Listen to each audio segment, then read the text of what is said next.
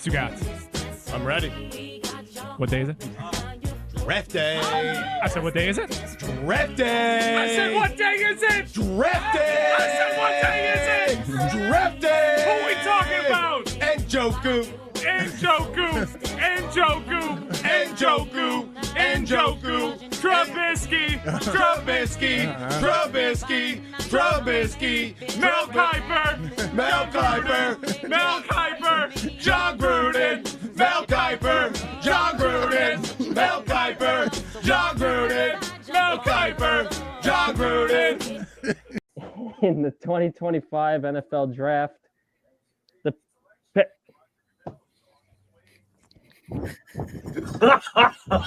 Yes. That's it. No, we're done here. I haven't seen it yet.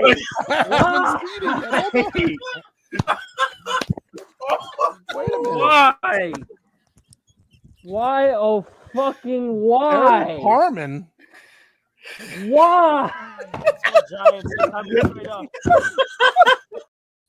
Ladies and gentlemen, welcome to night 2 of the 2025 NFL Draft. We had a remarkable night last night, a lot of surprises, a lot of dink and dunks, a lot of shockers, a lot of not shockers, a lot of interesting moves made.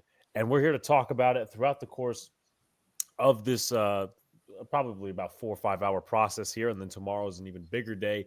If you're getting depth and all that sort of stuff, it's also a big day for the channel.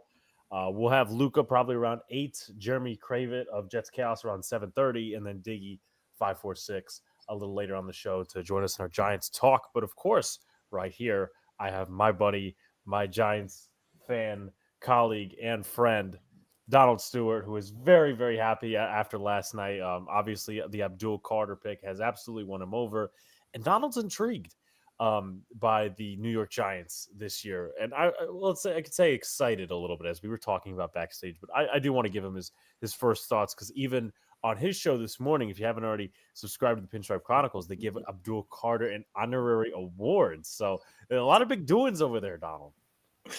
So in honor of the video that you played before we got started, Abdul Carter, Abdul Carter, Abdul Carter, Abdul Carter.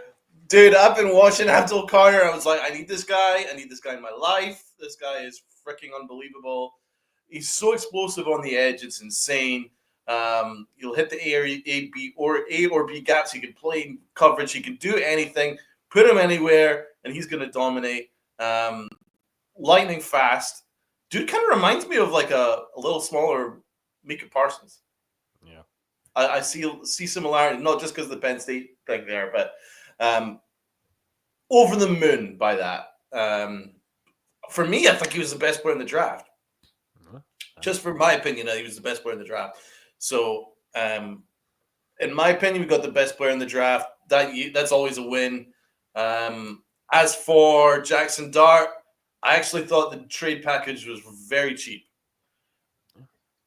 Considering what you traded up, I mean, didn't Atlanta Atlanta gave up their first round pick?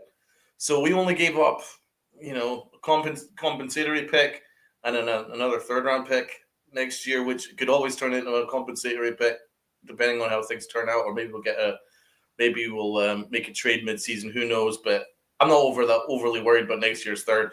I think that's a pretty fair trade, and it's a flyer. It's a flyer. I don't know if he's going to work out or not, but I've always pressed on the Giants to make a decision, make a stand on a quarterback that you have some kind of compulsion towards, that you want to develop. Then go for it. They've made that choice, so I'm kind of happy for them. I was just really, really cognizant that we weren't going to give up a second-round pick next year or a first-round pick next year. The fact that we haven't done that, then I don't really care. I'm pretty happy with it. If it works out, great. If it doesn't, it's not going to stop us from going after a quarterback next year. Absolutely. And the Cleveland Browns are officially on the clock. Whoa. So it's gonna be an interesting one, and there's definitely some things I do want to get to. Donald, the Giants don't pick till 65. We also talked about in DMs how they might be able to trade down and get future picks if they want to. Who are maybe position wise and player wise? Who are you eyeing today for the Giants to at least target? Oh, well, I'm very much paying attention to the trenches. Yes. Because that is by far the deepest, plus running back. It's an insane running back class. There's some really good running backs. I would love to have a really good running back to partner Tracy. My favorite running back, which is never going to make it to us, is Judkins. I'm obsessed with Judkins. Judkins is my guy. I have him ranked higher than Henderson. For instance, in the semifinals, when Henderson broke, it was early in the game where he broke free in that big run. Judkins was the one that laid the fucking smackdown in order to free him up for that 30, 40-yard run.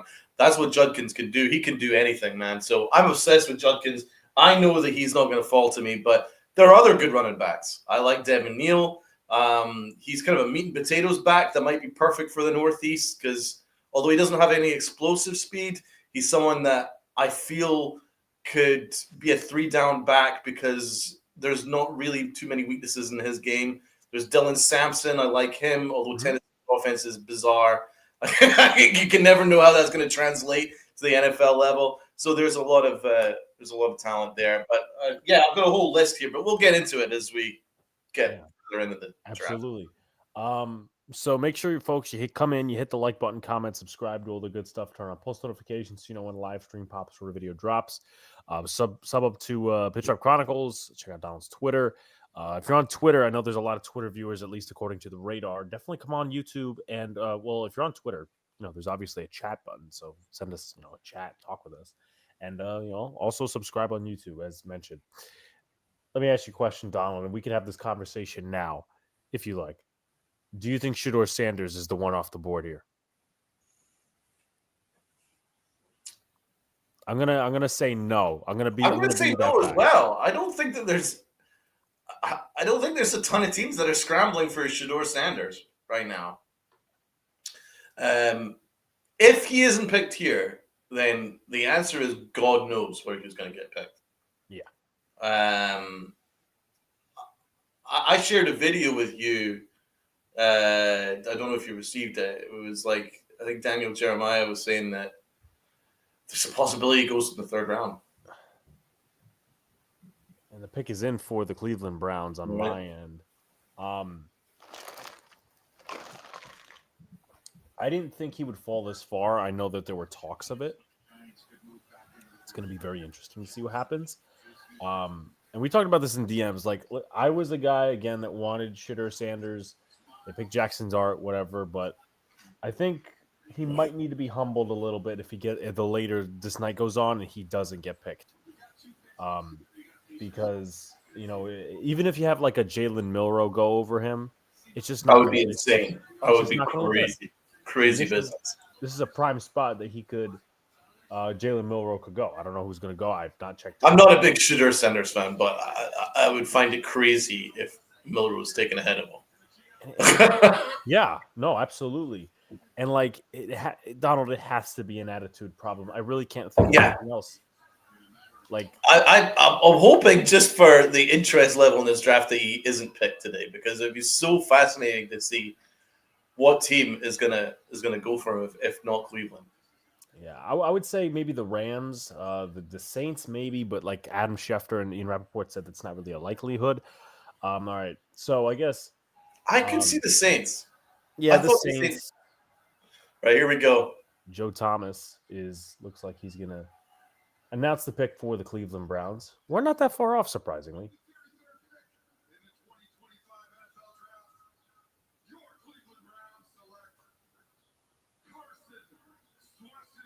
Oh, I like that Carson pick. Schlesinger. Wow, okay. I like that pick. Schlesinger. Oh, my God. I wanted him.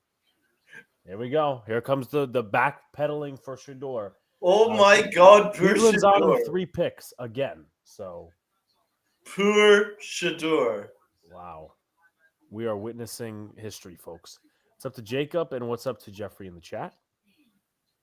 Make sure you come in with the like button. What's up, guys? The Giants were also looking at I think his name is also Carson. I can't remember his last name. I'm gonna look it up in a sec. They were looking at a linebacker from Washington. I'm gonna look at his name. Let's see. Yeah, do you have a list of who the top 30 visits? Yeah. Let's. I want to. I'm gonna take a look at that. Actually, that's a good. I want to do that because then that'll kind of help us. It would help us navigate. Yeah. Let's see. It would help me narrow down as well the people I've got 2025. No, this is not the list that I wanted. The freaking linebacker. What's his name? So you like Swedinger of UCLA? I wanted. He was one of my targets. Yeah. Wow. There's still a couple good linebackers on the board. I'm gonna go into the top 30 visits for the Giants. Giants top 30 and the Texans. This is obviously the pick they traded with the Giants. So I think, and the pick is in. I think they want to do O-line help. As far I know, one of the guys that I'm targeting, and I want to really get a top 30 visits, because Twitter's been weird. One of the guys they had in for a top 30 visit is Marcus Bowe, who I got to interview. Oh, that's my boy. I love Bowe. Out of Purdue. Bowe's really good. I think he potentially could be available. I liked a lot of the work that he did in the Senior Bowl practices. Okay. So here is the top 30 list in terms of guys that are still available. Defensive tackle, right? We're talking about those trenches. Alfred Collins. That's my boy. I don't know if it's your boy.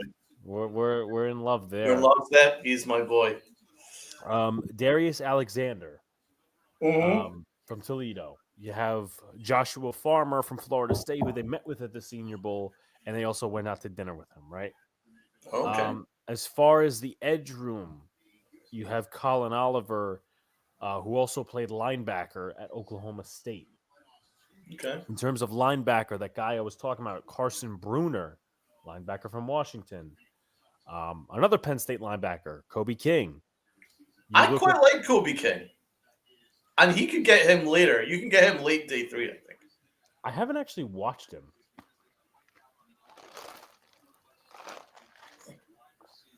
All right, here we go. Make their pick. Let's see. I'm guessing O-line here. It has to be O-line. Stroud got sacked Maybe 52 wide times receiver. last year, for God's sake. Maybe. But who the hell knows?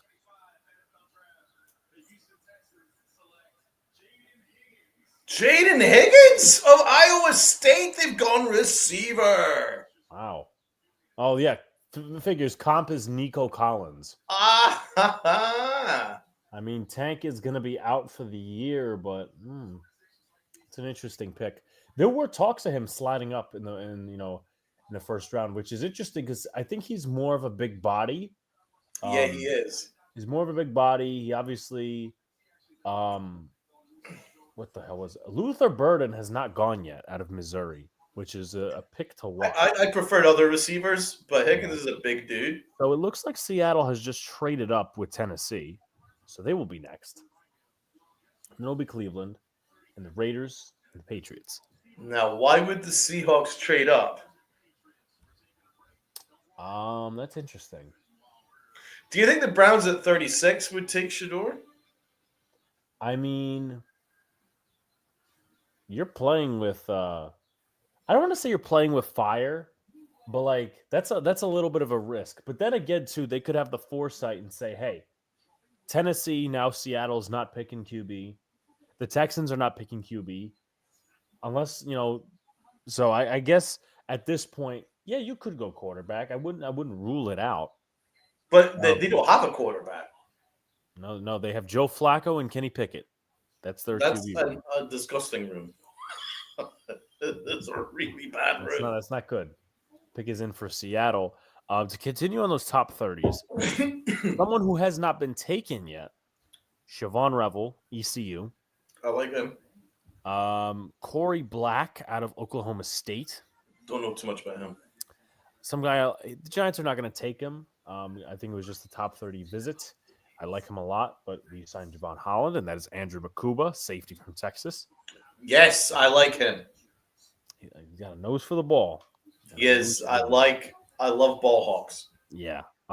Jeffrey, Alex, where's Luca today? He will be joining us around 8:10. He's coming from work. Safety Jalen Reed, Penn State. So that's It's interesting that they're still targeting safeties. Yeah. Not too many running backs on this top 30 list. Actually, no, there's 5. Excuse me. Okay. I'm skipping over quarterback. That's irrelevant. Yep. Hampton taken already. Quinshawn Judkins, running back, Ohio State. So maybe, if he's there at 65, maybe the Giants will do that. Cam Scatterbo, Arizona State running back. I could see him. I really want a power back. I do. Yeah? I do. What about Martinez of Miami? He's kind of a power back who also has a bit of speed. Yeah, Martinez, I just don't think you could go wrong with some of the guys that are in this draft. Like him, I like. Ollie Gordon towards the end of the Senior Bowl week. I know the Giants had a top 30 visit with him. He's a guy I would look into. Just be better than Eric Gray. That's all I ask. RJ Harvey, he's another guy. I don't think he's going to be at 65. He could be, but I just don't think he'll be on the Giants' radar too much. But again, you really can't go wrong with some of these cats. The running back from Iowa, Caleb Johnson, he's a monster. I know the Giants like him. Savion Williams, the wide receiver from TCU. A lot of Giant fans, at least the ones I've spoken to, think that they're going to go like playmaker at 65. What about Tez Johnson? Tez Johnson could be one. Did they interview him, or do you know if you have any interest in him? I have not heard anything, and they did not have a top 30 visit, but the compensation is 35 for 52 and just an extra third. So I mean, it's okay. It's really not much there. And then anyone else? And then Elijah Arroyo, tight end from Miami, and Marcus Bowe. So there's your top 30. Oh, I think Bo could be the boy that we get in the third round. I can see that happening. Yeah, what's up to Armand in the chat? But yeah, Bo, I could definitely. I'd be fascinated to go see where Seattle goes here. Why would they trade up unless they had a real conviction towards somebody? I just don't know who you would trade up for. I'm going to be completely honest. Who did they take in the first round again? Who did Seattle pick in the first round? Zabel, Gray Zabel. Gray Zabel. Oh, shit. I love Zabel. I love that pick. I really do. I love that pick too, bro. He's great. I think they go receiver because they don't really have much in the role. Luther Burden, maybe? Luther Burden? Possibly. I mean, I can't. Who else is on the board at receiver? Luca's gone. McMillan's gone. I think it must be a receiver because maybe they panicked because they saw that Higgins got taken. So they're like, shit, let's go up and get my receiver. Maybe that's their thing. Yeah. Yeah, Luther Burden, kind of a 5'2" athlete. He was supposed to be a first-round pick before. Jack Betch, Jalen Royals of Utah State. I quite like Royals. Royals is a little small, but I like him. Yeah. Well, they have Cup, they have JSN, and they would need a third receiver. Okay, so I guess we're gonna get the pick now.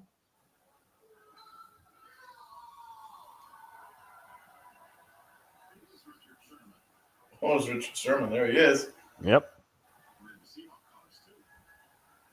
I don't love the receivers in this draft. I don't. Neither do I. Good thing that the Giants picked Malik. Apart from Tez Johnson, I think he's incredibly underrated. Yeah.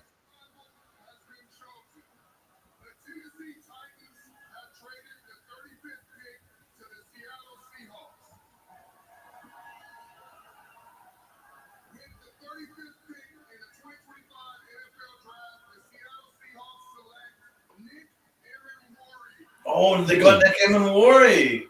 Safety help. I think he was like maybe the best or second best ranked player going into this day. Yeah, he was definitely at the top. He was projected to go round 1. Yeah. Well, guys, he's one of the guys who dropped. So, Jacob says, Donald, are you in the same boat as Alex about Jackson Dart? Well, Alex, where do you sit on Jackson Dart? So I was a little high on him going into the Senior Bowl. I did some scouting on him before we even hit Mobile. And I'm like, okay, he kind of plays like a poor man's prime Carson Wentz. That's just the way I saw him. Mm-hmm. And then, the Senior Bowl came. None of the QBs like really stood out. And then you go to the game where he really didn't have a good game. He fumbled twice. I'm like, I don't know. And then I saw one of the highlights that Dan Orlovsky put up. I think it was on draft day, of his footwork just being terrible. Then you had Bobby bringing up the fourth quarter concerns. And then obviously there's that whole thing of whether he could play in a pro offense. So I am concerned a little bit. I mean, obviously we can't just say, oh yeah, the Giants picked the quarterback. Yay. There's obviously concern to have with it, but I like that they have a plan. I like that also we're not going to see him this year, likely. If everything goes according to their plan, they're going to start Russell Wilson. As long as the Giants are going to be competitive, he is going to be the starter. And you know what? I said take a swing. They took a swing. And if he sucks, they get fired. And if he doesn't suck, well, it's going to look like a good move, passing up Shador to go get Jackson Dart. Yeah, I'll give you my thoughts once we hear what the Cleveland pick is. Okay. We got a young kid here. I hope he's okay.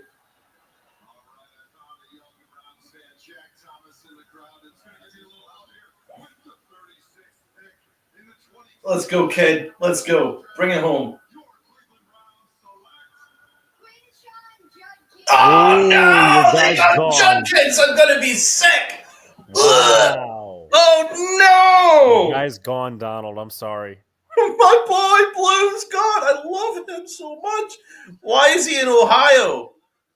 Free him from Ohio. Damn. That's a shitty. I mean, listen, I haven't watched enough of Quinshon Judkins. Obviously, I saw him in the College Football Championship, but comparing him to Sony Michel is fucking murder. That dude sucked. He's much better than Sony Michel. Look at those moves. I never once saw Sony Michel make those moves, ever. No, he stunk. To be honest, actually, that's a pretty good... that might be a good place for him because Chubb. Yeah, he'll play behind Chubb, and then when Chubb's ready to step aside, he'll be the new guy. I can see that working. That's actually a pretty good spot for him. Yeah. I'm happy for him. And, hey, there's a million running backs in this draft. There's a million. Oh, yeah. No, there's no shortage. Absolutely. That's a great selection, and I'm happy that he got taken ahead of Henderson because for me, he's better than Henderson. So, anyway, give me my thoughts on Jackson Dart. Oh, I had the same concerns. I'm sorry, Donald. I think he played with Jackson Dart a year. Hold on, let me look. I could be wrong, but because they just showed him while he was at Ole Miss. I'm just going to quickly look this up. Jackson. Oh, yeah. Oh, he did. Yeah, last year. Last year he played with Jackson Dart. Funny enough, we're talking about him. How did Jackson Dart do last year? Well, not this obviously this past season, but the season that. Yeah, I know he was on the radar. So 2023, Jackson Dart had 23 touchdowns. That's touchdown percentage, 65.1 completion percentage. In a total of 13 games, 258 yards per game. And about 9.4 yards per throw. It's all right. Yeah, I mean, listen, Joe Shane didn't exactly say that all this. What the way Joe Shane put it was he's got a lot of work to do. We're kind of excited about the potential that he has, and there is raw things that you can work with there. He's athletic. He's raw. He loves to run. I like that. He's mobile. That's good. He has a good arm. It's not like an insane arm, but it's a good arm. Makes most of the throws at a high level. Those are good things. He can play quick. He can play fast in RPO style offenses, which kind of suits Brian Dable's style anyway. So he can do that. And I like how tough he is. He's a tough bastard. Because The reason why I say that is obviously there was that the clip that was trending where he got his helmet taken off. Yep. Now most quarterbacks would go immediately go to the ground and like he was just like fuck you guys, I'm still going, and he kept charging on for the first down.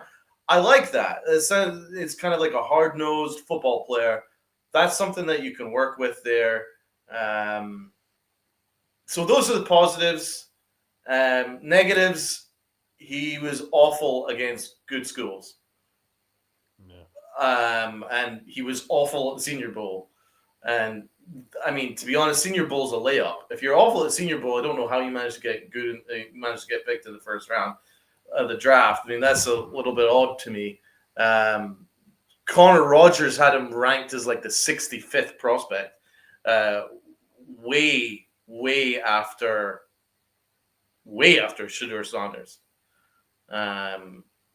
So, you know, I do trust a lot of Connor Rogers' analysis and breakdowns, and he did not like Jackson Dart. But from my opinion, I'm all right with it. Okay. I'm not mad at it. It is what it is. He's not my favorite, but I think he might be better than we think. And I'm quite excited to see what Dable can mold out of him. I think what you're going to see with him is he's going to be a very good backup quarterback in this league. Yeah, the Dolphins just traded up, so Alec Ingold making the selection here. Savanea, that's who they picked. Oh shit, that was another one that we quite liked. The guard tackle from Arizona, Mike Iupati. I kind of like that comp. He played both tackle and guard. Yeah, Savanea. If Bo goes in the second round, then I'm a little bit concerned about where we're going to go. Well, I think a lot of it. There's two things, right? A lot of it's going to be trendy, you know, because if there's a position that starts, thankfully, and I have a very bad thing, a very bad juju of speaking things into existence. So far, we haven't seen any defensive tackles go off the board. Yeah. When they start running, you probably will see a bunch of teams start picking defensive tackles. But you're right. They all tend to go on a block. Exactly. Like, remember last year when we wanted corner in the second round? Yeah. It was Lassiter, it was McKinstry, DeJean. So, you know. And we were sitting pretty, and then they all just started to fly off the board one after the other. We didn't trade up, didn't do anything like that. So, you know, it's been a mix of picks thus far. I mean, I thought they were going to go corner. Savanea, fits into the. I'm gonna look at the Dolphins depth chart because I know obviously Armstead retired. They're gonna go with Patrick Paul as the left tackle, and Austin Jackson as the right tackle, who they signed to an extension not too long ago. Yeah, as of right now, he'd probably be slotted in at left guard, but he may not have to start right away. Yeah, Fizine. Who is W333? Who is W333? Alex Donald, if W3 drops to 65, you have to take him. No. I don't know who unless he meant Will Johnson. Oh. I think you could take a chance there. Well, best player available? Sure. Why not? So what picks have we got tonight? Just so we're clear. Just 65. Just 65. Just 65. So it's kind of like a halfway point, right? So it's the first pick of the third round. So fourth and fifth, sixth, and seventh are all tomorrow. Oh, it's all tomorrow. Shit. I thought we were getting third and fourth today, right? Okay. No.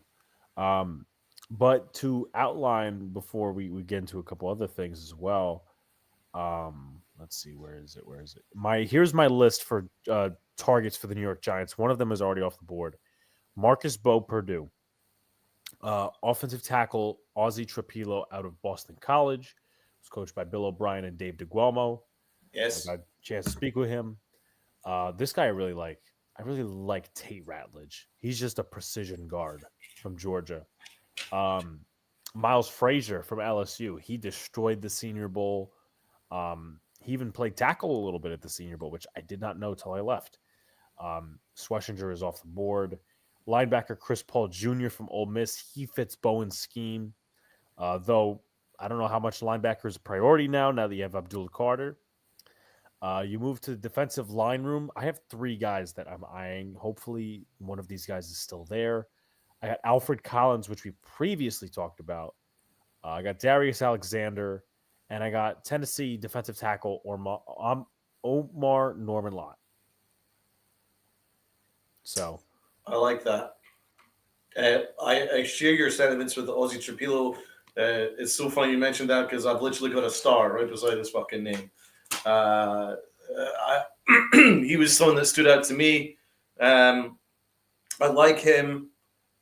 What about Jonah Monheim? Do you like him? not a big fan. Nice Not a guy, big not a big fan. fan. I think he's probably a late round center. He had some really bad reps at the Senior Bowl. He couldn't snap properly. Right. Just some reps where he was losing most of the time. Was not a big fan.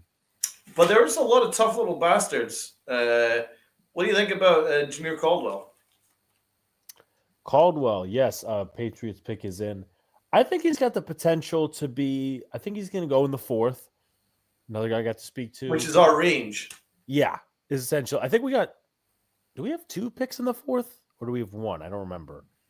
I know somebody in the chat will look that up because we have one of the first few picks of the 4th, and then I want to say we have another, but anyway, I think he's got some good strengths as. Hold on, where's my scouting report? I want to say my upside of him was run defense. As I said, I really want to prioritize the DT on this type of day, but gap plugger, pass rush motor, stunts and twists. So he does that, meaning Bowen a little bit more than Wink. Lack of a plan as a pass rusher, balance and tackling in the hole. But I think he's got some good traits to him. I'm not going to lie to you. I like Ursery. Yeah. I wasn't particularly impressed with him, but I would be intrigued to see what the Giants do with him if they were to select an Arante Ursery. I quite liked him. I thought he had some really good reps. He's someone that I'd be interested in paying attention to. All right, here we go. Got the Patriots. What do you think?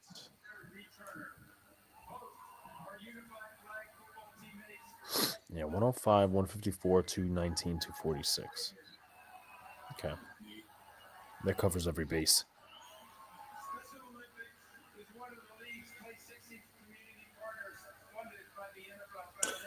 Interestingly, PFF has Ursery as the number 1 tackle available.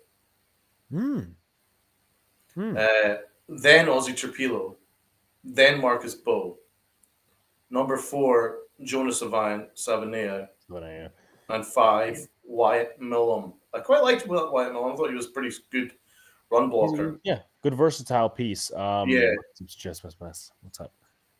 And then in a second, I'm going to play. Once the Patriots get this pick, I'm going to see.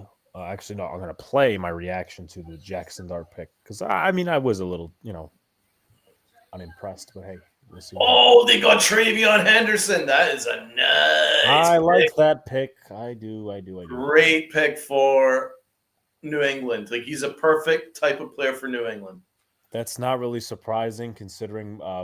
Well, first of all, Mike Vrabel used to coach Ohio State, not being the head coach, but he used to, I think, either went to Ohio State or something like that. Clinton Portis. That's a. I don't know, Donald. Do we see a run on running backs here? I fucking hope not, man, because there's a. I would seriously start considering regretting us taking this project quarterback when all these all-pro running backs are available in the second round. To be fair, though, I mean, Judkins and Henderson are the only ones I have like high ranking that would go in the second. Yeah, but they were in our range, man. We could have just taken Judkins, and then we would literally have an all-pro running back. What's up to Brad? Sure, 40 of the Saints would be a great fit. But no, there's Mike Vrabel, Ohio State connection, pounding, ground and pound. Their running back room. What the hell does it look like? I think it's He's pretty really fast, Henderson. He's kind of he's someone that could be a 3-down back for them. Yeah. So this is what their backfield looks like. It's Ramondre Steve. Wait, hold on. Let me make sure the date is correct. Okay, Ramondre Stevenson, Antonio Gibson, and Terrell Jennings. Yeah, they needed a running back. And I like how they're going offense here. The Patriots, they never really go offense. They never really stick to offensive players. But listen, my notes on Henderson is crazy speed, home run hitter, but below average vision. Okay. So to pay attention to his vision at the NFL level, see if he can work on that a little bit. But he's definitely a home run hitter. No. There is someone that could be an interesting guy. Tootin, the running back, is in the 100th percentile for speed. He tested really well. Tuten. I can't remember his first name. Tootin from Virginia Tech. Yeah. He's not my favorite. I don't have him as high ranked as the other guys we mentioned, like Scatabo and all those different guys. Oh, definitely not. But he was like someone mind. that I could see maybe taking a flyer on in the 5th round or something. Yeah. Jacob says his top 2 backs right now are Scatabo and Martinez. Yeah, Ollie Gordon has impressed me a little bit too. I mean, the first few days at the Senior Bowl, wasn't really a fan, but as the days went on, he looked good in the game. Now let me ask: do you think that Dallas would take a shot at Shador with their pick, which is in 6 picks? I think it'd be perfect for Dallas. Perfect. Popcorn. I'm fucking watching it because that's a reality show, if anything. With Deion Sanders, Dallas, Shador there, and being hot on the heels of the quarterback, Dak Prescott. I would love that. Sign me up. Listen. I mean, this is not the prediction show, but I do think we could snatch one from Dallas this year. I don't like their head coach. Shit, yeah. There's a chance we finish above Dallas.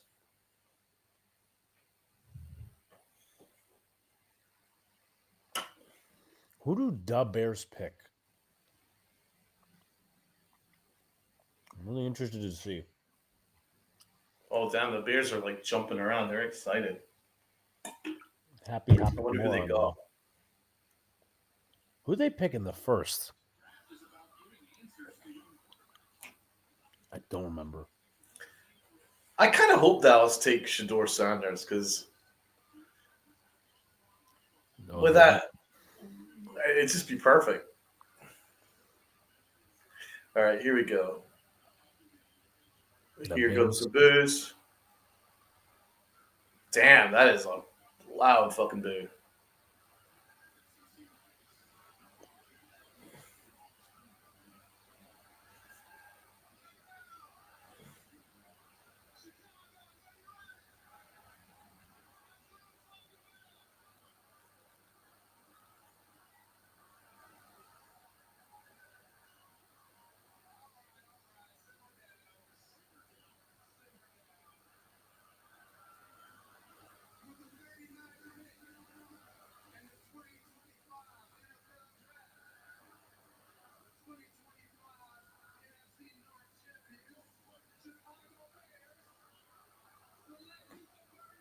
Luther Burden. They got the big receiver, Luther Burden. You're muted, Alex. Damn it. That's a good pick. Yes. Decent pick. I wish they would get O-line help. Run a 4.4. Loose athlete, dynamic, yak. DJ Moore comparison to Luther Burden. 6 foot, 206. Quite like the fact that he's got a wee bit of size to him. Not too small. I was not a fan of their first round pick. Colston. No, I didn't like it either. I thought that was a bit of a reach. I thought it was too because I had him going at the end of the first round. And to get Yeah. him over Tyler Warren seems a bit silly. What's up to Miz in the chat? Yeah, top 10. I thought it was a bit wild. Yeah, we're approaching pick 40. I liked that Green Bay selection. The Niners have not came up yet, Brad. The Niners. Miz says, anybody see Shador? Can't find him. Anyone? Shador to Dallas, question mark? I would kind of like it to go to Dallas. Although New Orleans is next, I could totally see them going there. But heck, if they didn't take him in the first round, maybe they view him as more of a second round guy. But give me your thoughts on what has cost Shador Sanders, Alex. Why has he dropped this far? I have my own thoughts. This is What's one your word. thoughts, Alex? It's one word. It's called attitude. Yeah. There was obviously like whether it was smoke screens or not, or whatever the case may be. I know that there was a rumor that the Giants didn't like the interview with him, but you saw at the combine, like everybody was acting, themselves, and I kind of kept quiet because I was a Shador fan. But you have to speak on both sides of this, obviously, however you feel about it. His comments at the combine probably pissed a lot of people off. In the interviews, probably pissed a lot of people off. And I think it's going to be a humbling experience, possibly, because the later we go, it's not just the later he's picked, it's what the plan is going to be for a franchise that has him. Because, number one, how many times are you going to pass on this guy? That's number one. Number two is, how many quarterbacks do they have in front of you? Do they value Shador as just a high-end backup? Or like you got to start questioning that at some point. Yes. Well, let's see what they're going to say. Because I would say that the Saints would be perfect for Sanders here. Yeah. Dave's gave him plays for his private workout, and he didn't study the plays. But there's rumors that they prefer the teams are preferring Tyler Show, which is weird. But it just shows, man, that attitude. No one wants to deal with that freaking attitude. Let's see what I want to hear. What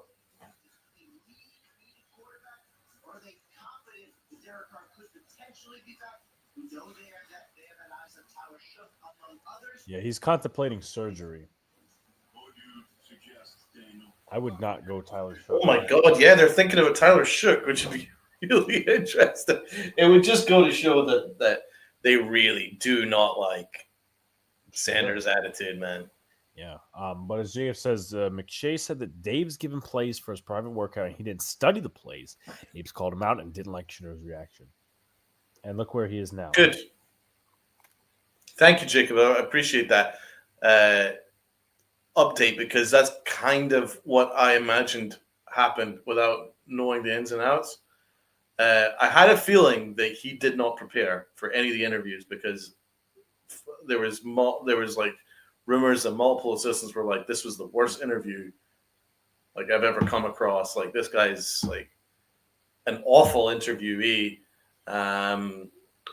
unprepared, and obviously incredibly arrogant, incredibly entitled, a little bit nepotism there.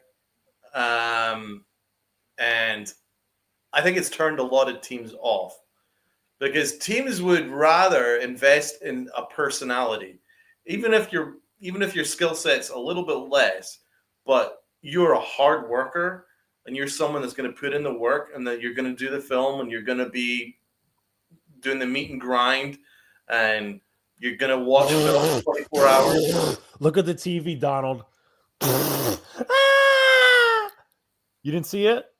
No, I didn't know what happened there. It's Tyler's show. Oh shit! Are they taking him? Yeah, they took him. Wow. Yes.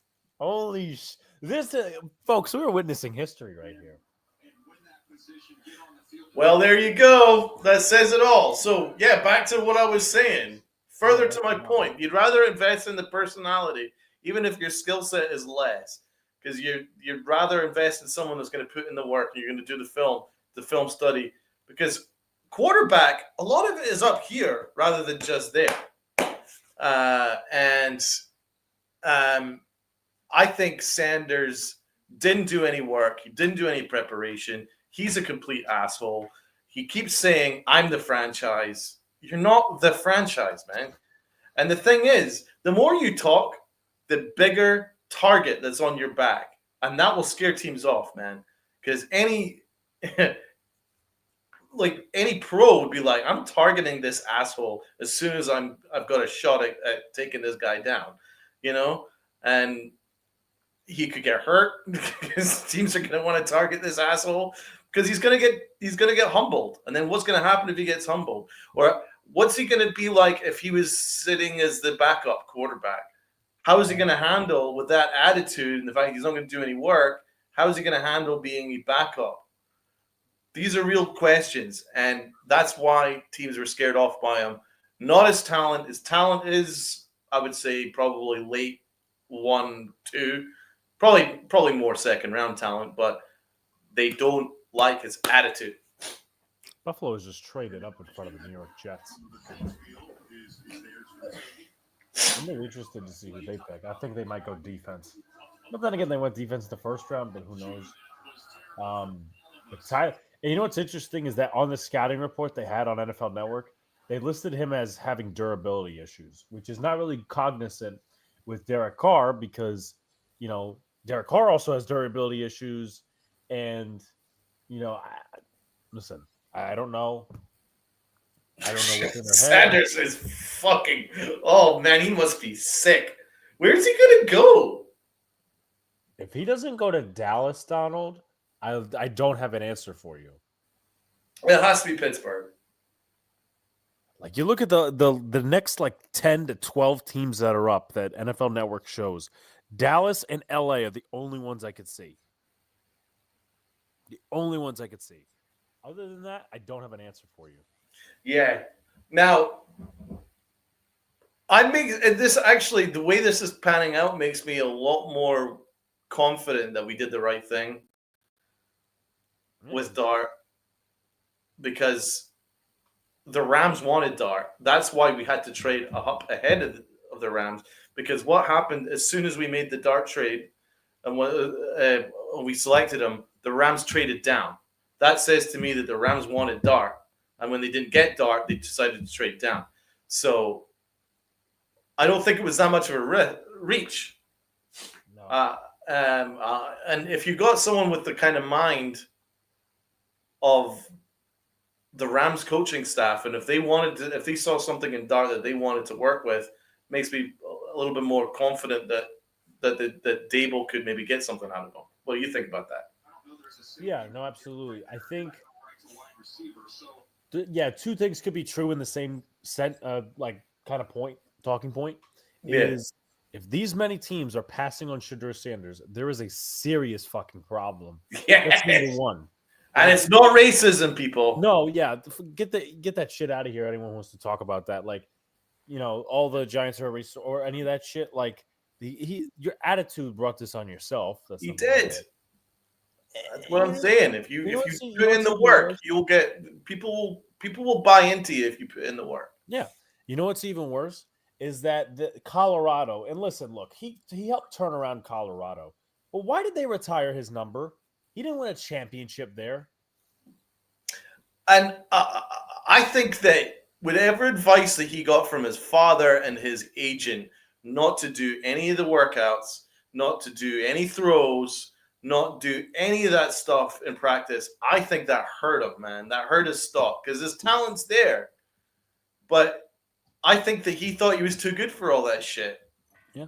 And, you know, there were questions about him, so he needed to answer those questions, and he refused to answer the question because he thought he was better than everybody. That's going to come back and bite you in the ass. And also, what I found was odd was, did you watch that kind of thing that he released on TikTok or it was Instagram yesterday at the end of the round? I know he had a quote, but yeah, I didn't see like a video. He had a quote. We all know that what happened tonight shouldn't have happened, he said. And that rang alarm bells to me because that just says to me that he's incredibly entitled. Yeah, no, and you know what, Donald? When he does get picked, a team ain't trading up for him. They're not moving heaven and hell, and they're not even moving up that many. They're not moving up at all. Let's be real. What did you think of that quote where we all know that what happened tonight shouldn't have happened? Who are you to decide what should or shouldn't have happened? Listen. The only time I've seen that shit work out is Aaron Rodgers. Other than that, I really, I can't. Well, he's about to get he's getting humbled big time, man. But it doesn't sound like he's going to learn from it. No.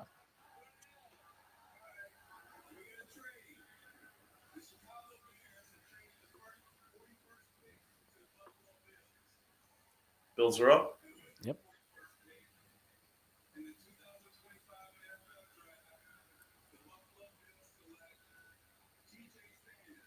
TJ Sanders, defensive tackle, South Carolina. All right. Versatile, quick off the ball, pad level issues. Yeah. I think that's a bit of a reach. I think there's better defensive tackles there. My opinion. Yeah, Darius Alexander. I mean, Collins is more of a third, but look, it's our quarterback. Yeah. Let me look at because one of us wrote up a scouting report. He's a little light, like 297. I mean, I prefer my defensive tackles to be a lot bulkier, like over 300 pounds, in my opinion. Yeah. Luca got to interview him, and let's see, he did a scouting report. Strengths: solid, get off the line of scrimmage, good at getting in the gaps and clogging holes. Versatile, as NFL Network says. Flashes of pass rush moves, hand chop, and spin moves. Okay. Weaknesses: pad level mentioned, lateral quickness, and lack of consistent bull rush. Yeah, I can see that with his lack of brawn. Late third round is what Luca gave it. Late third round, so that's a bit of a reach. Yeah. Yeah, but it's incredibly deep defensive tackle draft. Like there's some good defensive tackles, even outside of Big Al. Even though Al kind of is the kind of guy that I'm kind of focused on because he's got the kind of size that I like. But there are some good defensive tackles. Let's see who else that could we look at. Let's see here. Yeah, I already have my list. None of them, I don't think, have been taken yet. Where's my list? Yes. Yeah, you like Norman Law. I quite like Darius Alexander. I like CJ West. That's a name I've heard. I haven't really done work. He is on the shorter side, but he's got good burst. But Alfred Collins is kind of the guy that I like. Someone that I would consider taking a flyer on really late in the draft is Aeneas Peebles, even though he is undersized, and he is undersized, and you can't really match him up against big dudes, but like centers and stuff. Right?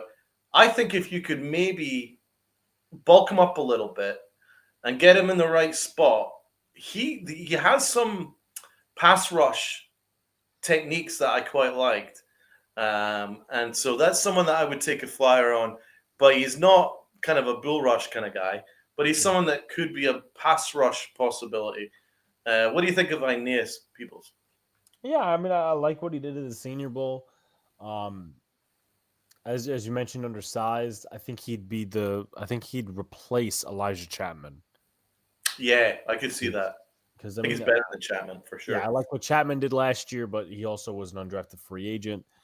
I don't know who Dylan is. That a guard? Dylan Fairchild from? Because Jacob's talking about Dylan Fairchild. Is that a guard from Georgia? Because I heard the name. Guard from Georgia. Yeah, I only watched Wilson and Ratledge. Oh yeah, Dylan Fairchild is. Says PFS says here Fairchild is likely to at least serve as interior depth with his consistent pass protection skills. Whether or not he can improve his functional strength will determine if he can develop into a starter. So he's not really considered like a starter. Wouldn't really do this round then. But Tate Ratledge, I could see as being a proper starter for Georgia. What I would do is put him right behind GVR. Put him right behind GVR. Yes. Now let me ask, where are you? Speaking of O-line, where are you on John Michael Schmitz? Not a fan. Not a particular fan. I think he improved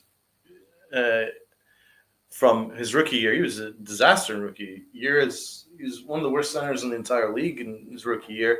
It slightly improved to mediocre to below mediocre. Maybe it's going to slightly jump again in year 3. I'm not a big fan. I would look to upgrade if possible, but you can work with them.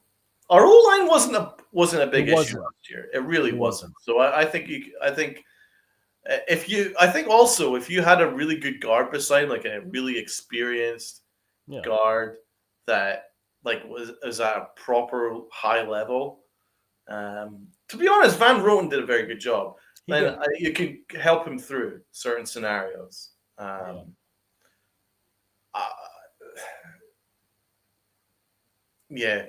think he's kind of average to below average right now. Well, where do you lie on him? I would bring in some competition at some point. Like this is year 3, and like centers are very overlooked. You know, you're not gonna. All right, who's the clown dancing? He's a Jet.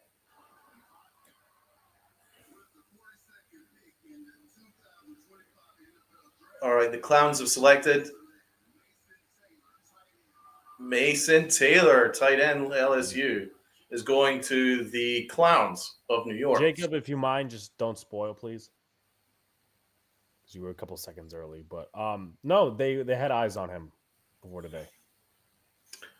Zach Ertz comparison. Yeah, Mason Taylor's a pretty good selection.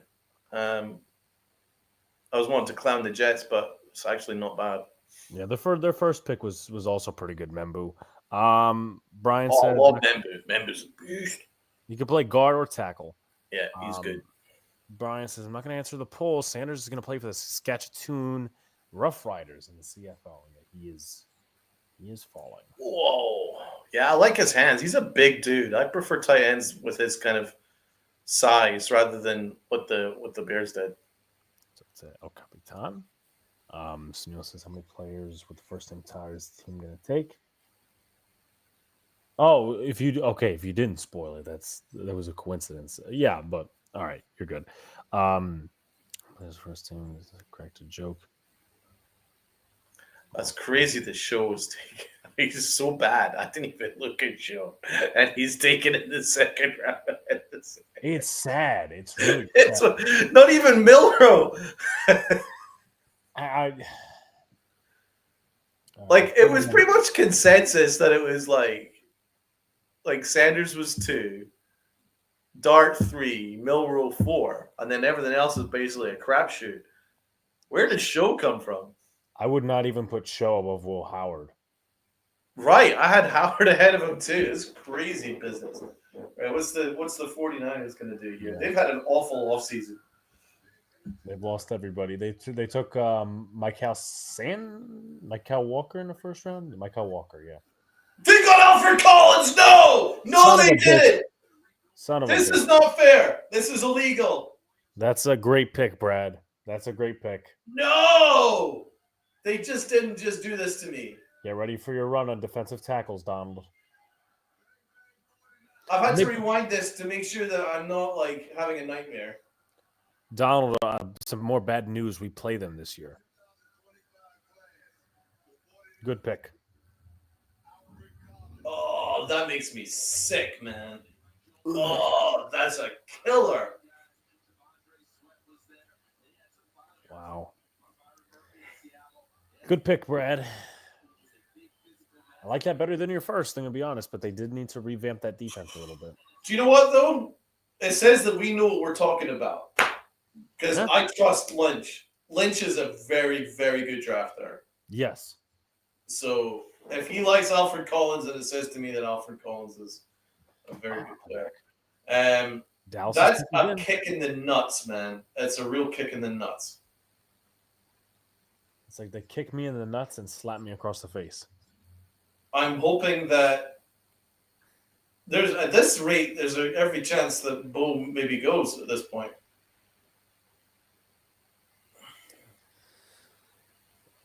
Well, I don't think there's any to answer your question, Sunil. There's no defensive tackles or anyone that I could think of maybe yet that named Tyler. But that was I gonna say. Oh, while we wait for the Cowboys pick, this was my reaction to. As I said, my heart was set on Shador, but I knew a little inside that Jackson Dart was gonna be the pick. So here's my reaction.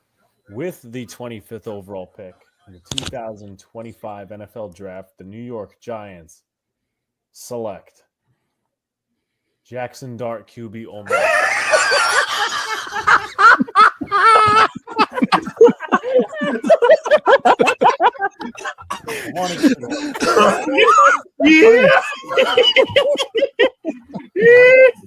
Welcome to the club, Alex. Way to go. Bro, it's disappointed. Go Big Blue. It doesn't look so I bad. take umbrage at this. What's all this laughing and hysterical laughter all about? As if the Steelers don't have a quarterback. They don't have a quarterback. They are playing without a quarterback right now. The Giants have 3. Right? And all 3 are better than what Pittsburgh have right now. No, you're Right? And do the Jets really have a quarterback? Well, no. Technically, I would put Russ in front of Justin Fields, but Absolutely. Winston isn't that much behind frickin' Fields either. yeah. Well, as I said, the day goes on. And my reaction is like, now it's like, okay, wow, we didn't miss anything on Shador because he's not being taken. So I was watching it with Rob. We were watching it together via StreamYard. And our reaction was just like, well, I'm not mad at it. It's not like ideal. But we looked at the draft and we looked at the trade and we like, you know what? That's a pretty fair trade. And I think you guys needed us there, man. You needed us on the stream to help balance things out because all that hysterical laughter was completely pointless. If you look at what the Saints just selected, and the fact that Rams traded away because they wanted him. So I'm taking Luca at task when he logs in. I'm going for it. I'm not having that. I'm not having my man Alex getting laughed at. Donald's sticking up for his big blue buddy. I appreciate it. Sheepshead Bay High School takes Shador Sanders. Oh man, Sheepshead Bay. Where's he gonna go, man? It'd be hilarious. Like fucking undrafted free agent. As I said, if it's not maybe Arizona, I'm literally Donald. I'm literally stretching the needle here. No idea. When did Pittsburgh select? They're not in the second round, Donald. Shit. I think Pittsburgh in the 3rd round, man. Or Milrow. Unless it's Dallas. And I'm praying it's Dallas because this would make me laugh. Yeah, and then we're gonna hear the Sunil rhetoric, which wouldn't surprise me. Come on, go make it Dallas. We can laugh at Dallas. For the Jets pick, I would have went with wide receiver, but I don't hate the pick. Yeah, I mean they could use another wide receiver, but that's another good target. They really don't have any tight ends in that room. I hope it's Dallas so our D-line can absolutely annihilate Sanders. Annihilate him. Just imagine, just like Abdul Carter. Dexter Lawrence. The dude would just be dust particles. All right, here we go. I believe this is Travis Frederick. That is one big man. Big boy. Big Travis Frederick.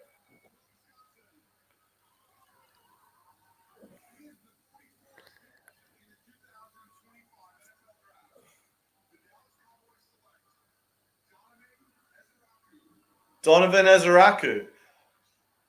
Boston College. Wow. That's your fucking what's his face? DeMarcus Lawrence replacement. I actually quite liked Ezeraku's reps. I think he's okay. I had him going in the first, but I mean, just because you have Parsons on one end, I mean, I don't hate the pick. But no, dude, it's a good pick. Yeah. 2024 Ted Hendricks Award winner for the nation's top defensive end. I liked him. He's fast, quick off the edge. Now damn it, I was wanting to laugh at Detroit and Dallas, and now I can't laugh at them because Now you're applauding. Damn it, it's not fair. This day's not working out too well for me so far. Yeah, Alfred Collins. This Judkins. Yeah, that was your first straw. Yeah, Ezraku. I mean, I wasn't wanting the Giants to draft him because we No. kind of got the best edge in the fucking draft. But you got like three guys that I like going to the three teams that I fucking hate.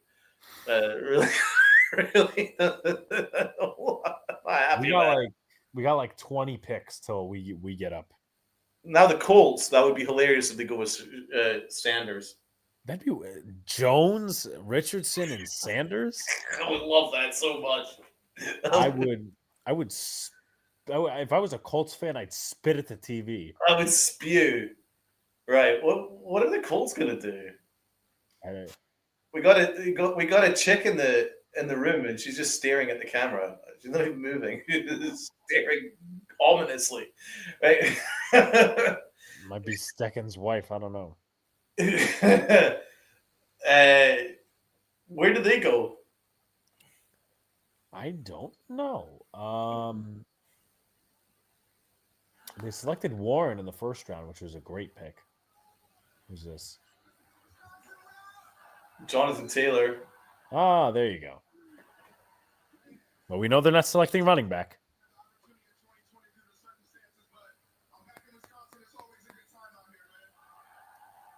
Went to Wisconsin, yep.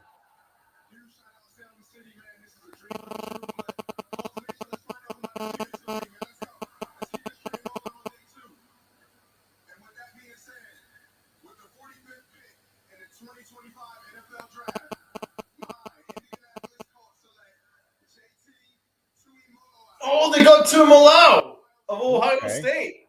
JT Tuimalau. I quite like that pick. Run on edges, maybe. Yeah. I saw him gobble up some sacks during some of the games that I watched of Ohio State. I think JT Tuimalau is okay. Pretty good pick. That seems like a very Colts pick. Definitely. I could see that being not a bad pick, man. I quite liked him. Yeah, their edge room needs some help. But they just need to get over the hump. And they signed arguably the number one corner on the market. They signed one of the top safeties on the market.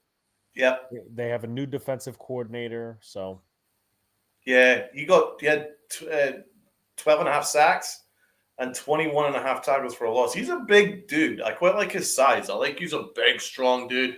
It's the kind of guys that I like on the line. I think that's something that they can really work with, man. Get him coached up, and I think there's something that you can work with there. I don't think that's a bad pick at all. From a good school, too. Yes. Yeah, their defensive coordinator is Lou Anarumo, formerly of the Cincinnati Bengals. The Rams pick is in. Donald, this might be fate time. Could be fate time. Could tell us whether Shadur is gonna. If they don't go Shadur, then again maybe Arizona, but we're stretching the needle here. Didn't they extend little midget Mighty Mouse? Yes, at some point they did. Mighty Mouse. I like Mighty Mouse. He's pretty good. I don't know if Scrappy Doo. I don't know if Sanders would like playing behind Mighty Mouse. Yeah, Mighty Mouse has got a few more years. Club option in 2028. Speedy Gonzalez. What about? I was thinking maybe the Dolphins because, our guy Tua is like one hit away from his career being over. Yep, that could be one. But as you see, Donald, we're stretching the needle just to see where Shedeur lands. We're stretching it. I love that he's still this talking point, and I don't even rate him that highly. It's just so fascinating. It's just kind of like morbid curiosity at this point because I'm kind of hoping he gets picked now because I kind of feel bad for the guy. Like this is a major humbling. That's crazy.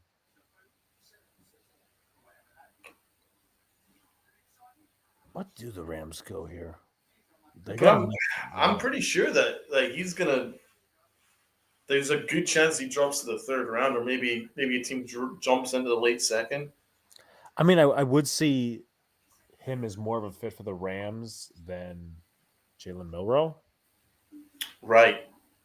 But Milroe, I'm not that impressed by. All of it is potential. Yes. All of it is based I on. love his traits, but like when you see the highlights, you're like, "Oh, I quite like this guy." Like his highlights where he's fast. But to be honest, that's all he really does. And then you'd be like Donald and turn on the Michigan game. Yes. I was like, oh, I quite like Milroe. I'm looking forward to watching the Michigan game. And then it was like three plays, 3 turnovers. I'm like, I turned it off and I was like, I'm good. I'm good. That's enough film for me with that guy. That's enough internet for me. Guy got absolutely massacred by my boy Wink, who got done dirty by the Giants. I swear down. Reyes one says, looking bad for Sanders unless one trades up, which no one will, as I said. Sanders will be going in the third round. Yeah, I mean. I think it is. I could see it being third round or maybe someone trade up in the late second, but good point. Right? Let's see. The Rams is going to be an interesting one. But I'm telling you, if they like Sanders, wouldn't they have just taken him after Dart? But they didn't. They traded away. That says to me that they're not that interested. But they do need a quarterback that could be a red shirt for staff. I just don't think Sanders is the guy that they'd want. I'm going to throw a name out there. If we're talking quarterback, if we're talking the quarterback position and it's not Shedeur Sanders, Will Howard. Will friggin' Howard. Watch it be. Then that would be really bad. Really.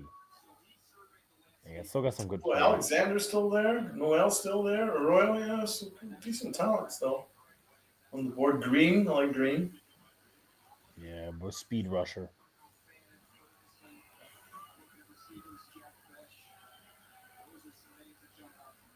Well, this will be very interesting. I'd quite like to see the Rams have a good selection here. Got a good team. Michael Brockers. He's a good player back in the day.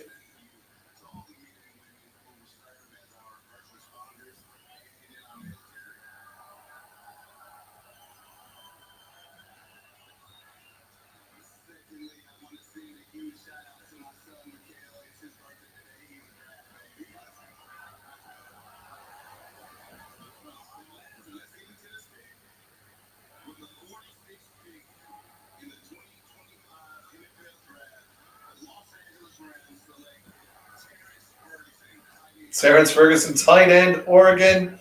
Sanders continues to drop. Terrence Ferguson. I quite liked watching Oregon anyway. I think Oregon have some good players, so I wouldn't be mad at it if I was around. To me, he's like I don't want to say Evan Ingram because he doesn't have that build. But he's like he's a tweener between a wide receiver and a tight end. I don't think. Yes, I agree. He doesn't have prototypical size for a tight end. No, he can't block well, but he's got good hands. But they don't really have a tight end, do they? I mean, Higbee, maybe that's it. Yeah, so that's someone that they kind of can work with. That would be Kansas City, Sunil, Jetson Smith. Luca actually just got home, so he should be joining us very shortly. Where Donald's going to take him to the cleaners. No, I'm just gonna raise issue. All right, the Cardinals pick is in. This will be interesting.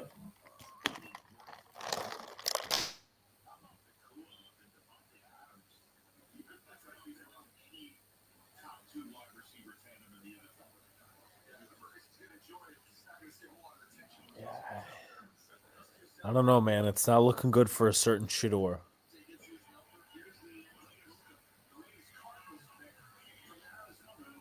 All right.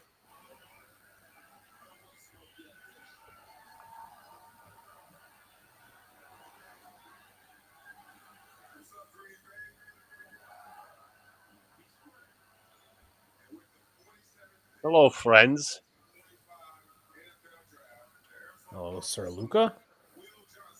Will Johnson, corner, Michigan. He's the best player on the available on the board. Yeah, that's a good pick for Arizona. Shout out to them, man. That's a steal. That's a great value pick. Yeah, 47. That's a steal. Salute to Luca. How are you doing, brother? Good. Is anyone going to tell me who the Jets picked? Just want to say somebody wanted to spoil it. Worked for me. I didn't want the spoiler. Hope all is well with everyone. Sorry I'm late. Came back from work, but who did my team pick? Luca, I'll give you a hint. The Jets were looking at him in the second round. They were looking at a lot of players. Okay, so throw me 3 guesses, and then I'll tell you.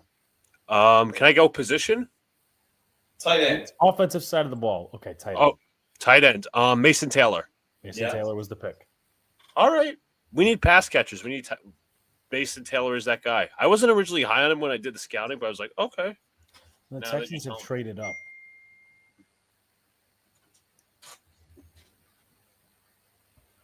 So if you weren't high on him, what were you down on at that time? Let me pull up my scouting report. Receiving ability was there. I wasn't crazy about his production. Yeah. Let me pull it up. I will return shortly. Okay, so originally he rose his stock throughout the Senior Bowl process. That's one thing to note. Size makes good for a red zone target. Those are his strengths. Lineup versatility. He could play inline, outside, in the slot. Reliable hands. Capable inline blocker with good hand placement and footwork. Not great game-breaking speed, but not a lot of tight ends have that, to be fair. Concerning lack of red zone production, despite him being 6'5", which was a bit of a concern for me. He had only two receiving touchdowns this year with LSU. Sometimes opens up his hips too early when he blocks, and he lacks physicality to create separation versus man. So it's again that shit can be worked on. So I'm not concerned at all. Again, the thing I stressed to Alex this morning was like, I like his build for a tight end. He's got the size for it, and he's 6'5", absolutely good receiver of the ball. I think it was an okay pick. I think there's certain things you can work with there. All right, the Texans have traded up past the Raiders and taken the 48th pick. The Raiders received 58 and 99. So that's actually the Giants' compensatory pick, wasn't it? Yeah, that's right. 48. No, it was 99. Oh, it was 99. That's right.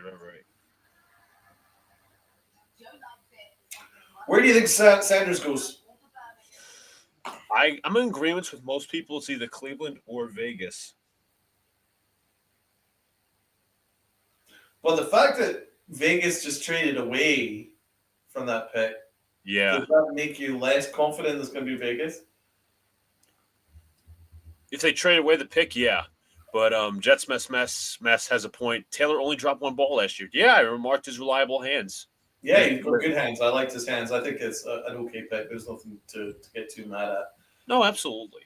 But I was originally of the stance, in my opinion, even though I'm not a Giant fan, that the Giants, I thought the pick should have been quarterback at 3, even like before the draft. But the fact that the Giants got a quarterback and an edge rusher was good enough.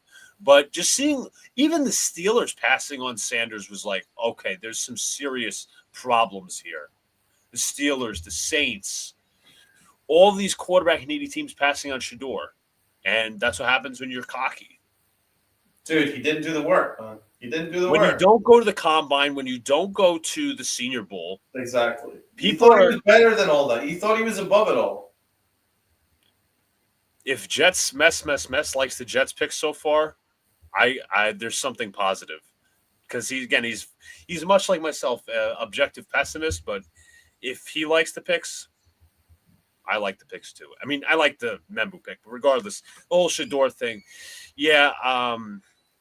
I don't know what to say. If it's not Cleveland, I don't know what. What about? I didn't like Sanders' film anyway. I'm not a fan of him. I didn't think he was good. He's a high floor guy, not a high ceiling guy. Again, this is not a great year for quarterbacks, but he's a high floor guy. Yeah. Like, he's a decent prospect. He's not generational. He would still be at the bottom of the barrel of last year's class. Everybody in last year's class would be over Shador Sanders. It just says to me that every team is ignoring him. They don't want anything to do with him. He's arrogant. He's entitled. I mean, did you watch his Instagram video at the end of last night? I forgot what he said specifically, but he said that we all know that what happened tonight shouldn't have happened. It's incredibly entitled. Take some responsibility for once. And there's obviously people simping for Shador Sanders. Oh, the Giants are. I'll just put out they're racist for not picking. Okay, they also got 2 black quarterbacks. Yeah, 2 black quarterbacks. What do you want? Your point is so proven wrong. And here's another point to prove them wrong is that the Giants tried to trade up for Cam Ward. The Titans wouldn't allow it. Obviously. Right. But but Dable just flat out didn't like him. They thought he was unprepared. I think Jacob had interesting information that he came into the Giants meeting without doing any homework, and Dable kind of gave him shit for it, and he didn't like Sanders' answers. Sanders just came across like smug. He didn't care, really smug and entitled. That's what happens if you're kind of if you think that you just because you've got a very famous father that you deserve what comes to you. Alex, can I announce this pick? Yeah. All right, so Owen Daniels, former Texan, is going to announce the pick with the 48th overall pick in the second round of the 2025 NFL Draft. The Houston Texans select, through the trade-up, a player by the name of Arante Ursary, tackle out of Minnesota. Oh, damn it. He was a target of mine. Texans need offensive line help. This is a good pick. They just traded Aaron McCunty away. Alex didn't like Ursary, but I liked Ursary. I think Ursary was a good pick. Yeah, I wasn't a big fan of Ursary, but he's now a Texan. Much needed. If you're going to protect C.J. Stroud, Jacob says, Luca, I told Donald this earlier. McShay also said last night Dable gave Sanders a playbook for his private. He didn't study and then Dable called him out. Sanders snapped at him. Obviously, I mean, what a prick. I mean, listen, there's such a thing as draft rumors, and there's obviously smokescreen stuff. That doesn't sound like a smokescreen. That sounds like legit. That's also like a very reliable source. You can, absolutely. That's awful. Yeah, I mean, I'm glad the Giants didn't take him. He's totally. Not in terms of talent, but he has a Johnny Manziel like attitude. Yes. The Bengals pick is in, by the way. How do you retire somebody who's not doing anything, not earning anything? Exactly. Just shows how poor college Colorado is. But, as I was saying before you arrived to Alex, man, teams will go all in on someone that will put in the work.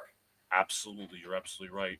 And that, for instance, Jackson Dart's going to put in the work. He's a worker. He's someone that wants to learn. He wants to, and teams just didn't want anything to do with Sanders because they're not convinced he wants to do the work. He didn't even want to turn up for the combine. Exactly. He didn't want to turn up for the interview. So I'm sorry. He deserves this. I'm glad he's getting this. He deserves it. He thought he was worth. In our opinion, in his opinion, he thought he was a top 5 pick. He thought he was already there with the top 5 pick. Did you see Show went ahead of him, Luca? The Bengals have selected Demetrius Knight Jr. of South Carolina, linebacker. Ryan loved Demetrius Knight. at the Senior Bowl. He's good. I like Demetrius Knight. Who loved him, sorry? Brian loved him in Oh, terms really? of like what he brought to the table. Like he's good. Let me look up the Bengals depth chart real quick. Alex, you were saying? I'm sorry. Tyler Shuck was taken by the Saints. Shuck. Mm-hmm. Okay. And is Jalen? I'm guessing Jalen Milroe still on the board. Correct. I'm interested why Brian liked him so much. He's a little small. And his production's not very good. Wow, he played at 3 different colleges. So, Alex, can you do this pick? It's Seattle has the pick in already. I mean, yeah, mainly we would just be. He's very small. He looks undersized. Production 71, which is very low. Yeah. Mainly I just saw on the NFL. I was going to say, I just saw on the NFL screen down below. Did the Niners really get Collins? Uh-huh. Yeah, bro, I've already had a meltdown over it. I was very upset. They've had a great, but they got Zabel, who I liked. That's Seattle. And they got Evan Warrior. Seattle had a good fucking draft too. And of course, the Niners got Alfred Collins too. Collins was somebody that I was targeting for our spot in the third round. Yep. Yeah, I thought he was much of a third rounder. So, Neil, to answer your question, the Chiefs pick is the last pick of the 2025 NFL draft. They have Mr. Relevant. Luca, who are you targeting? Wait, Jets have a third rounder, yes? That is correct. They have. Who are you targeting? Well, I'm going to find out once I want to see where their draft picks are. So the Jets have third round pick, 9th overall in that. I really don't get the numbers. Give me one sec. Yeah, because I listed like Trapilo, Bo, etc.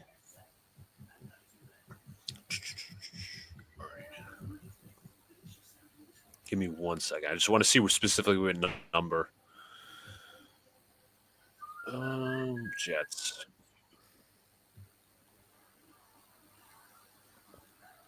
Come on, man.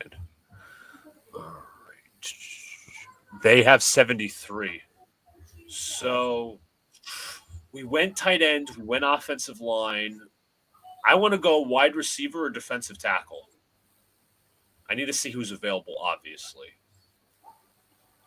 Jaden Higgins was already taken. Tez Johnson. Also, strong safety would not hurt. Restrepo's still there. What's up? McCoob is still there. I got to double check if Tez Johnson projects in the slot because I know we raved about him during the Senior Bowl process. He's only 5'11", though. That's Donald. That's another Donald guy. Tez Johnson. Who's that? Tez Johnson. Love Tez. Give me all of Tez. He's someone that you could get 4th or 5th round, and I think you'd be pretty happy with that.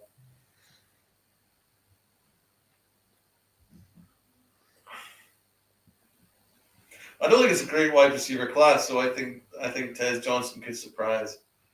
He's got nice breakaway speed. Alex, has Jalen Noel been picked yet? No. Good. Let him stay for the Jets pick. Yes, I like Noel too. I think the Jets should draft a kicker at 73. No, Alex, we will not do that.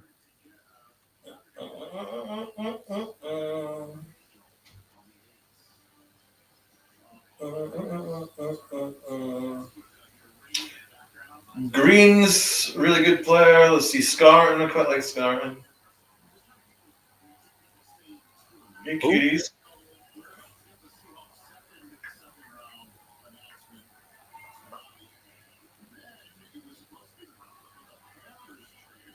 So the Bears took Luther Burden. Yep. All right, Seahawks. Let's see who they pick at 50. All right. Who they got here? Let's see. Xavier Watts is still available if you want a safety. Problem is he's a free safety. We already have one in Andre Sisco. I would love Watts, though. I'm a big fan of him at Notre Dame. Yeah, I quite like Cisco. Sean Alexander making the Sean, he's a great player back in the day. former MVP nonetheless, one of the more forgotten MVPs. With Happy birthday.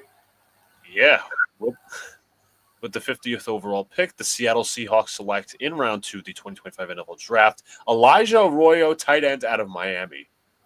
I thought that was a little early. He's like a 2 or a 3. He's like Taylor. He's risen up.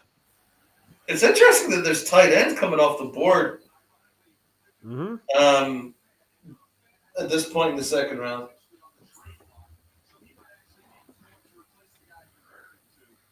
Well, we're getting closer to The football. to our range.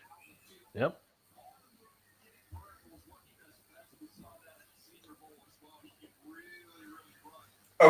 Are we selecting first in the third round or where?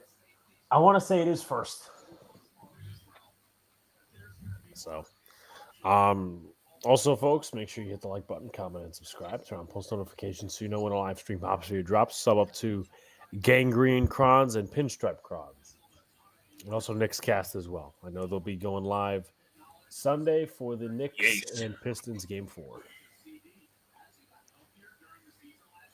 Well, the good news is, knock on wood, a lot of the running backs that I love Still there, yeah. are still not taken. There's still Martinez. There's still Dylan Sampson. There's still Scatabo.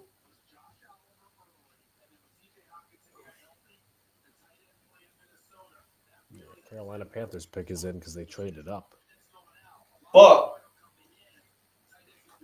the offensive line is starting to, like, a lot of the ones that I kind of were liking were starting to come off the board at this point now.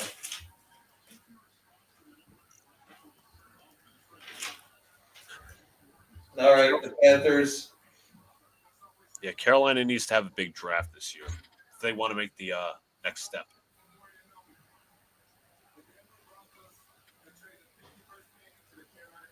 All right, the Broncos have traded the pick.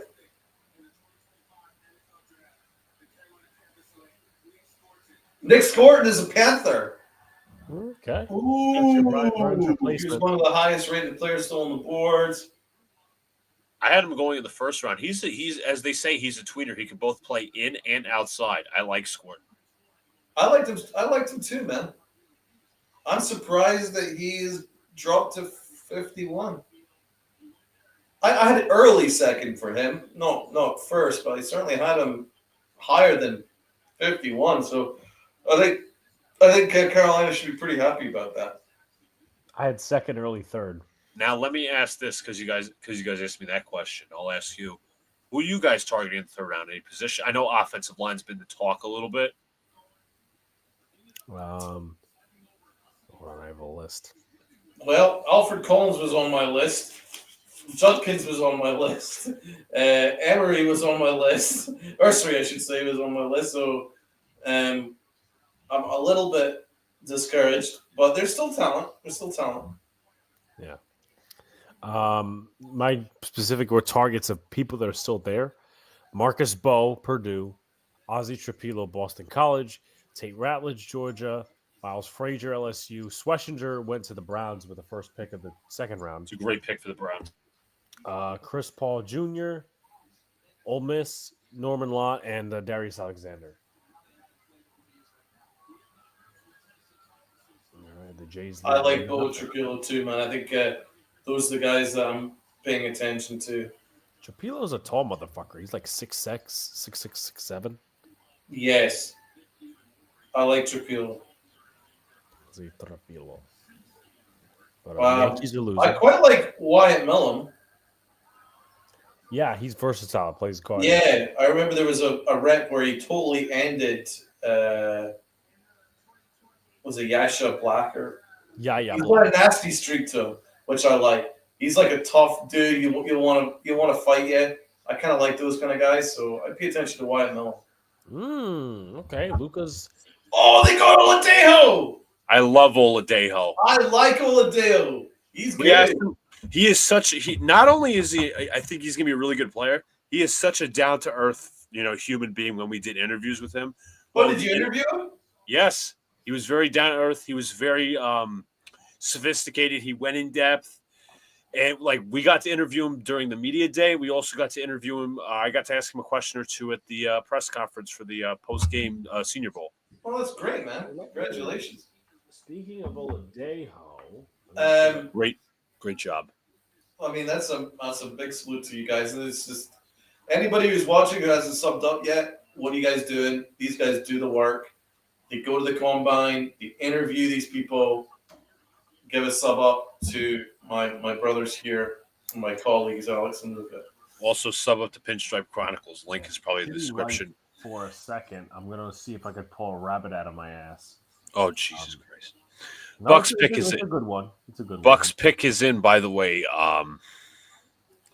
they picked. They have any more picks, Alex? The Bucks. They had Agbuka in the first round. That's correct. They didn't have any other picks. That's a good selection, man. I love that for them. Brian must have been happy, right? He wasn't happy at first, but he came to understand it a little bit because Mike Evans is not getting any younger. He's great, but why wouldn't you be happy about that? They don't really have a receiving option. Well, they got Evans, they have Godwin, they have Jalen McMillan. Now they have Agbuka. He said the more pressing need was defense, but he understands the pick now. Oh, I think they went best player available. That's fair. I think he's a good pick, and yeah, Evans is getting older. Godwin gets hurt a lot. That's true. McMillan's on the rise, but he also needs a partner. Yes, he does. So I mean, I can see that, and I doubt that Mayfield will be too disappointed having a really good receiving option to target too. So I think that's a good pick for them. As long as it goes well, the Bucks are still going to be one of the top offenses this year, even though they lost Liam Cohen. Right, and also, excuse the lighting, and also for people who are about to watch this, you might want to turn down your volume. But how about some live photography? Thank you, Brian, of a sack from Oladejo at the Senior Bowl.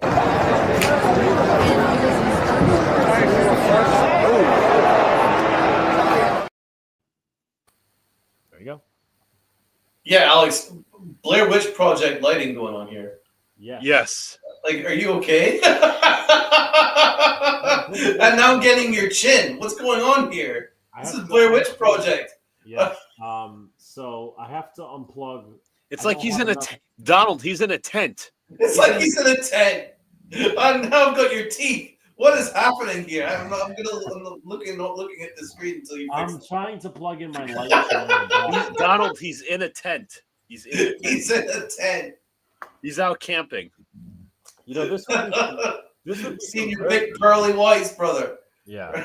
This would be some very very advanced streaming from a tent. Absolutely. Only the highest quality here. Alex is only reinventing the wheel. Yes. Jacob says, by the way, the Sean reaction did beat the toast. I agree, Jacob. Nothing wrong with that because Sean literally took off his shirt and threw his hat as well. That was. I still like the Will McDonald one though. That's still one of my. No, that's fair. But that was a good pick. The Will McDonald one. Last year, in my opinion, he put up good numbers. I just don't think he was consistent. I think with a more aggressive defensive scheme, I think he'll show out a little bit more. But I hope he just, can consistently beat his rushers one-on-one and obviously be better against the run because he's not a great run defender at all. But again, I'm not giving up on that pick. I just wasn't. His numbers were pretty good. His sack, he got some sacks, and what I'm saying is his production was so much better than your reaction to that pick. That's fair. You lost your ever-loving mind. You were like hitting it with a baseball bat. You were hitting like chips with a baseball bat. I grabbed one of the baseball bats up here. It's because I wanted a wide receiver. I wanted offense, weapons. Let's see if we can pull that up. I'm going to see if I can find it. That was he was nowhere near as bad as he made it out to be. because I also thought they reached in terms of edge rushers, but again, it's a TBD on the pick. All right, here we go. I would call it already a win. I think it was a good selection. Better than anyone would give him credit for. All right, let's see what the Bucks are going to do. This will be interesting. Yeah, let's see. This is Simeon Rice. All right. With the 53rd pick, 2025 NFL Draft, the Bucks go Benjamin Morrison. I love Good pick. Benjamin. Notre Dame. That's your school, guys. I love Benjamin Morrison. He would have been round 1 had he not gotten hurt. I love Benjamin Morrison. He's an awesome cover corner. The Bucks Wow. get a steal, a fucking Damn. steal. Brian's Flashback. got to be happy about that. Here. Oh, he absolutely. He won in corner yesterday. Oh boy. boy. Oh my God, there I am. It's like the blast from the past. Yeah, but Exactly. 2 years ago, I think, something like that. With the 15th overall pick, the New York Jets select a player by the name of. Okay, all right, JETS chant. All right, JETS. I like that chant. What the fuck? What? Holy shit! What are you doing? What are you doing? Fuck off.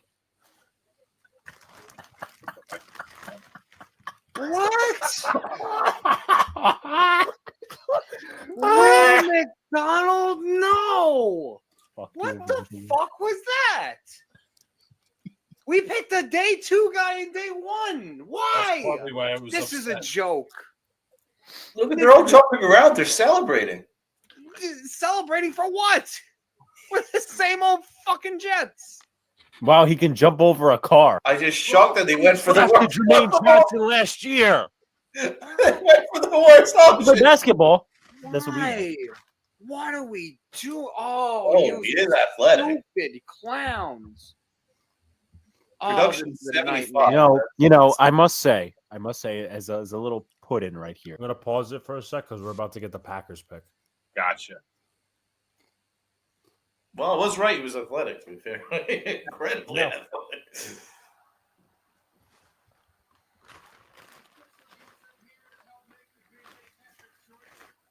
I wonder if this Packers pick will take as long as last night's Packers pick. That took 35 minutes. 12 Right. years.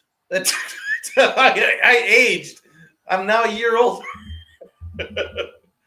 Right. Well, yeah, I'm starting to think this is going to take another couple of months. Yeah, give it about another 6 to 12, maybe 18.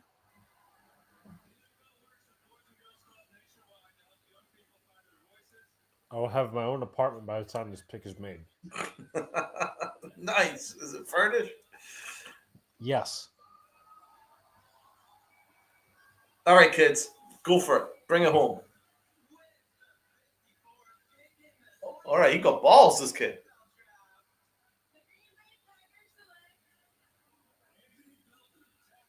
Anthony Belton, tackle, North Carolina State. I thought it was a little early, but I'm not plussed on that. What other tackles were available? I'm kind of confused. Trapilo. Trapilo could have went there. I like Trapilo. He's one of the guys I'm still got like an eye out on. Here. I Luca, mean, there you was a might wanna rep pull in the out Senior your, Bowl where Belton totally ended Tufau or whatever his name is, Tufau. But he's okay. Nothing kind of blows me away. Right, play the rest of the video. Jets can never finish shirt from Hayes. He's gonna do it, folks. He's gonna do it. This is, you know what? I'm not even fucking wearing this hat no more. Fuck this team. God damn you idiots. Oh my god, that wasn't even the pick I had in mind. This is ridiculous, man. McDonald had a farm. God damn. Yeah, I know. He can take his fucking EIEIO to the fucking bank, all right? Because all he's gonna do is cash in and do nothing for us. Bro, there's so many better edge rushers on the board if you're going to take one. Miles Murphy. Oh, we good. You know what? We get the blob job of the Hutt Wawa Becton, and now we get EIEIO Mr. McDonald's, all right, with the fucking Big Mac. Bro, can I get like a chicken? Yes. Oh, thank you, Blue City Empire Sports. I know we're down 4-0. Thank you. Let's pile on the more bad news. Come on. Okay, let's try and think positively, right? Positive? They took a day to day one. There's nothing positive, Donald. The Jets developing players, they don't really do that very well. What is he doing? Is he gonna jump out a window? About to get the Chargers pick. But yes, maybe he So will. far, I'm proud of myself. I tried to keep things calm. Yeah, you're right. So I'll say it after this pick. Oof, good pick. The Chargers select Trey Harris out of Ole Miss. Yeah, he wanted to go to the Giants. But They got Jackson Dart's target. Yep. That's a nice. They need the another wide Chargers receiver because Quentin Johnson sucks. I mean, he has worse hands than I do. They need all the help at receiver they can get. I mean, Lad McConkey's mad nice. I also like Brendan Rice. They also got Mike Williams. So, but for reference, I looked it up on Pro Football Network. Anthony Belton was the 135th prospect, just overall. Yeah, I wasn't a big fan of that pick. That was probably a reach. And who was available in terms of tackle, you say? Marcus Mbow, Ozzie Trapilo, Emory Jones, Charles Grant. So, again, I say Trapilo. Yeah, I mean, But that Chargers offense has a lot of fun young pieces. Yeah. They still have, what's his face? Jordan Morgan from last year. It's a little young. Trey Harris is a little slow. I mean, 4.56 isn't the fastest for a receiver. Is he gonna hit himself over the head with a baseball Is it bat? time to take a bat to the Tostitos again, Alex? Oh, no. Not my bag. Don't do it to my bag of Tostitos. It's going to be my bag because I deserve all the pain. You got to get it on screen, idiot. Latest victim, bag of Tostitos. Oh, no. Right. So I did read up on our Will McDonald EIEIO. You guys run a 4.3, right? Yes. He's fit for a 3.4.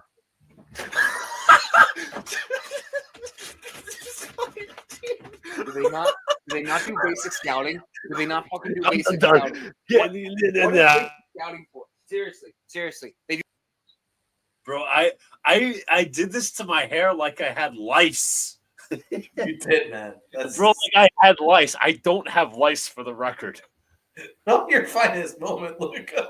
No. Yeah. The Jets have just caused nothing but pain. They got absolutely no faith in anything. No. You know what the thing was? It's a couple of things. It's the Jets reached because there were better edge rushers available. And again, I want to be proven wrong on McDonald, and I hope I continue to be.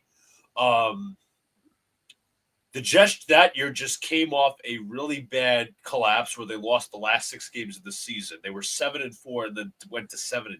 So I was like very skeptical. They kept the head coach, they kept the GM, but it's all is new with Glenn and co. So yes,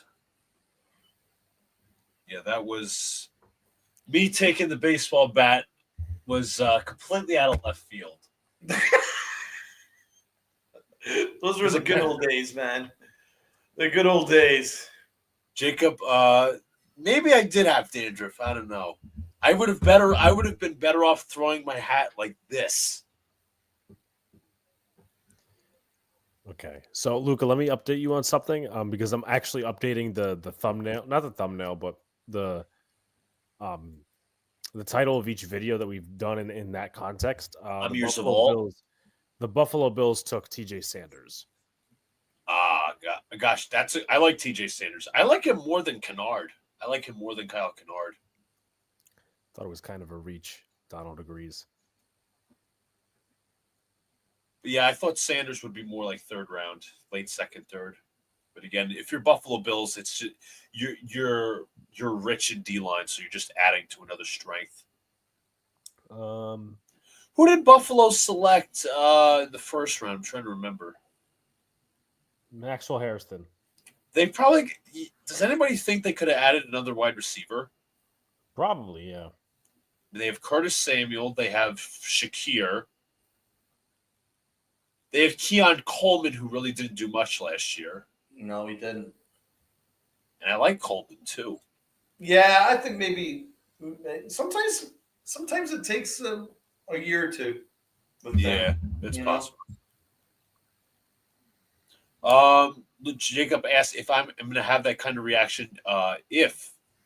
Did you guys see that the Lions and Broncos traded? No, now I know. Oh, shit. Lions are trading up Lions right are behind up. the Bears. So they traded a second and a seventh to get a second and a fourth. Interesting.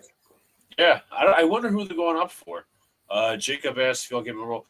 I kind of be confused, but again, if you're having Milroe sit behind Justin Fields and Tyrod Taylor, I can't be mad at that point because he's the third option, which I'm totally cool with. He's raw. Let him sit if you're going to draft him. But the Jets have some other needs right now that they need to go through. All right. Who are the Bears going to go with? Is that Seth Rollins?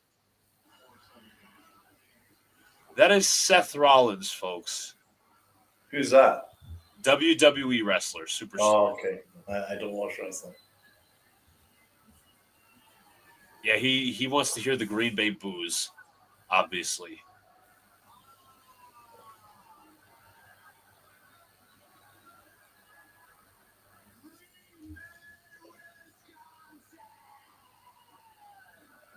Are any of you guys wrestling fans? Is he good? I mean, we're not wrestling fans, but Sean, if he was here, he could tell you a lot about him. Okay. Sean's a wrestling fan. I know Rob's a big wrestling fan. He can maybe tell me more about it. I have no idea who he is.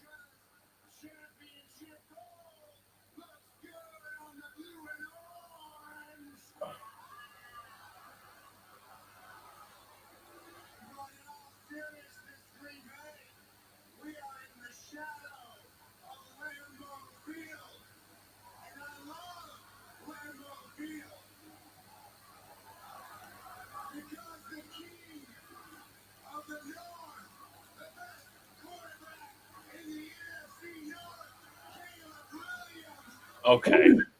No, that's a stretch. Over Jared Goff and Jordan Love, I don't think so. Nah. Overrated.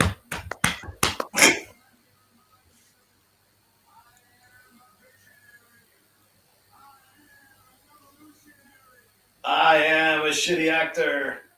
This is when he announces WrestleMania is coming to Lambeau Field.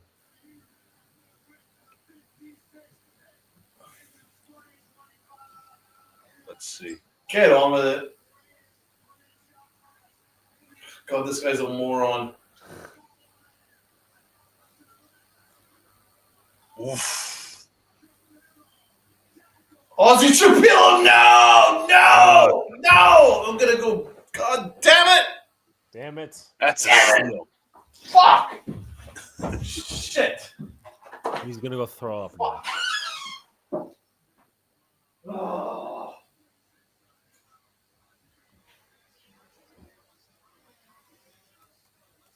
That's a great pick for the Bears. I mean, I don't know how good Braxton Jones is. Also, you got to factor in, are they going to extend Joe Thuney?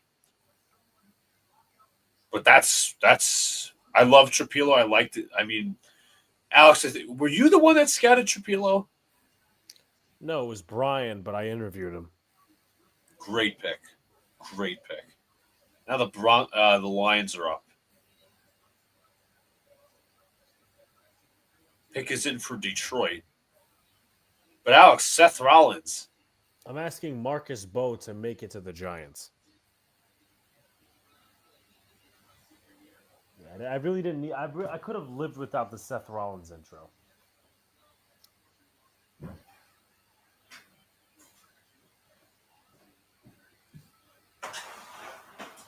All right. Well, that sucks. That's 3 off my board. Yes. If I were the Giants, I would definitely be taking offensive line when our pick comes up because I think they're all flying off the board. Jacob says you don't like Ratledge, Alex. No, I do. Bo or Ratledge? Ratledge plays on the inside. Oh, here comes the Lions. The Lions always do well, man. They always draft well.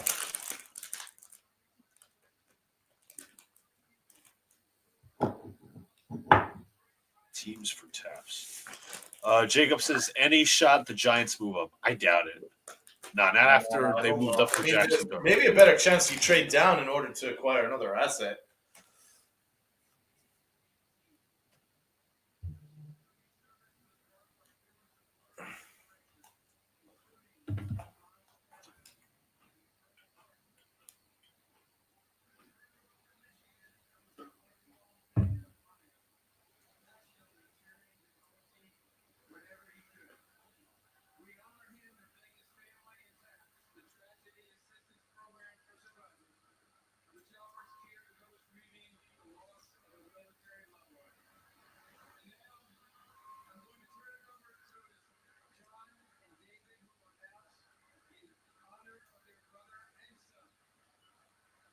What a shame.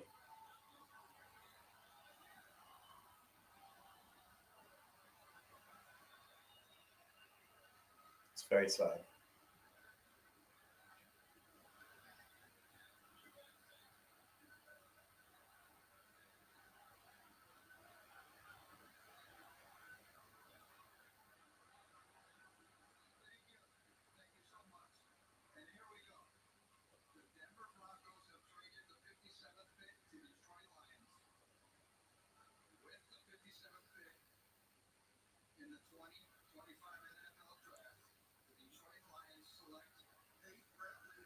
They got Rutledge.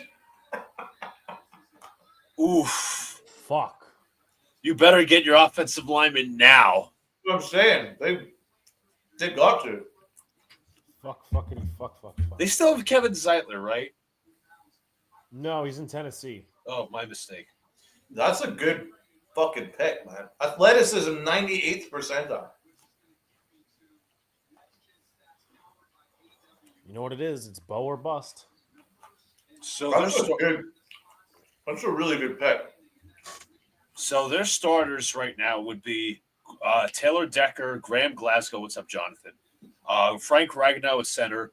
Christian Mahogany, who I don't think hasn't even played reps as a starter yet, and Penei Sewell. Remember, Mahogany was highly touted either last year or the year before. I think it was last year. Damn. I really wanted this guy. That's 4 off the board. He would have been the perfect right guard. Yep. Behind GVR. Now you have to actually, if we select a Bo, which God knows, They have to, man. They have to. As long as he doesn't fucking take it. All right, I'll announce this because I'm curious now. Steve Wisniewski will announce the Raiders guard from the 89 to the 2001 season. His son Stefan was a guard. Yeah, you think he played for the? No, he might have played for the Jets. I'm not totally sure. Stefan, he did play for the Eagles, though. I think he won a Super Bowl with the Eagles. Okay, he's just talking, so we'll let him talk. But isn't it crazy that Shador's going to fall almost to the 3rd round? No, it's not almost. He will fall.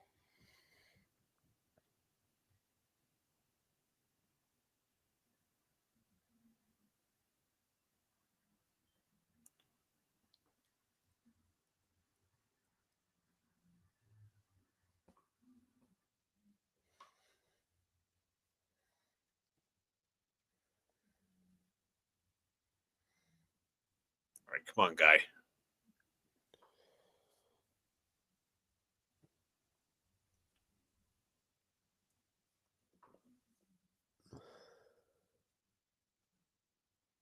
The 58th overall pick, The Raiders select Jack Betch, TCU. That's a freaking good pick. Yep. Wide receiver out of TCU.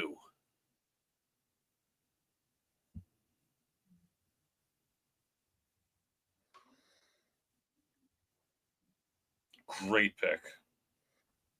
Brett says, thank you for the 100th pick in Robert Saleh. Listen, you're welcome. He's a glorified defensive coordinator. He's a really good defensive coordinator, not a head coach. But yes, I understand your sentiment, Brett. Let me see. I'm looking at the Raiders depth chart because they do need receiver help.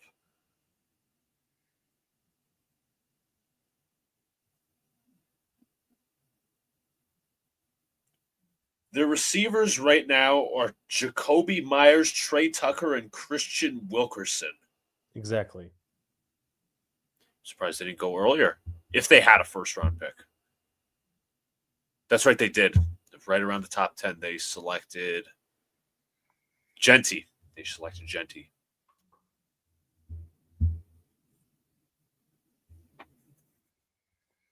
Also high on this guy. As I probably mentioned already, I did a scatter report on. Great Senior Bowl, by the way. Donald, let's pray 6 picks. Fingers crossed. I mean, I'm down to, let's see.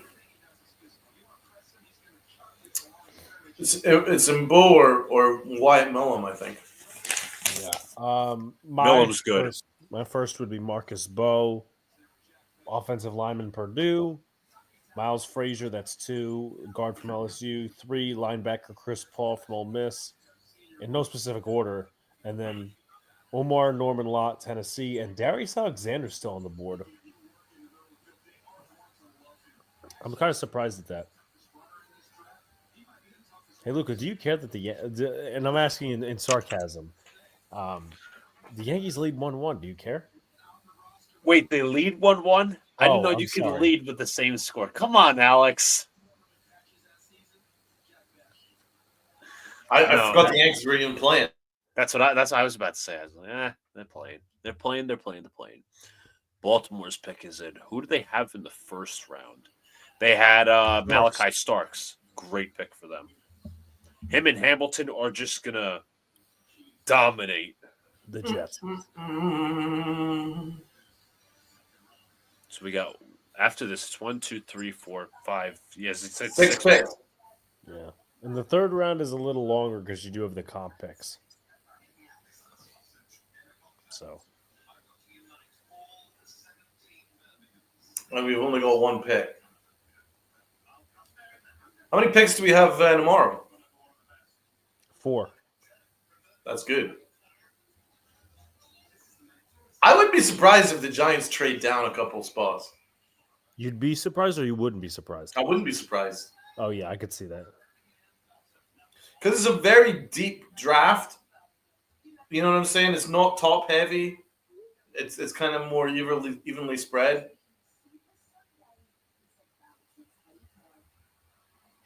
Well said.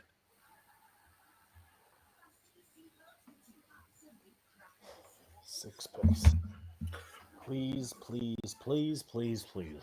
But it might be really risky if they did trade down. If they have their heart set on I think they need to go offensive guard here. I think they do. They need to get a starting guard as a priority. I mean, I want a really good running back, but the good news is there's really good running backs you can get day 3. Yeah. I think we're running out of starting level guards. They're all starting to drop off the board pretty quick. Yeah, I'm going to need the Giant. In my opinion, I think they're focused on Bo. We'll see, though. Was there any, pre-draft meetings or anything of that such? They had a top 30 visit with him. Okay, that means they're interested.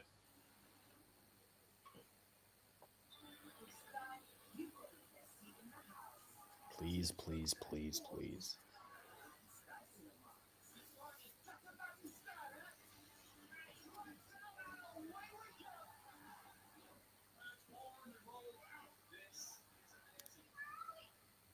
Ravens, another team that always drafts well for the most part. Yes, they do.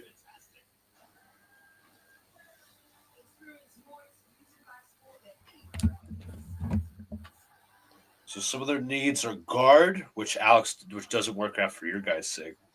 Cornerback, edge, linebacker, and defensive tackle.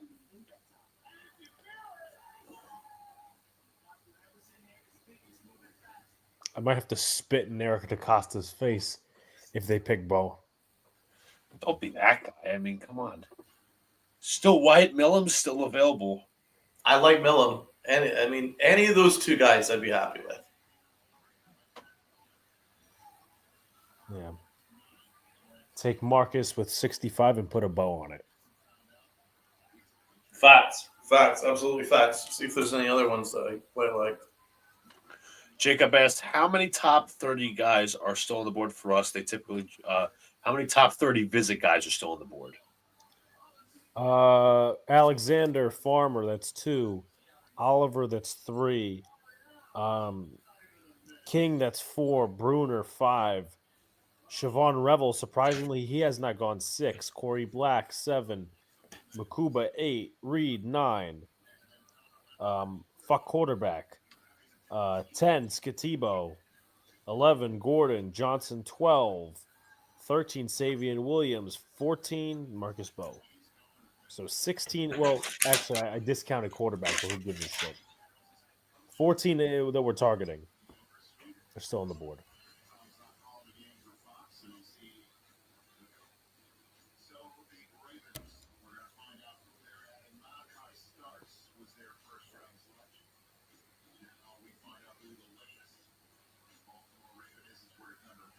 Let's see.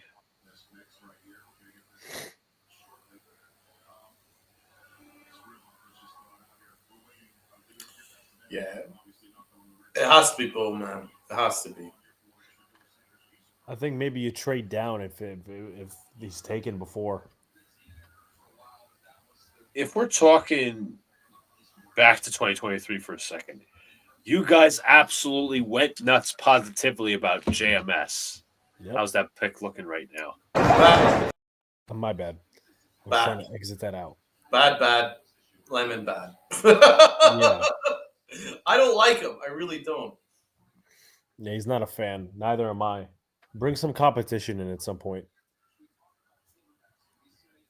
Maybe you draft a Jared Wilson. What's been his biggest issue? I think he's undersized. So by the way, technique. I think there's a lot of issues with him. He doesn't dominate. He doesn't dominate his matchups. What about he got run over? Remember that? What was he get last year? Remember that there was a time where he literally got run over. He can't play in the NFC East. Sorry. Jacob says better than Titman. No, I think he is not better than Titman. Thing is, Titman, I think he's better as a guard, but I also do think he's a better center than JMS. You won't see Titman get dominated that often. He just tends to play a little. His leverage tends to be off because he's so fucking big. Has Jalen Travis been taken yet? No. He's also a good. I like Jalen Travis. Yeah, I mean, I'm wondering if you could use someone that you could maybe move inside. He's a fucking big boy. He's a big boy. He's like 340 pounds. So.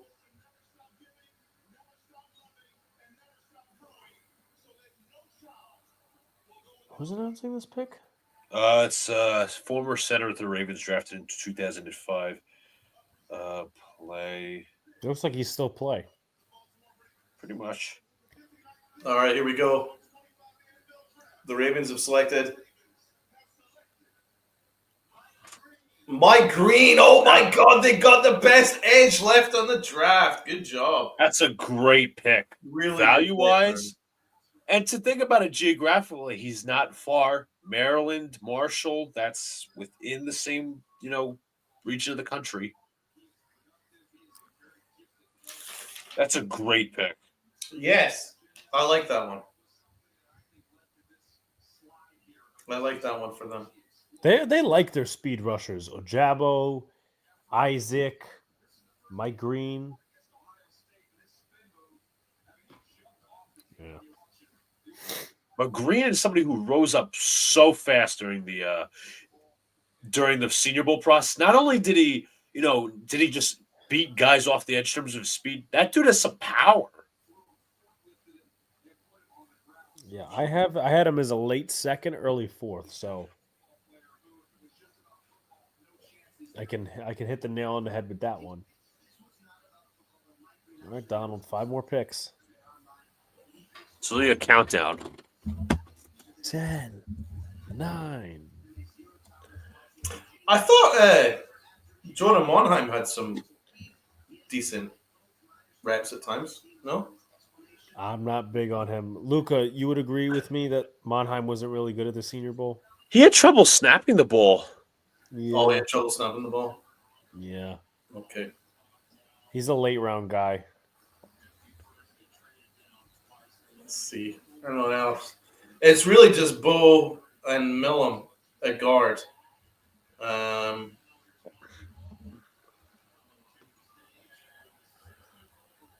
What's up, Armand? He's Denver. So Travis.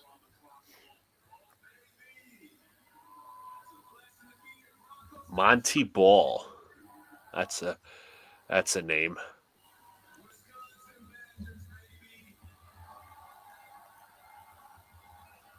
With the 60th overall pick, let's see who they pick. In the trade, obviously. R.J. Harvey, UCF. Told you he wasn't making it to us.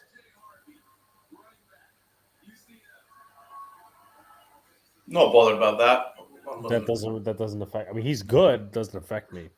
Isn't it a little early for him though? No, I've got a bunch of guys higher than him, man. I've got Martinez higher than him, Scadabo higher than him, Sampson higher than him, Devin Neal higher than him. I'm not a big fan. Yeah, rounds 4 to 7, Sunil, are tomorrow. Big day for us. Gonna have a load of content creators on and writers from different teams. Well, that'll be cool.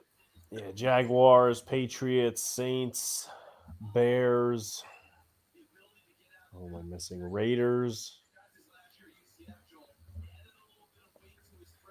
So the countdown's still there. What if the Commanders go interior offensive line? Well, they went Connerly earlier. I don't know why they would double up. Let me see if there are other needs for the commies.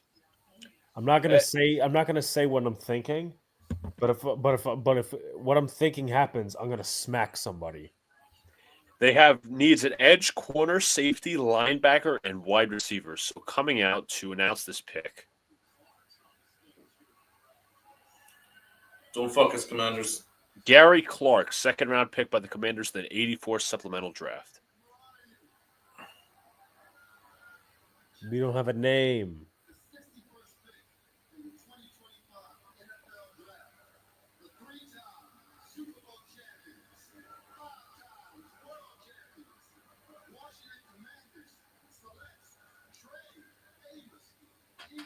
Good pick. That's a good pick. Decent. Yeah, decent. I thought he was a first-round talent. They need corner. You know what's funny? I think I had them going Trey Amos the first round. I could be wrong. Hold on. Let me pull up my original draft result. That's fun. That's funny as hell. That's like half a point for me because I had the Commanders going Trey Amos in the first round, but they take him at better value. Damn, good pick. Did you guys like Jackson Slater in the Senior Bowl? Alex? Slater did well. Got to talk to him. Big fucking guy. He's like a 5th, 6th round pick. You probably would get. Yeah. Would you project them like who would you predict as would be ready to be a starter like right now? Would you say Bo? Bo would be the closest, or Millum. Millum, yeah, I agree with that. What's up to Mr. Afram? Hope all is well, bro. What's up? Salute. We are 1, 2, 3, 4 picks to go. The Eagles always draft well. What about the Eagles getting that monster? Bastard. Love that linebacker they got. Jod Campbell out of Alabama.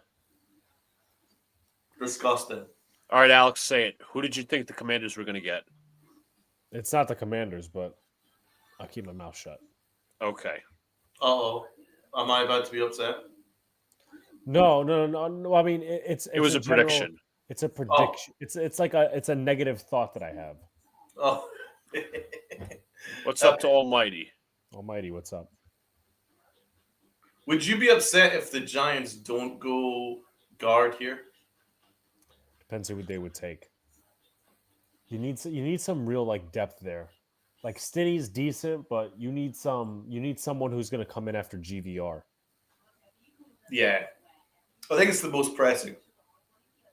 As much as I would like a defensive tackle to partner Dexter Lawrence, I think guard's more pressing than that. And Alex, stupid question: can Mbo play inside? Yeah, a lot of people think that he should play inside. Come on. Afram, the answer to that is yes. He was the best available tight end at that spot. The Jets needed a pass catcher. They didn't get Warren, which is fine. You got your offensive lineman at 7. I like both picks so far. Can't complain.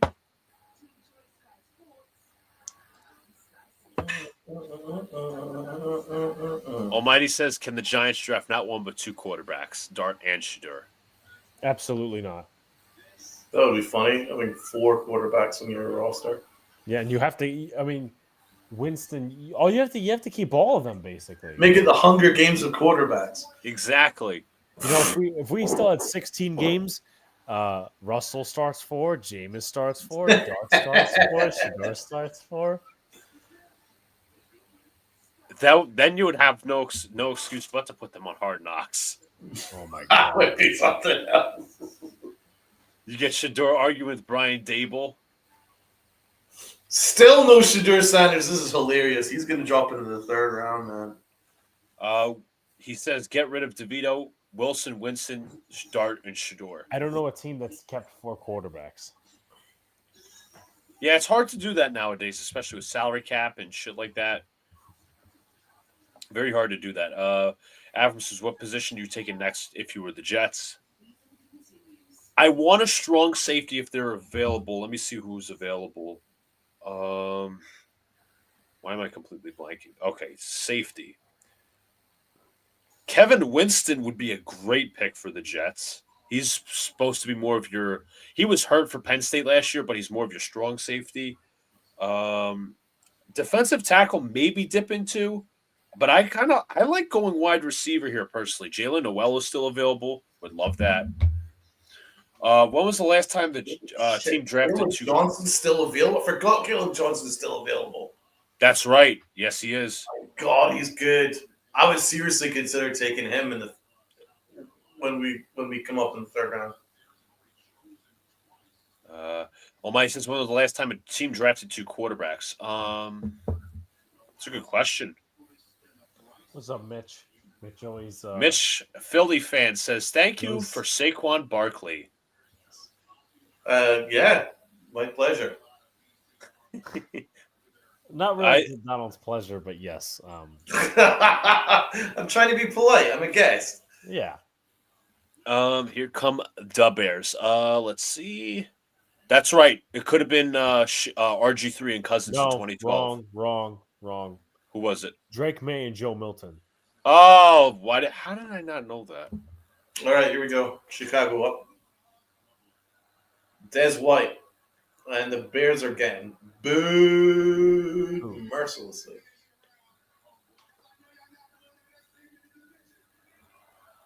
At least it's not Seth Rollins. At least it's not Seth Rollins. That was embarrassing, man. All right, here we go. Let's see what it's like. Shamar Turner, Texas A&M defensive tackle. Explosive 3 technique. We can breathe.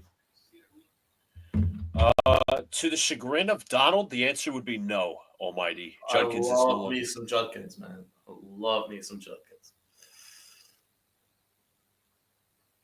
But I would be more than happy with Caleb Johnson. Caleb Johnson. I'm looking at the trenches mostly. Imagine if you had Devin Neal and Evan Neal in the same offense. I think one's better than the other. Yeah, I think if Devin Neal tried to play right tackle, he might be better. The answer is what, 65? All right, the Chiefs pick is in. No. Who knows what the Chiefs do? Luckily, they went offensive line in the first round, so I find it doubtful that they go offensive line here. Do you think they double up offensive line? I don't think so. I wouldn't think so.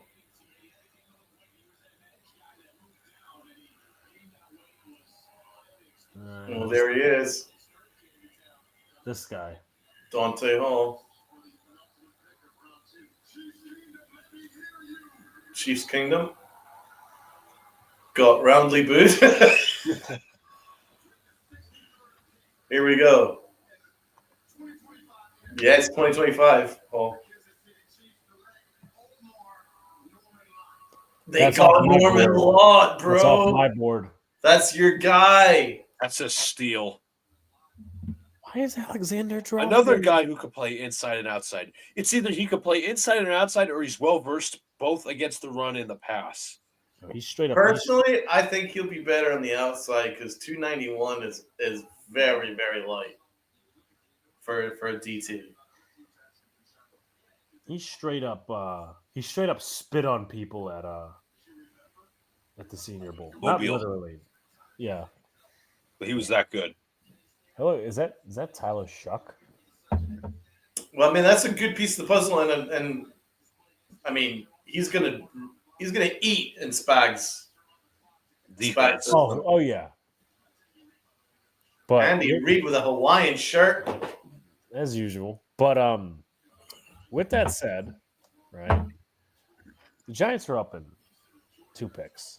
oh my God, it's one after the Eagles. Oh, I'm feeling it, baby. I'm feeling it. Let's go. And the pick is in for the Eagles, but why not welcome another Giants fan on the panel? Sir Diggy 546. What's up? Hey, just in time, Diggs.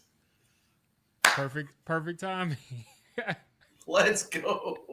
Before we get into any talk or anything like that, Diggy, I need to know who you want here at once the Eagles pick. Who do you want at 65? Who do I want? If he didn't get taken while I was logging on, I want Darius Alexander. Okay. That's the only player I want. If we for some reason take Siobhan Revel, I would love that, but I think Alexander makes a ton of sense. Okay. Yeah, me and Alexander's on my board. Me and Donald have been kind of pushing for Purdue offensive lineman Marcus Bowe, even though he's got a couple of issues. Yeah, I mean, I just get so nervous taking like mid round tackles. I've just never seen that work out, especially for the Giants. I just haven't seen that work once. Like no tackle we've taken outside of the first round besides Will Beatty has even been decent. Yeah, he's right. Zudu was the last run at that. What about Wyatt Millen? Do you like him? Yeah, but I see him more as a guard. But I'd be open to taking him. Definitely. Well, that's what I'm thinking. I'm thinking we need a guard. Yeah, I'd definitely be open to taking him. Yeah, I like him. And I'd love to get a quality running back to partner Tyrone Tracy, so maybe Caleb Johnson. Yeah, I mean, I completely agree. I just kind of don't see the. I mean, we could always use an offensive lineman. Like if they take one, I'll be happy about that. But yeah, I mean, I'm not really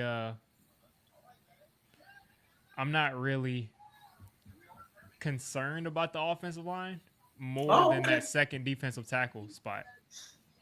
Because I'm more worried about guard, though. I think that we do need a starting caliber guard because I think we have it. I mean, I don't think we have like a good guard, but I think that we have a serviceable guard.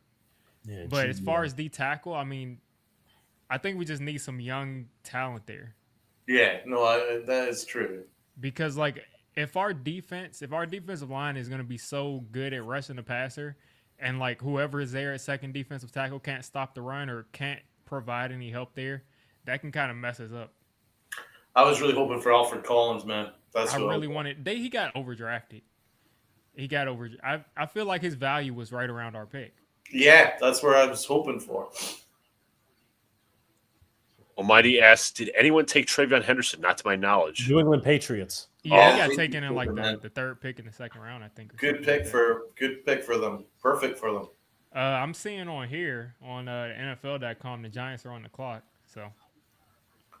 Well, the Eagles' pick is in, so Here's So that means Twitter already knows who the Giants took. yeah. I don't want to know. Yet. All right. Goodell's in. It's Brandon Graham walking out to the podium. Okay. Ugh. The Eagles always make a good pick, though, to be fair. They always do. So Yeah, never mind, it's not Brandon Graham. It's this dude with really long hair. they'll probably take the my Eagles will God. probably take Darius Alexander. Bo Allen. The chat is saying something, and I don't know if that's true or not. I don't know if he's Yeah, trolling. my eyes are glued to the TV to hope that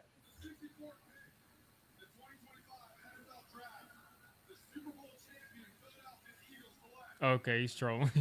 Because I'm like... Andrew Makuba, Texas. That's a that's good a good pick. That's a good pick. Very good pick, man. The guy's a ball hawk. Oh man, I like They him. always... I mean, that's what they needed, so... Yeah. The Eagles always draft well, man. They just... It's just so funny that the Eagles... it's just so funny that Howie Roseman was at once looked at as like a horrible GM. Like, Eagles fans hated Howie Roseman so much. That's insane to me. Absolutely insane. Campbell and Makuba. I think they should be pretty happy with that. Yeah. And then they had the best defense in the NFL. Yep. Best defense. Right. Well, we're up, and we've still got some really good guards there. We've still got defensive tackles on the board. There's some I want other Darius. running backs. Here we go. Giants pick is in. Who's going to call it? Hold on one I second. think it's supposed to be Seahorn. That's supposed to read the pick, but hopefully it's Darius Alexander. I had to. Oh boy, I'm hoping for Alexander or Bo. Those are my two, and then Millam is a third. I just hope it's not a crazy reach. I just want it to be. Yeah, hopefully, knowing Shane, it'll be somebody that's like a fifth-round prospect. I know. He'll talk us into thinking that like it was good value. Yeah, like a Zudu. All right, I'm gonna. Let's see.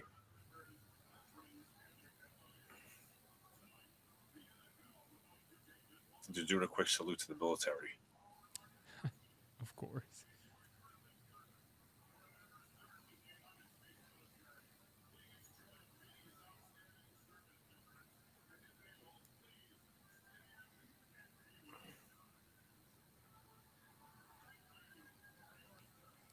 I'm resisting the urge to check Twitter. Yeah, I haven't checked Twitter all day. Well, not all day. All draft day since 7 p.m. I mean, maybe Caleb Johnson could be an option too. I would rather go for the Lions than running back, but it's possible. If they take Caleb Johnson, I'm dancing because that guy can play. Yeah.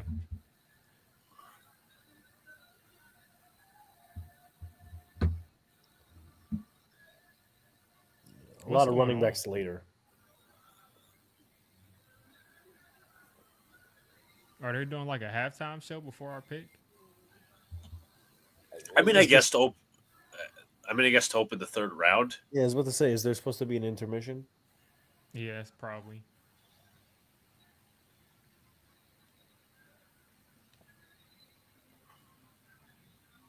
I know what they're playing. Okay. I know what they're playing. Big Blue, baby. Let's go, Big Blue.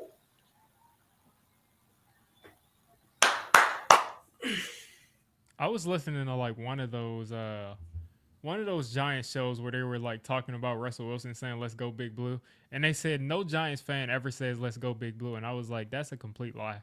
Like, what you what just Giant made fans that have up. they? Who What says Giant? no Giant fan says go Big I think Blue? that was either like Chris Sims or Tiki Barber. It was one of those shows where. Oh it was well, like, if it's Tiki Barber, then that's your answer right yeah, there. it was Tiki Barber. That Oh, was there who you said go. it. It's my answer right there. That guy's He was like, no Giants fan ever says "Go Big." Not until 9/29, April 25th, 2025, has a Giants fan ever said "Let's Exactly. You're the Here they first come. one, Don. there he is. That guy's a fucking legend. Who's coming Jason out? Sehorn? Sehorn. What a player. I'm not even looking at the Seriously, draft unbelievable. on the screen. I'm just going off of what you all see. All right, who's calling it? Alex? go"? Me? Yeah, I Who? guess I'll call it. All right. With the 65th pick, announced by Jason Sehorn in the 2025 NFL Draft. Darius Alexander! Yeah. Darius Alexander, Yes, sir. defensive tackle, Toledo. Yes, sir. Made That's big This really is good going. value. This is going to be disgusting. This is going to be disgusting. Oh my gosh. This front seven is going to make these every game worth watching now. Oh, our D line's It's going to insane. be disgusting. Oh man. Luca, congrats. You interviewed him. Congrats. Yes, I did interview Darius Alexander, and Give all me your those thoughts. questions that I came up with were actually on the fly questions. Wow. But I'll be honest, I didn't even do work on Alexander before Mobile. I think it was Brian who did the scouting report, but I Yeah. was like, wow, this dude is impressive. Where did he come from? And our guy Dom C predicted that he would rise in Mobile, and sure he has. Definitely. I mean, just that athleticism and the fact that he's not like an undersized athletic guy at Right. like 280, and then putting him beside Dex, and I mean, I just think like any shortcomings he has right now, they're just going to be covered up just because of what's around him. And this is going to be this is what we wanted for the last decade. This is what we wanted. Our D line is fucking This is ridiculous. mammoth. The Chiefs select Ashton Gelati. Oh yeah. Ashton Louisville. Genty. Ashton Jalal. Yeah, he's a decent edge. So Brian does approve of you guys' pick. As he should. I remember he was the one who scouted. Let me see if I could. I'm going to do something live here. Hold on. He's going to do it live. I'm gonna do it live. Dude, Before we get into the Giants talk, because obviously it's not. I got to tell you guys, that is a sick, nasty. I mean, and I know you guys said it. Sick, nasty defensive line. You guys this is built. disgusting. You got Kayvon Thibodeau, Abdul Carter, Brian Burns, Dexter Lawrence, and Darius Alexander. That's 5 real impact players right there. Don't forget Chauncey Golston as well. Chauncey Golston is very underrated too. I was Exactly. like, when he signed with the Giants, I was like, who is this guy? Then I looked up his statistics and shit, and I'm like, oh, this guy ain't half bad. And I mean, I'm not even a Giants fan saying that. I was like, well, this guy ain't half bad. He's just now a really good rotation guy. Exactly. Now instead of being our like third option or second option at defensive end, he's gonna be our like fifth or sixth option or lower. They're gonna run multiple. Darius That is Alexander ridiculous. is a giant of a human being. It's third down. You got Dexter Lawrence in the middle. You got Alexander beside him. You got Burns on one side. You got Thibodeau on the other side, and then you have Carter lined up over the A gap. And Carter could drop into coverage if you want. Like he Yeah. could drop into coverage if you wanted. Were you as happy about Carter as I am? I was literally like jumping around. Definitely. Like I wouldn't have been happy with any other pick beside. Like I wanted Carter over Travis Hunter. Me I too. was I had him as all 100% 1-1. on Carter. He was 1-1 in my draft. Like absolutely Exactly. best player of the draft. So the pick is in for the Browns. Notable players selected 67. Will they take Shador? Slight. It's just only a slight negative. Alexander is only an older prospect, but I think he still fits well for that He'll be defensive fine. line. Season. That means all his season. I need is 6 years. I mean, If he gives us 6 years, we're fine. I mean, Right, I think he's absolutely. 24, so maybe he'll be 25 when the season happens. Right. But I mean, most players aren't going to play beyond their rookie contract anyway. No. No, not at all. But I guess while we wait for the Browns pick and then transition to Giants talk, speaking of Luca and obviously our newest draft pick, here's a live look at the interview. So we are here with defensive lineman Darius Alexander from the national team. So first off, I'll start you with a quick warm-up. How was practice today, first of all, and how has the Senior Bowl experience treated you this far? Practice was good today. You know, it's a little hot out here, but I was happy to go out here and compete, run around with some guys out here. And I just been enjoying it. Been on the national team at the Senior Bowl, got a greater group of guys on offense and defense. But today was just another chance to come out here and compete, and I enjoyed it today for sure. What piece of advice or from coaches has changed your mind? Who do you look at as an influence who's motivated you to play better at football?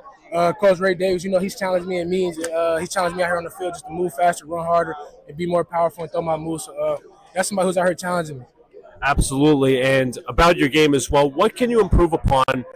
What part of your game can you improve upon your journey to the NFL? Right now, I'm trying to improve on the run game, just being able to withstand double teams, show back up in my gap and make plays. And final question as well, what attribute or part of your game separates you from other defensive linemen in the draft? I think my attribute is just being able to play up and down the D-line from DN to 3-tech to nose to the other DN. So just being able to go versatile and being around the D-line for sure. Thank you, Darius. All right, there's your look at Giants' newest defensive lineman, Darius Alexander.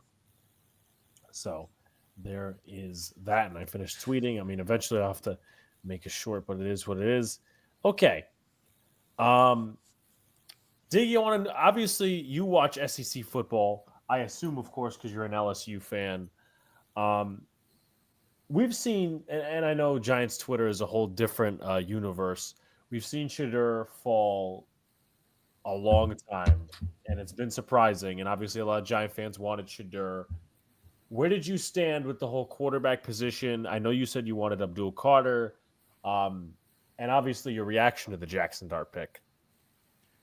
Let's see. The whole quarterback thing, I mean, I was always thinking if they like Shedeur, then they should take Shedeur. Like, if you like Shedeur, that's your guy, then I have no problem. Take the guy at 3.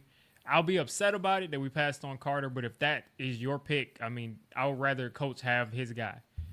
But I wanted to take Abdul Carter all day. I really wanted to take Abdul Carter above anybody else in the draft. I said I wanted him above Hunter. I wanted him above anybody.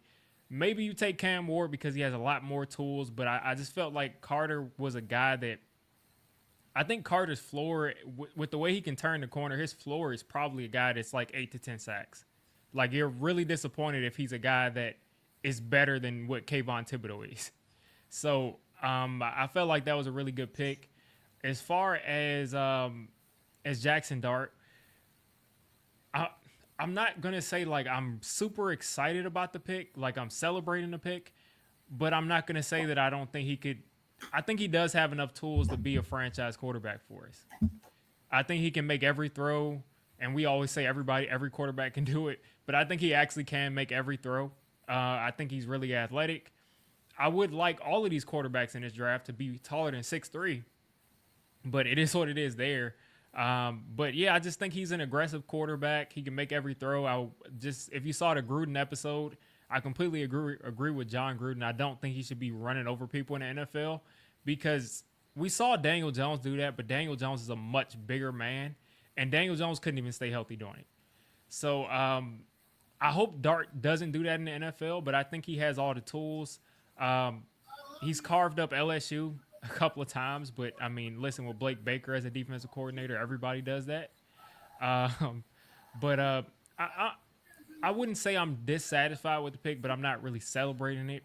But I mean, what really gives me confidence in this pick is that Brian Dable is rumored to just really love him, to really, really have wanted to go up and get him. And if you trade up for a quarterback, that means the coach really, really loved him. And, you know, he obviously has a plan. So if he can sit behind Russell Wilson, sit behind Jameis Winston, you know, learn being that aggressive quarterback and making those mistakes like Jameis Winston does, but hopefully he doesn't listen too much to him. and then learn from Russell Wilson and learn from Eli Manning for a year, and then come in next year or come in this year in like week 15, I really think he has a good shot. Because if he were to come in week 1, it could have been a disaster. So I'm hopeful for the Dart pick, and I feel like Abdul Carter is going to come in and make an immediate impact as far as being like a guy who can be a Pro Bowl player year 1, depending on how much time he gets out there. So a quick update. Vegas was rumored to be in on Sanders, but they actually took Darian Porter, corner of Iowa State. That's a good player. In 2024. Really like Darian Porter. Very, very athletic. Insanely athletic. Yeah, really good I actually had him going in the second round. Third round, I guess, seems more appropriate. I thought that the trade was actually very reasonable. It was really reasonable. We gave up 2/3. Like, let's say he ends up being a bust. It's like, are we really going to miss those 2 third-round picks? No. I mean, we still got Darius Alexander. We probably wanted to take like a defensive tackle at the top of the second anyway, and it would have been overdrafting him. So, I mean, I'm fine. I mean, we gave up 2/3. I mean, it is what it is to get a right. And as you say, I wasn't that bothered about the selection. I thought, hey, listen, Dable loves him. He's a hard worker. He's hard-nosed. He's tough. And he's got the attributes that you could mold into a decent quarterback. I think more likely he's going to be a very good backup. But you never know. Dart? He could possibly be a low-end starter. We'll just have to wait and see. Or if Dart is a very good backup, I think it's a huge disappointment. But, yeah, hopefully he's a franchise guy. But, yeah. I don't see franchise guy, but I think he could. He's fast. He's a good runner. He's got a decent arm. I think there's something you can work with. I like how tough he is, and I think he's smart. I think he's a smart quarterback. But I mean, I watched the reaction video while Alex called the selection, pick, and he got laughed at, and then everybody was laughing. Luca was laughing. Who else was laughing? Sean, Brian, Vinny. Sean, Brian. Why was everybody laughing so hysterically? I don't understand. It was what's so hilarious about it, Luca? It was because Alex wasn't a big fan of Jackson Dart when he was doing the tape. Patriots, by the way, select Kyle Williams out of Washington State, wide receiver. As you know, Alex told me, and I obviously got to watch Jackson Dart's, production and play at the Senior Bowl.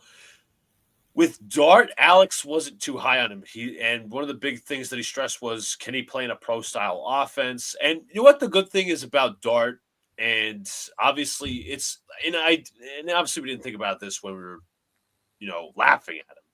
But Jackson Dart gets to sit behind not one but 2 quarterbacks. But I think it was like more so Alex wanted Shador, and he got Jackson Dart. Well, again, nobody wants to do Shador. Literally nobody. I just saw it like that was just so evil that some fan prank called Shador and was like, "Yeah, you've been waiting for this call, haven't you?" And they said we're going to keep waiting. I was like, "Oh, that's funny." It was on Livestream too. I'm like, that's kind of evil. That's fucked up. No, the reason why, I was pretty calm about it. I mean, Dart was never that high on, but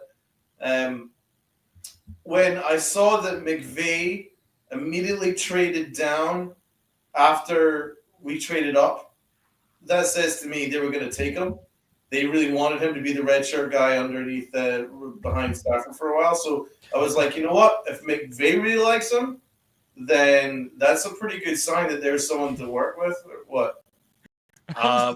First of all, I apologize. The Lions are selecting, but after the pick, I have to break some news, which is not all that surprising, but I will wait. Oh, Brad already broke it. Devin Williams blew it again.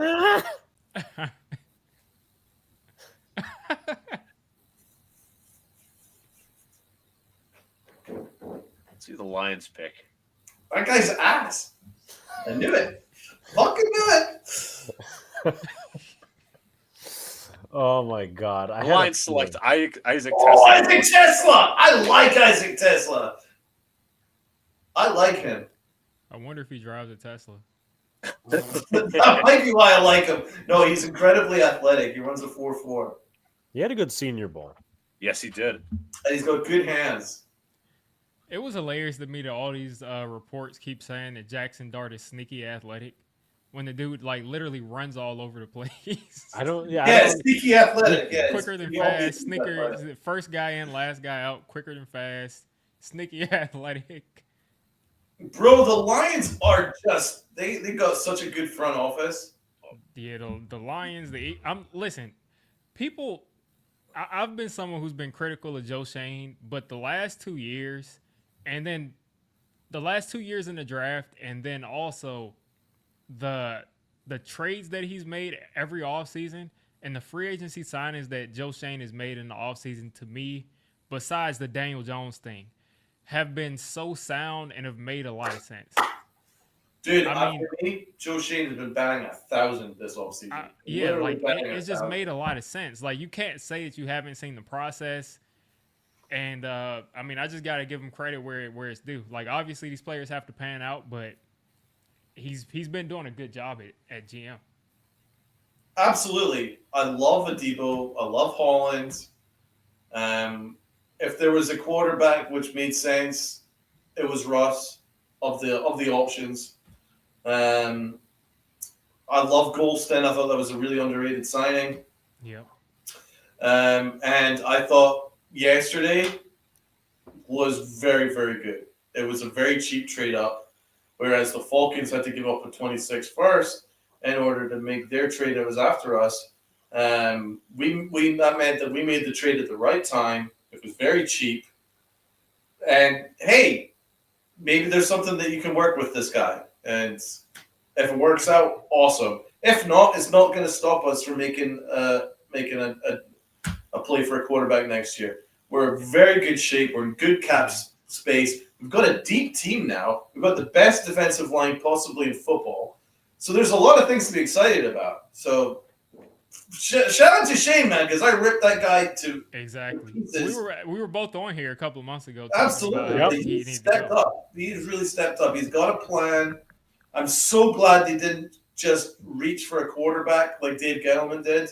Yeah, Gettleman would have taken Genty or exactly. would have traded up to 2 to take Hunter. No, he would have taken Jackson Dart 3rd overall, and he would have let Abdul Carter go. That's what we would have done. He would have probably traded up to 2 to take Hunter. To get both his guys, Abdul Carter and Dart, that's a win. It's an A+.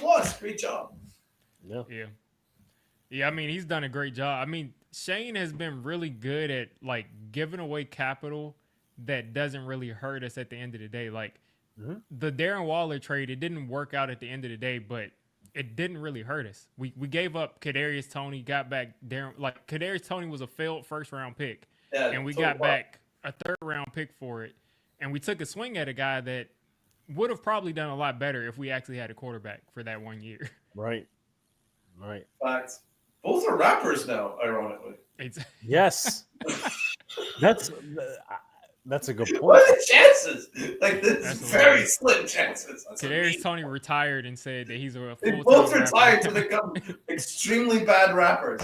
It's a remarkable achievement. Kadarius Toney is like the ultimate example of someone that could have been a great player that just didn't care at all. Like, he just didn't care about football. That's what I think Shedeur Sanders is. I don't think he cares. I think I think the exact opposite. I think Shedeur Sanders is like a football like maniac. I really do.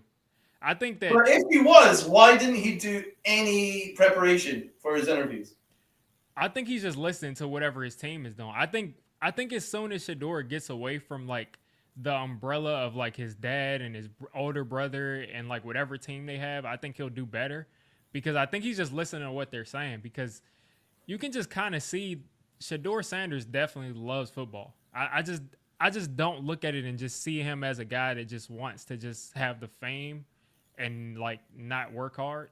I just think his personality rubs people the wrong way. I think that a lot of people just Did you hear the report that he didn't do any of his homework for the Giants interview? Exactly. And that's what I'm saying is like I think he just listened to his dad, because his dad literally did the same thing. He was like, the Giants are picking fourth, I won't be there at that point. So he just didn't show up. So I think that's what he's doing is he's listening to his team, and it's kind of his team are idiots. His team are idiots. Exactly. I think it's just really screwed him over.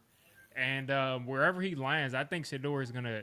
Shador, in my opinion, has a good chance of proving a lot of people wrong. Just because I just think he loves the game that much. But we'll see. Yeah. I didn't really like his tape though. I thought he was. I'm not a fan of him at all. I would kind of say like I'm somewhere in between. Like I like his tape for the most part. I just see a lot of limitations as far as like sometimes if he's not on time, his arm is a problem. If he's on time, his arm's not a problem. But there's just a couple of limitations that I just didn't want to take that risk at 3. I would have taken that risk maybe in the 20s or even in the top of the second round, but I wouldn't have taken that risk at 3. And where else am I going with that? Yeah, I just think Shador is he just needs to go to the right place, and probably preferably away from whatever his team is telling him to do right now. But I mean, why would he? How is he going to give up on his dad? I mean, this no, you know what I'm saying? Like, well, I mean, I think he's going to be kind of forced to do it. Like notice how Lonzo Ball, like he eventually left the Big Baller brand because his dad was literally destroying his career. Like Lonzo Ball literally lost years of his career because he wore those shoes that kept breaking. So at some point, you're going to have to either choose your career or choose to listen to your dad. I mean, I think there's a reason why 72 teams have 72 picks have passed up on him, man. Like, and that's what I'm saying is I think this has, like, let's be real, Shador Sanders tape is not it's not a top 15 level tape, but it's also not a 3rd or 4th round tape.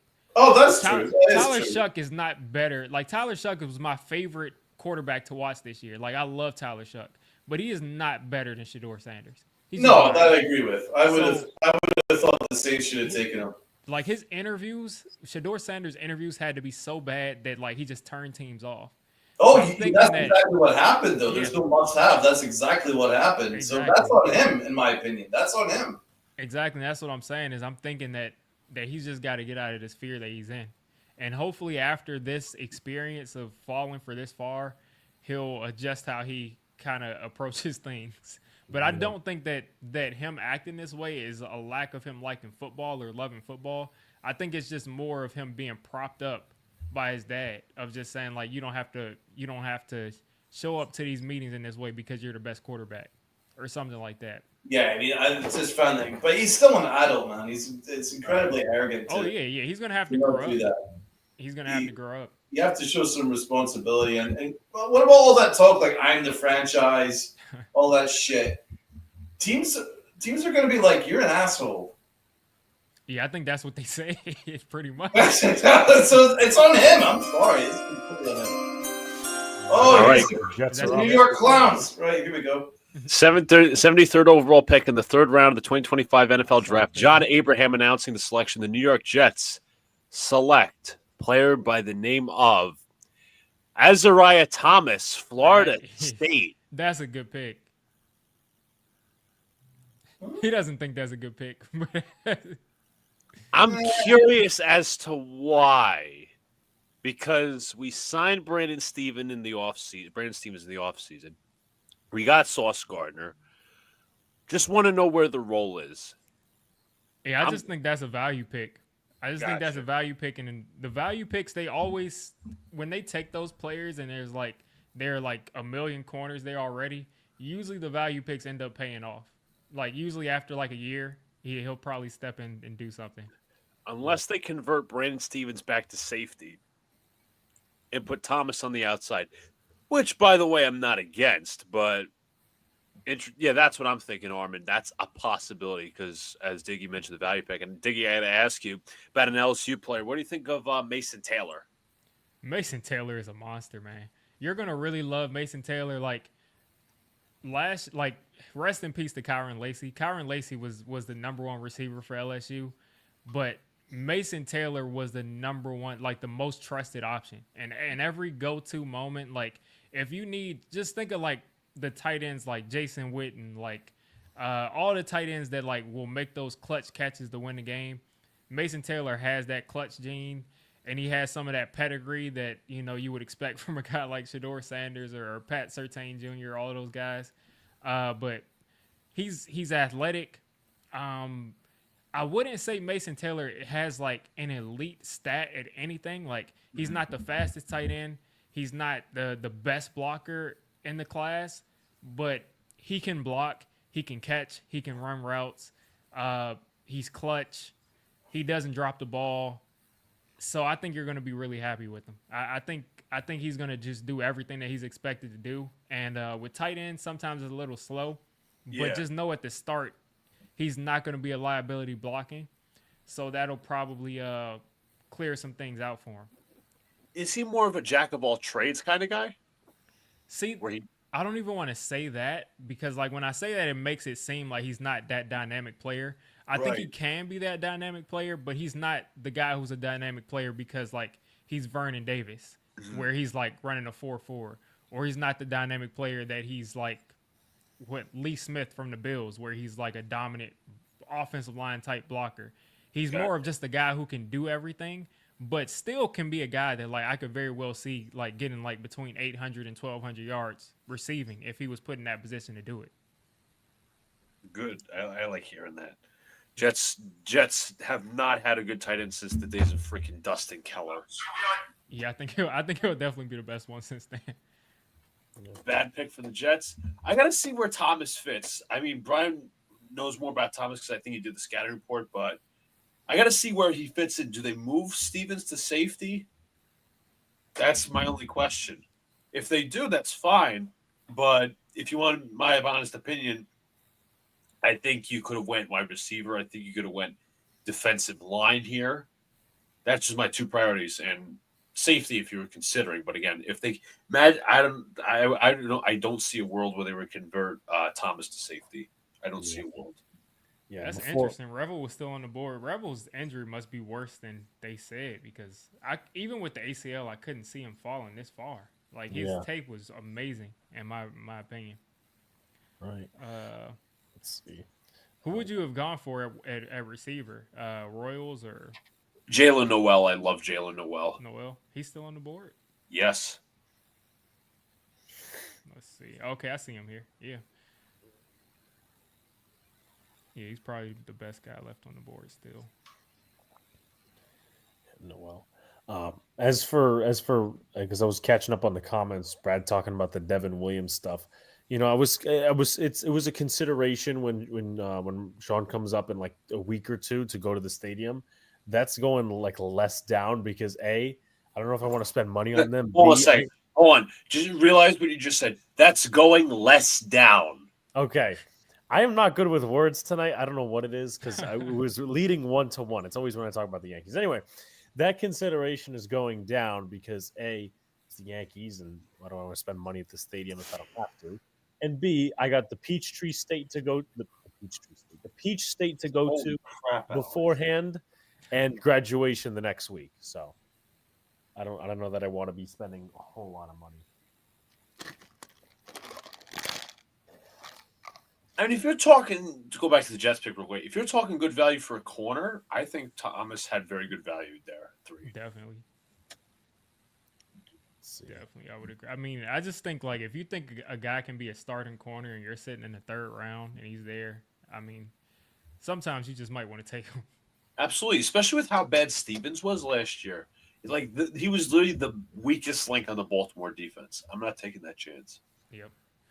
Yeah, just like with the Giants. I mean, Deonte Banks could very well, like, step up and go back to being, like, a starting level corner.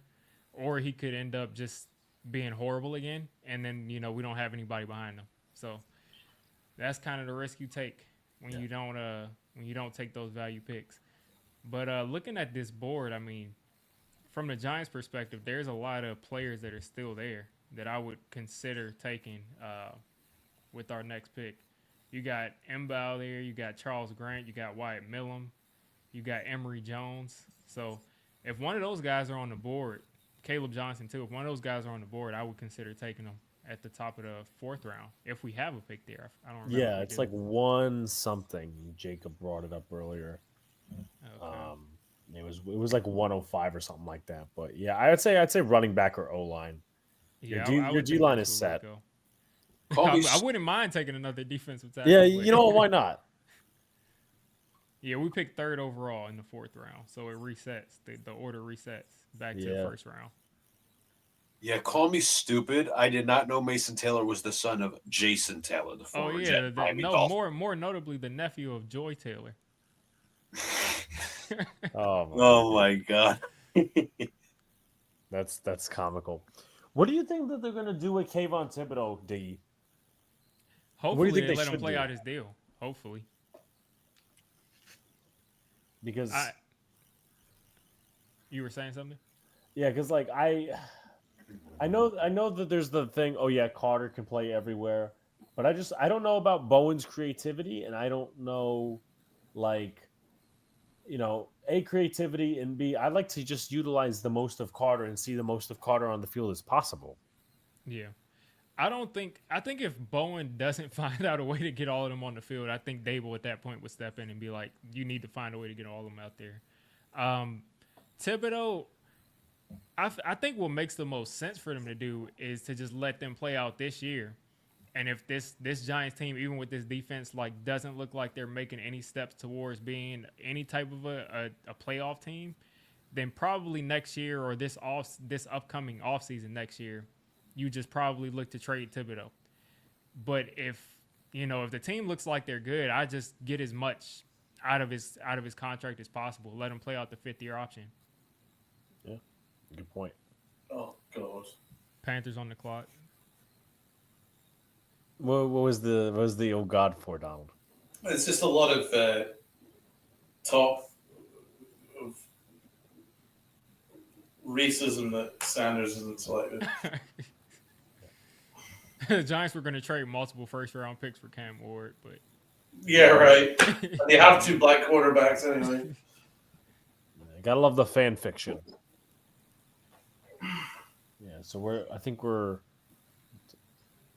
what the? Because I remember, as I said, there's more comp picks this round. So Dallas, I think Dallas is a good fit for Sanders.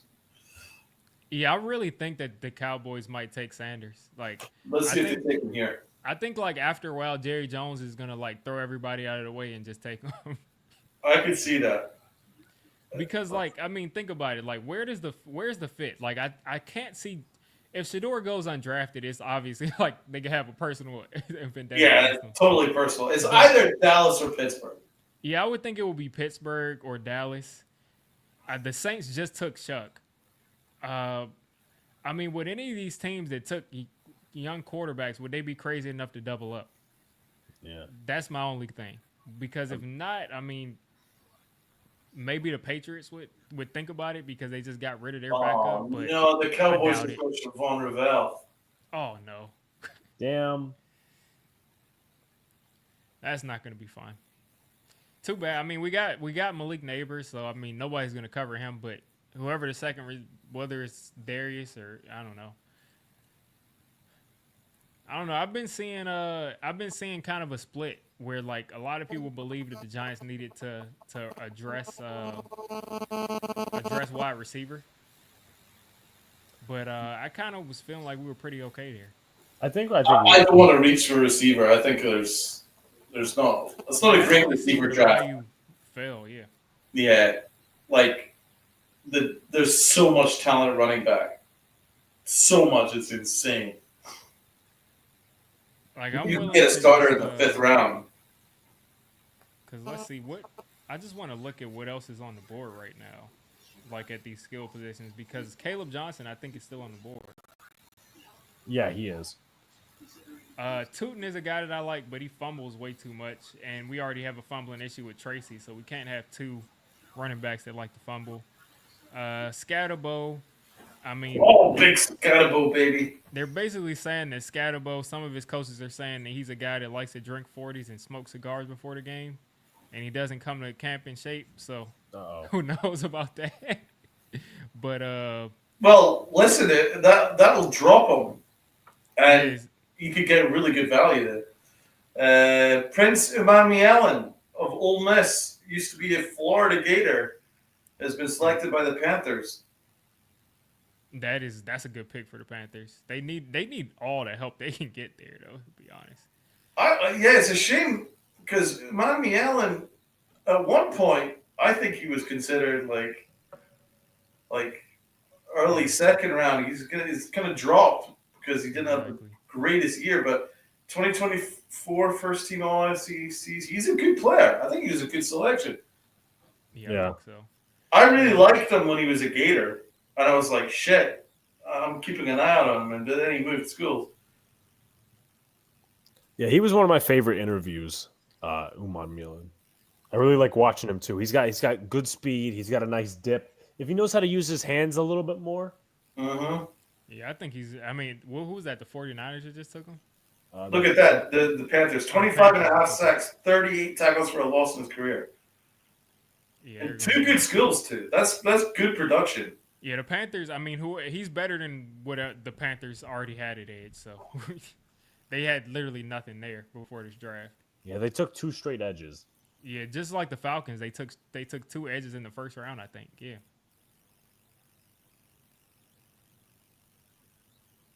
Running back. I think it's a steal. They got him. That's a steal. You said Princely? Yeah. Yeah, I think so. I definitely think so. Uman Milan. Yeah, out of the running backs that are left, I think there's you're starting to see like a fall off. Like, and when I say a fall off, I mean like guys that I think could be like home run hitters. Like I think you got Caleb Johnson, Tootin out of VTech, and then Dylan Sampson. I think those are the only 3 left that are like home run hitters that aren't just one-trick ponies. Yeah. Then you got Devin Neal. I think he's in like the 100th percentile in speed measure. Which one? Tootin. Yeah, Tootin is like ridiculously fast, but like I said, he just fumbles so much. But the rest of those guys, besides those 3, probably are like gonna be more like bangers. Like they're not gonna be home run hitters. And I still think we're kind of missing that at running back. I don't think we have a guy that can score on a 70-yard touchdown at running back right now. No. And I don't think we'll get one because those 3 will probably be gone by the 4th round. Yeah, no, I don't think so. I think it's either going to be running back or. Yeah, because there's some good linemen on the board. There's some good guards that can possibly still be here. Good value, guys. Good value, guys. You got Mbao, Millam, Emory Jones, Miles Frazier. Oh, I would love to get Miles Frazier or Emory Jones, but Miles Frazier actually played tackle and looked pretty good there. Yeah, I was surprised to see that at the Senior Bowl that he switched over to tackle a little bit, and I'm like, wow, he's actually playing really well. Yeah, he was like when he came in at tackle for a little while. He still has the highest graded like pass blocking grade for a tackle at LSU, even above Will Johnson, but he didn't play a ton at tackle. Yeah. Who the hell was the last Niners pick?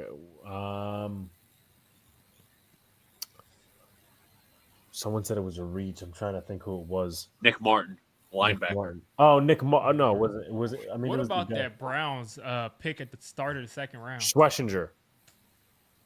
Did you all like that pick? I mean, I thought it was a good pick. I know Schlesinger was supposed to go in the 2nd, but they need serious linebacker help. They do. I mean, I just didn't really like any of the linebackers in this draft, to be honest. Yeah, it's not like a great class. Yeah. Let's see what else is here. Defensive tackle, Ty Robinson, Caldwell. Yeah, I think we took a D tackle at the right spot. Yep. The next level of tackles that I like are in like the 6th round. Yeah.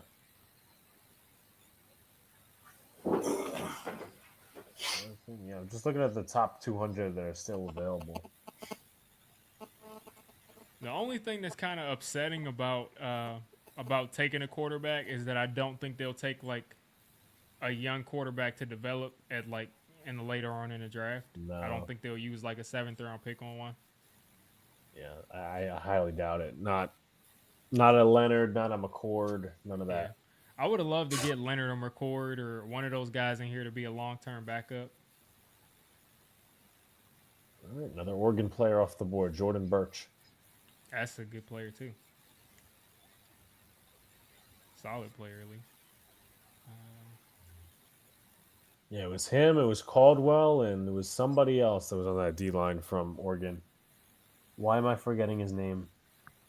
Let's see. It was a sad story. His mother Harmon? passed away. Yeah. Derek Harmon's mother passed away. I feel like there was. I mean, Harmon right is after he there. got picked. Harmon is there. Harmon was there. Yeah. I feel like there was another defensive lineman that I'm missing from Oregon. I'll look it up. I very well could be wrong. Yeah, I don't know. I can't think of who that would be, but there's also some good tight ends here too. Yeah. And since they don't want to use Bellinger, we probably need a tight end. Yeah, I don't get that. I don't know why they don't want to use Bellinger. Maybe they don't like guys that get poked in the eye. I don't know. Ever since he got poked in the eye, they just don't like him. Yeah, they think he has like an eye patch or something. I don't. Exactly. I have no. Alex, you talking Jeffrey Bassa? No. Boston's more of a linebacker. There was Harmon. There was Caldwell. There was Yui Galilei, which is Mateo Yui Galilei. Not a lot of other names that I'd recognize. Bye, Luca. Jalen Noel just got picked. Yeah, Oh, I like Jalen Jalen Noel. It was only a matter of time. That's 2 picks tonight for wide receiver for the Texans. Oh, damn. Did the Texans take him? Yes. That's a good pick. Wait, are both of these guys from Iowa State, Duke Noel and Higgins? Don't forget. Class. Do not forget. If you said Higgins to Texans, right? Yeah. Do not forget they still have Xavier Hutchinson, who went to Iowa State. Oh, That's geez. hilarious. The Iowa State Texans. That's Literally. insane. I actually like 4 of these tight ends on the board too, or 3 of the tight ends on the board. Which would be Gunnar Helm, Jackson Hawes, and Luke Leachy. Hawes is a monster blocker. It's just he doesn't have the passing production, and he went to Ivy League schools. Yeah, I'd love to get somebody in there who could block like that.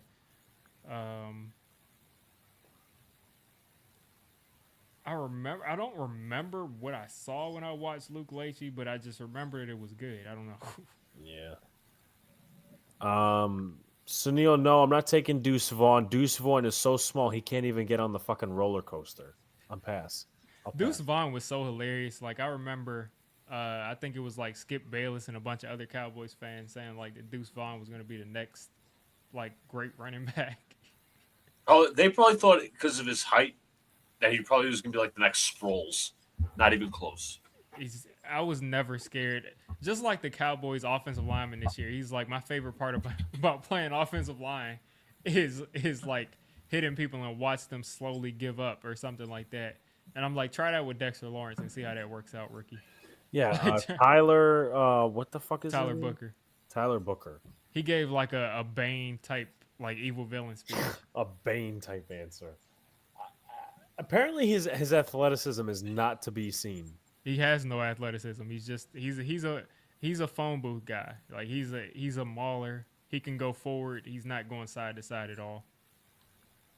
Well, Shane Bowen, you heard it here first, so you heard it here first.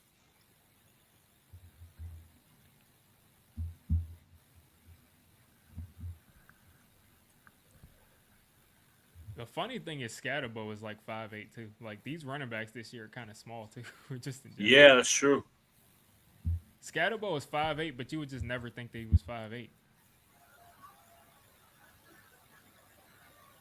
There's your analysis, Luca. Okay, for the second night in a row, NFL Network has completely frozen on me, so I'm not getting any analysis. So I'm going to switch to ESPN. No. I was talking about Jets and Smiths. Oh, well, regardless, my thing froze. Dom C says, "Oh, I'm sure Thomas is a stud. Dom C is phenomenal with his draft stuff. I'm sure Thomas is a stud. We saw him firsthand at the Senior Bowl. He was getting better by the day. It's just like question whether where he's going to fit. That's all I ask, or that's all I'm just wondering." Yeah, and there's your other Georgia guard, Dylan Fairchild. Yeah, Dylan Fairchild is a Bengal. And Dex is Tennessee, then Pittsburgh. I think Pittsburgh, if they don't take Sanders, Sanders is not going to be taken in the third round. I agree. I just want to know who Cleveland's looking at. Who are they looking at for another quarterback? Like, it can't possibly be Kenny Pickett and Joe Flacco. That is an awful quarterback room. My God. Who's that? The Browns? Yeah. The Browns are tanking. I don't think they're going to take Shador. I think the Browns are just completely like they literally are. Tanking. Yeah, I mean, like, they could take Milroe, but like, I don't know. It is ridiculous to me that the Bengals haven't taken a cornerback. That's true. They just keep getting fried. Like, that's I don't not understand. practice. All of their picks should have been defense this year. There's no way that your offense should be that explosive and you don't make the playoffs. Yep. There's just no way. Joe Burrow wins. And Joe Burrow playing at the MVP level he is. Nope, they win how many fucking games? That was ridiculous. Total malpractice, man. Criminal. Let's see. I'm just taking a look at some of these teams' drafts so far just to see which ones stand out. Fannin just went to he went to the Browns earlier. Yeah. I was a big Fannin guy. The Browns actually have had a good draft. Yeah, they've had a good draft. They got my man Judkins. Judkins. Had a good draft because they love stayed away from quarterback. They got Judkins, love him. Got Mason Graham, love him. Like, listen, like the only duo that's gonna like be better than Dex and whoever our best edge is probably Myles Garrett and Mason Graham.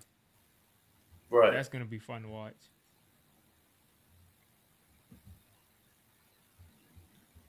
Let's see, the Rams. The Rams have only made one pick. Wow.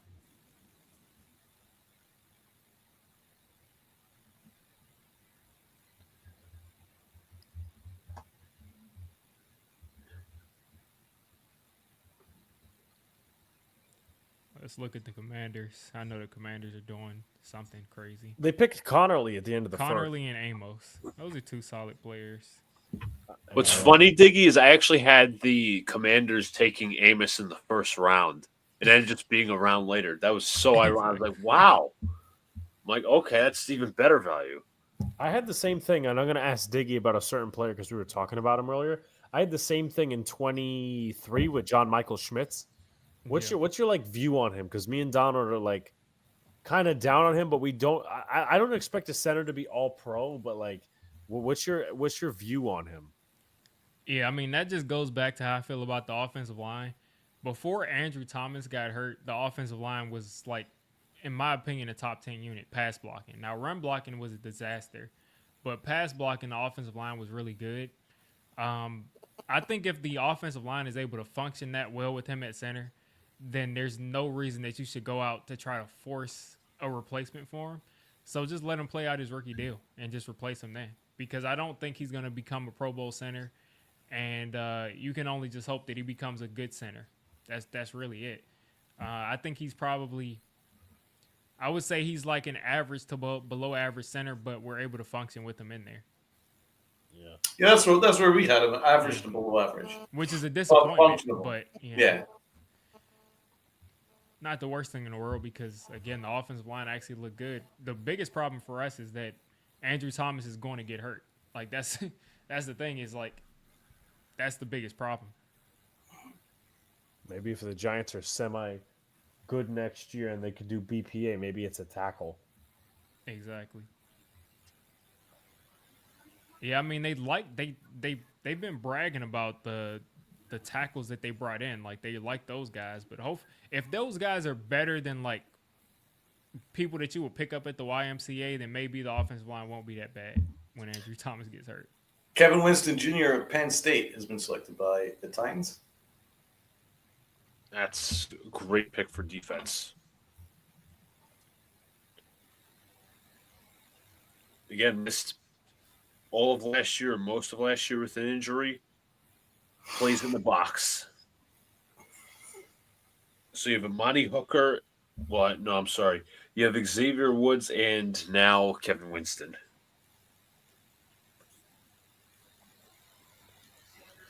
I'm just taking a look at the.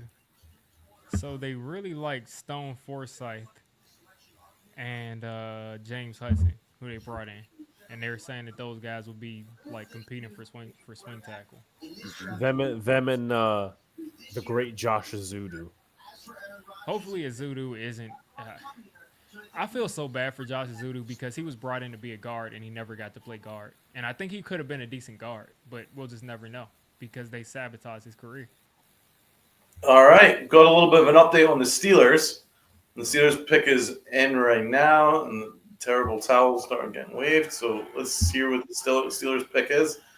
I don't think it's going to be Shadur because of that update that we just heard, but we'll wait and see.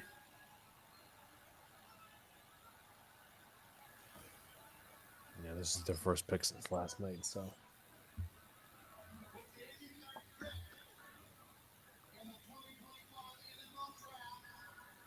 The Steelers select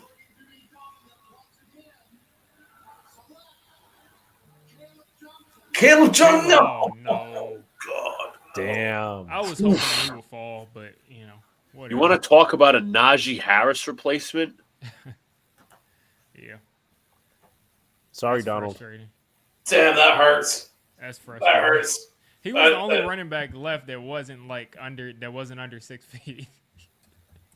That hurts. But to be honest, there's a million good running backs, so it's not the end of the world. But yeah, I think there's a drop off after him, though. Not a huge drop off, but I think there is one. Yeah.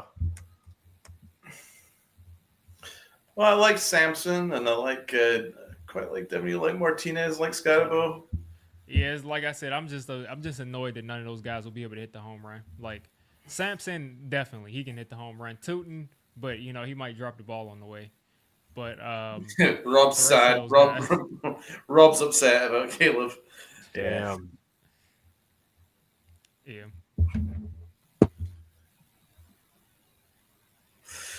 But that means that it's over for Shadur. It's good for him. Goes undrafted, man. Like that's. But crazy. apparently the Steelers are confident that Rodgers is going to sign very, very shortly. Sure. So I wouldn't place any kind of confidence on Rodgers doing anything. Yeah, absolutely. I agree.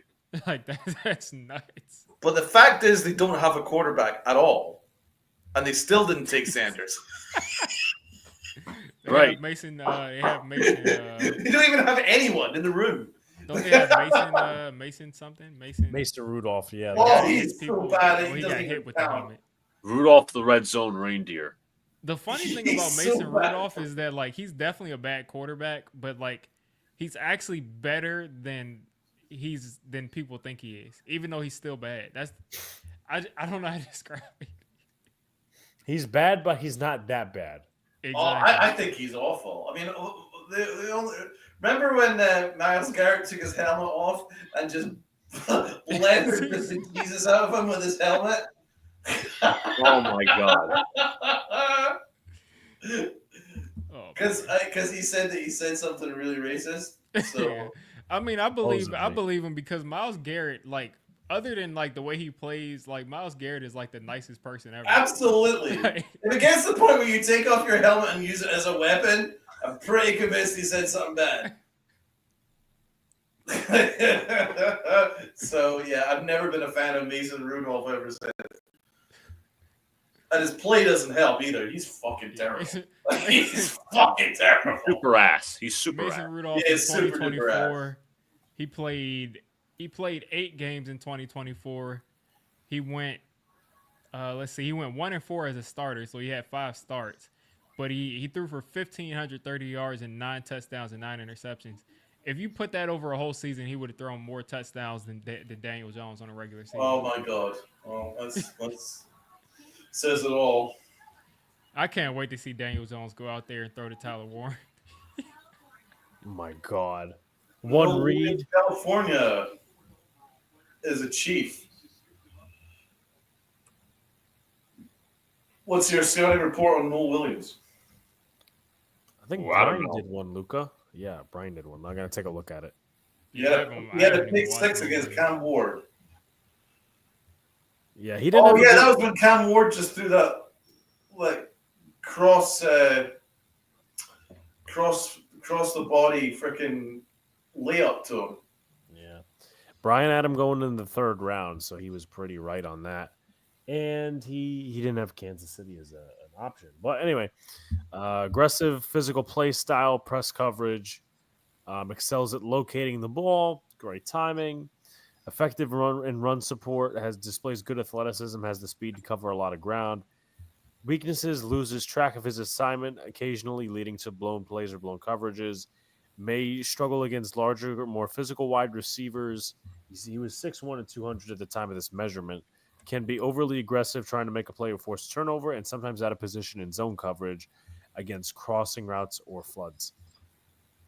Well, that could be coached. At the end of the day, he led the FBS in interceptions last year, so yeah, that's he's a ball hawk. That's a pretty good pick for the Chiefs.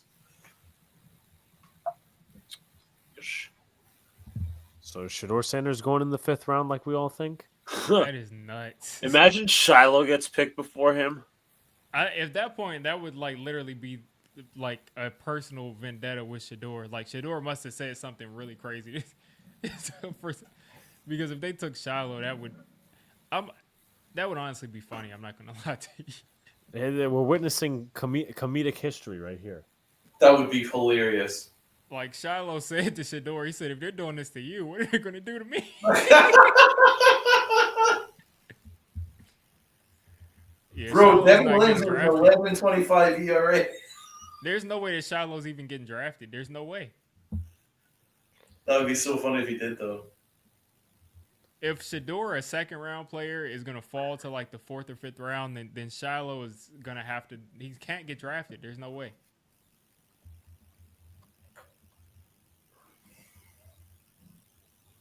Jimmy Horn gets drafted. Oh, man. Remember that first game that they played where Jimmy Horn was like running through everything, and then he just disappeared? Luca, what's the final number on pick this round? It's like 1 something or 99. I thought it was 100. Is it 100? 100, something like that. I'll find out for you just like in a matter of 30 seconds. Well, Mike says, I don't see anything wrong with Shedeur's character. Well, 32 NFL teams do. So, yeah, I mean, like I said, I don't think there's anything wrong with Shedeur's character. I just think he's listening to people around him that probably messed up his whole interview process and how how serious he took it, because there had to be things that happened in the interview, because there's no way that his tape is not a 4th-round quarterback. There's just no way. No. Yeah, I didn't notice that. I knew that Warren Moon came out, but I didn't realize that Warren Moon gave Cam Ward permission to wear his retired jersey. Yeah, his jersey, yeah. So at this point, I mean, are we going to unretire 56? That would take a lot of guts from LT. I wouldn't be a fan of it. I mean, why Tittle, different story. 102, by the way, is the last pick. Yeah, so we got 16 picks. Good Lord, 16? What the fuck? Watch the Chargers pick a lineman. Just because they like to ground and pound. Well, I mean, disgruntled taco it's a difference if like you're impressionable just by like everybody, but there's a ton of young adults that are still impressionable by their parents. Yeah. Especially rich young adults who have who've only had their dad as their coach. I'm sorry, Alex. Did you bring up Lawrence Taylor in the 56 thing? Well, yeah, Diggy just said it, kind of thing. He Oh, kind of yeah. just hinted at it. I don't think he's serious. Yeah, we're not. I mean, Yeah, I was about to say. I'm halfway serious. I don't think it'll happen, and I don't think it makes sense. But it seems like Well, the NFL is kind of moving towards like the whole legacy number thing, like because I mean Warren Moon's jersey just got unretired. Last year we unretired Ray Flaherty's Oh yeah, there it is. jersey. So at this point, it's kind of like the Drew Pearson, Michael Irvin '88 thing. Luca, well, yeah. As Almighty alluded to, and I was about to allude to, Diggy has it alluded to, like in a serious aspect, he actually did reject the request. That's hilarious. Yeah. In all seriousness, that was a serious request. Well, yeah, 56 doesn't mean anything without Lawrence Taylor. Yeah. So just like I'm pretty sure friggin' Malik Neighbors didn't say, "Oh, I want to be like Ray Flaherty," and then takes number one. That's not how that works. This was hilarious. You I probably mean, have to look it up.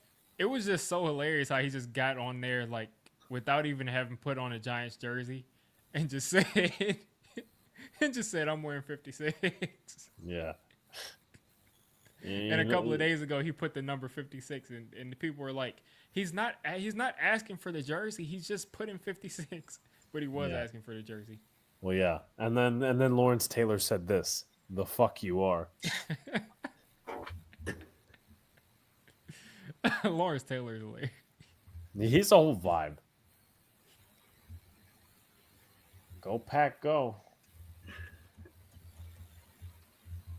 Oh well, I mean, this Disgruntled Taco, he's getting held accountable for his actions right now. Yeah, Yeah, he's getting a lot of accountability right now. kind of a humbling experience to say. I just wonder how long they're going to let him fall because, like, again, the Saints aren't going to take him. The Browns may take him in a couple of rounds. I think it's between the Browns, the Steelers, and the Rams, maybe. Maybe the Raiders. But, yeah, this is crazy. I didn't expect this. I wonder where Milroe's going to go. Yeah, I mean, Milroe may go before Shador. I think that'll happen. I think that's because one thing about Milroe is like he has everything that you could call an intangible, like the physical intangibles and the leadership intangibles Milroe has. I just don't know if he can ever figure out how to throw the football accurately. But if he can figure that out, then he's gonna be like the Jalen Hurts plus of like a guy who is the ultimate leader, who is extra athletic, except he has a much stronger arm than Hurts. And he's faster than Hurts. It's just ridiculous with him.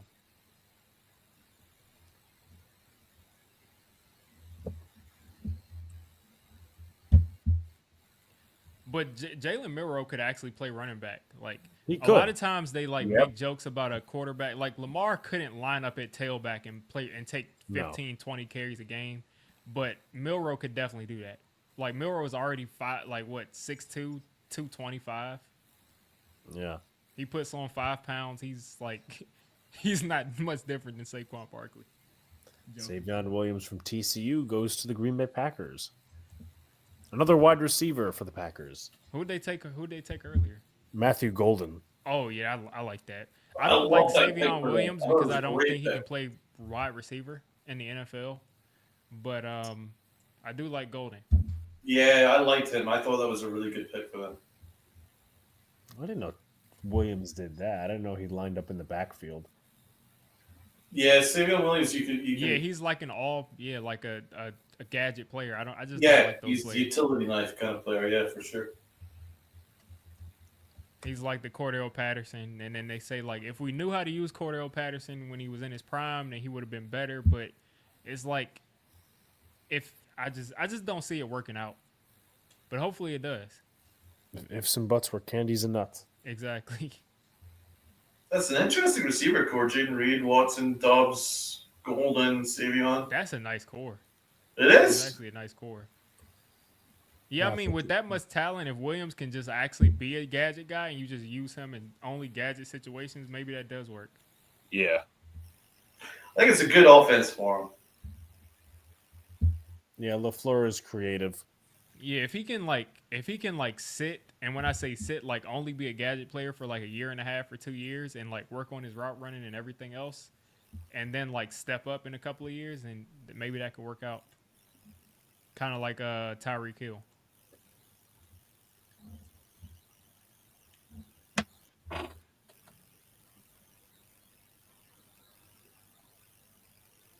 I cannot believe that Darius Alexander fell to us in the third round. That was great. That was great. Great value pick. Like, I'm surprised that nobody in the division traded ahead of us just to make sure we didn't get him. What I originally thought is I thought the Eagles were going to select Bo. I swear to God, I did. I did too. I thought that they were going to take either him or Alexander. One of those trench guys just to screw us over. Almighty says draft Shador at 105. Yeah, let's have a quarterback merry-go-round. As I said, we're going to split it in 4. 16. If it was a 16-game season, 4 games for Dart, 4 games for Sanders, 4 games for Winston, 4 games for Wilson. It's a big whole tryout. Exactly. Yeah, just who would you all have been looking at right now if we still had the 99th pick? I would be looking at Bo and more Millum. So would you trade Millum and imaginary third round pick next year for Jackson Dart? I mean, yeah, essentially, like. Then again, too, I'm not. Hopefully, this doesn't happen, but I have a feeling it will. Bo is falling right now, past what I think he would. Yeah. So I'd like to see what team takes him. I think he's going to go in the third round. If he doesn't, though, then this conversation, you know. But again, you'd have to wait till 5 to get your running back. So I do believe. I mean, at this point, what's their running back again? You got Scatterbo. I mean, there's probably going to be a run. So yeah, you're right. These guys are probably going to go. Like Sampson and Tootin are probably going to go. Scatterbo's probably going to go. So at that point, you probably have like Damian Martinez, Ollie Gordon, Devin Neal, maybe. So, I mean, it wouldn't be the worst thing in the world, but I think it may help us a little bit more if we did get one of those guards and with this next pick. I'll say this as well. Let's just say you take Bo or Millum at 10 whatever we pick, right? And there's a running back that you do like after, like not directly after, but a few, like, you know, how many picks after. I wouldn't be opposed to trading both of our 6th and our 7th to move up. Oh, yeah, because... Wyatt Mullins has been taken by the Jaguars. Oh, man. Damn. All right. Well, that's one off the board, and that's why I think we have to go with an offensive lineman if we want one, because I think all of them are going to be gone. Like, all of them are going to be gone if we don't take them, take it with our next pick. Whereas if you want a running back, like I said, the home run hitters are pretty much gone if you don't want to take Tootin or if you don't want to take Sampson. And who knows if he'll be there. Because, I mean, going from Scatterbo to Devin Neal, I don't think is that much of a difference. I think they're really similar. Even a guy like Martinez, I don't think will be horrible. Yeah. I mean, the other guy I would consider, other than, and I'm not like super high on him, but I'm just talking like bodies, is Jared Wilson from Georgia. Yeah. He's a guy I'd probably, because he's bigger than, I don't know how much JMS weighs. He's a center, but I mean, you could probably make him a guard. 330, 6'3". Yeah, he can definitely play guard. I like his finishing attitude, his anchor, his athleticism, and his perception of angles. And then his weaknesses being the balance, occasional stunts, and weak shoulder. He has a little bit of the Glowinski syndrome. Yeah. Which, you know, doesn't obviously ring too many good bells. You said Jared Wilson? Jared Wilson from Georgia. They have him listed at 310. I don't know why. Maybe he lost 20 pounds, but when I was measuring him, when I was looking at his measurements before the Senior Bowl, he was around 330. Oh, maybe he lost stuff for the combine or something. So the Giants have 4 picks tomorrow. Correct. I don't think they're making those 4 picks. Do you think they're going to try and trade up to end of this round? I think they take an offensive lineman here, and then probably trade back up. Because I mean, I don't even think, not to say that we have like some super roster or anything, but I don't think they need all of those picks. I think it'd be better off trading up. Yeah. Yeah, because they would be crazy not to take advantage of this running back class. It's a great running back class. Because I mean, what would you take with like the 6 or 7 pick, like another special teams linebacker and a wide receiver that's not going to play? Friggin' or a tight end.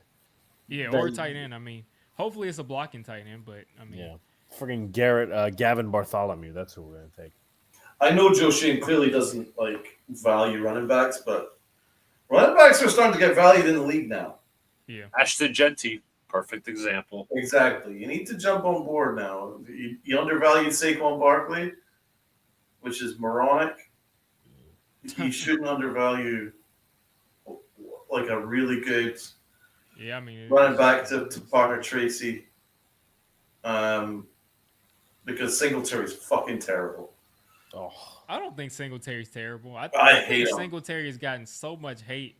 Just like He's slow though, bro. Singletary has gotten like, just if you go back and look at Singletary's tape, there's so many times that Singletary was supposed to lose yards and he got like 5 yards and then Giants fans said like, oh, he didn't do blah blah blah.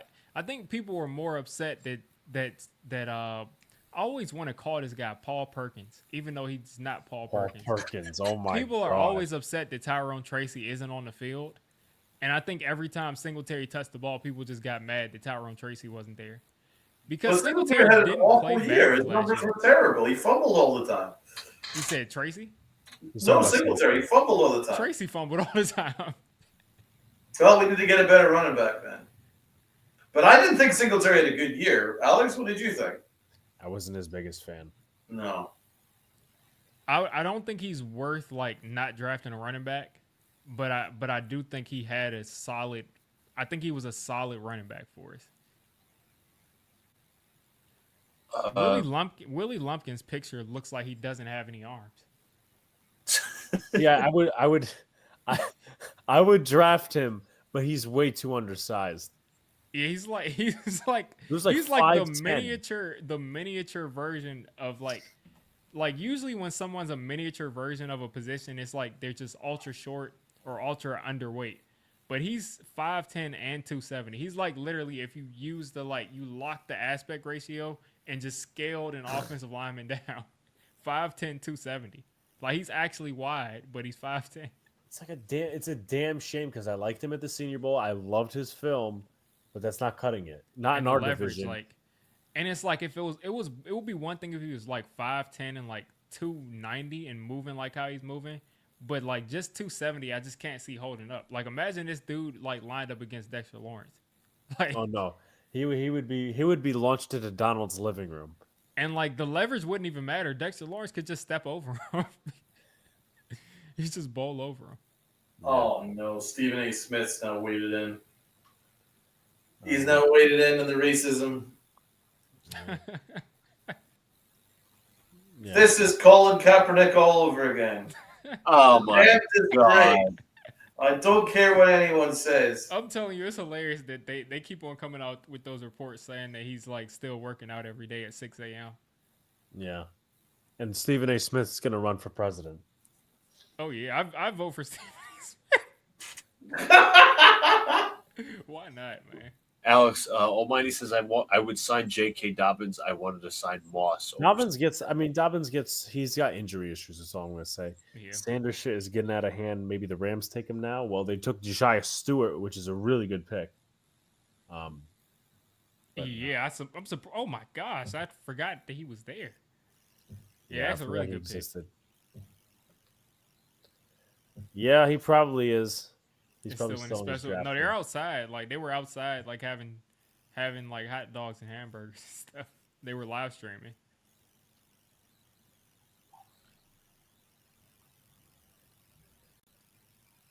Yeah, that's what I was saying, Almighty. Like somebody prank called. Like that's just mean. Like why are you prank calling Shador? Like how do you have his number? That's what I'm saying. Exactly. Like, that means they probably were watching his live stream and they doxed him. and then they found his number through like his VPN or something, and then called his number just to. And I felt so bad for him because like he was grinning from ear to ear. His dad was in the background like congratulating him. Congratulations on waiting. How many more picks? Oh no, Emory Jones just went. But Okay, good. You said good. Good. I'm gonna be completely honest, and Luca did more of the scouting on Jones for the Senior Bowl.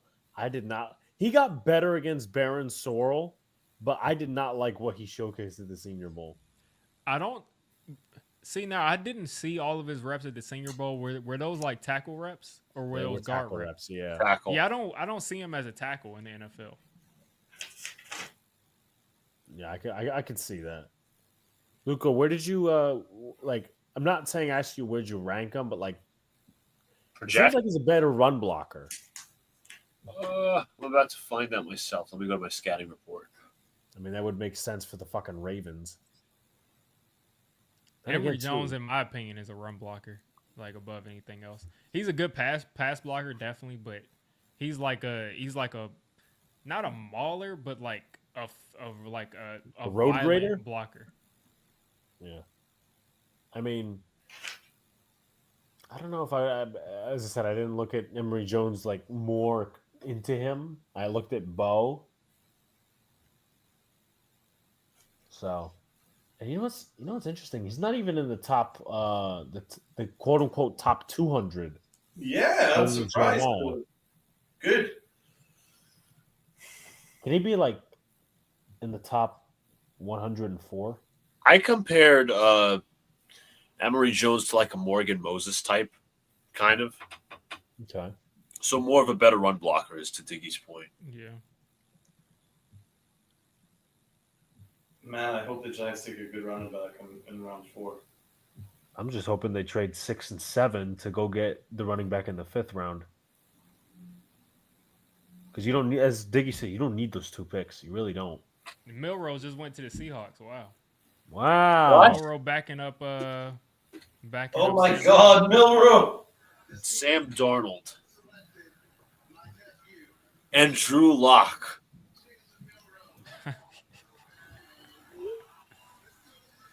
I said Jalen Milroe recent would go over Shedeur Sanders. Yep.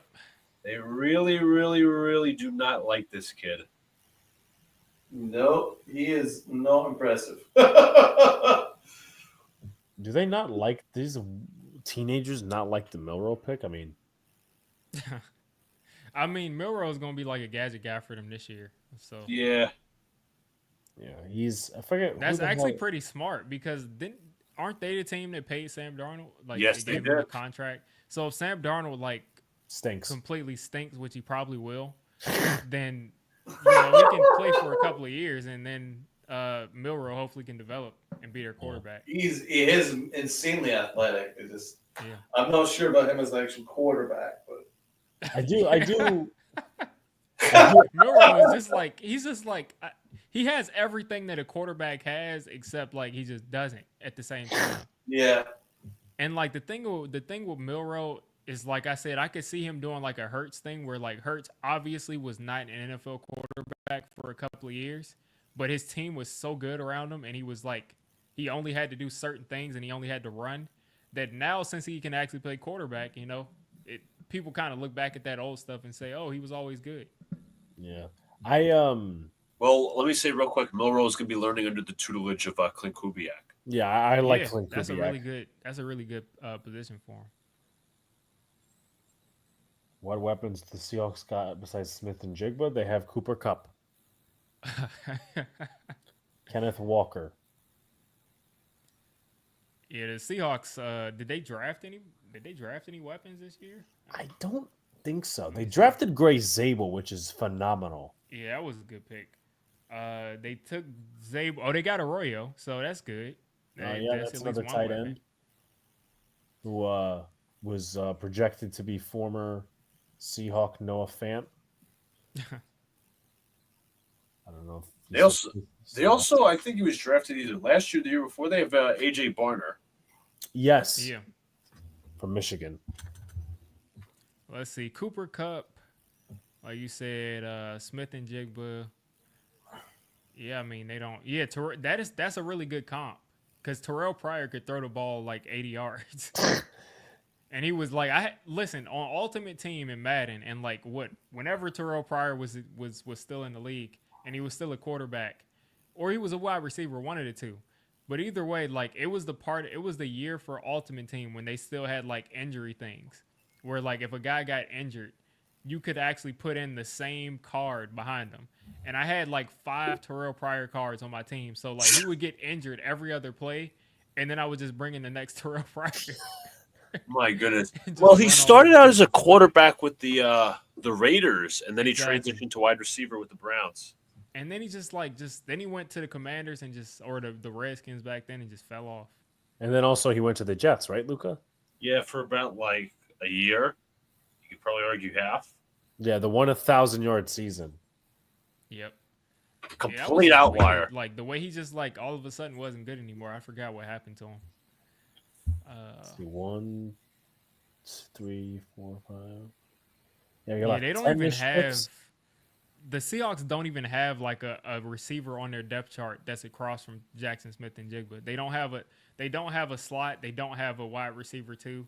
They just have Smith and Jigba, and then the other spots are blank. And then you see Jake Bobo and Cody White. Bobo ain't bad, but he's not somebody you're gonna put on the field. He's not bad, but he's not someone you want to put on the field.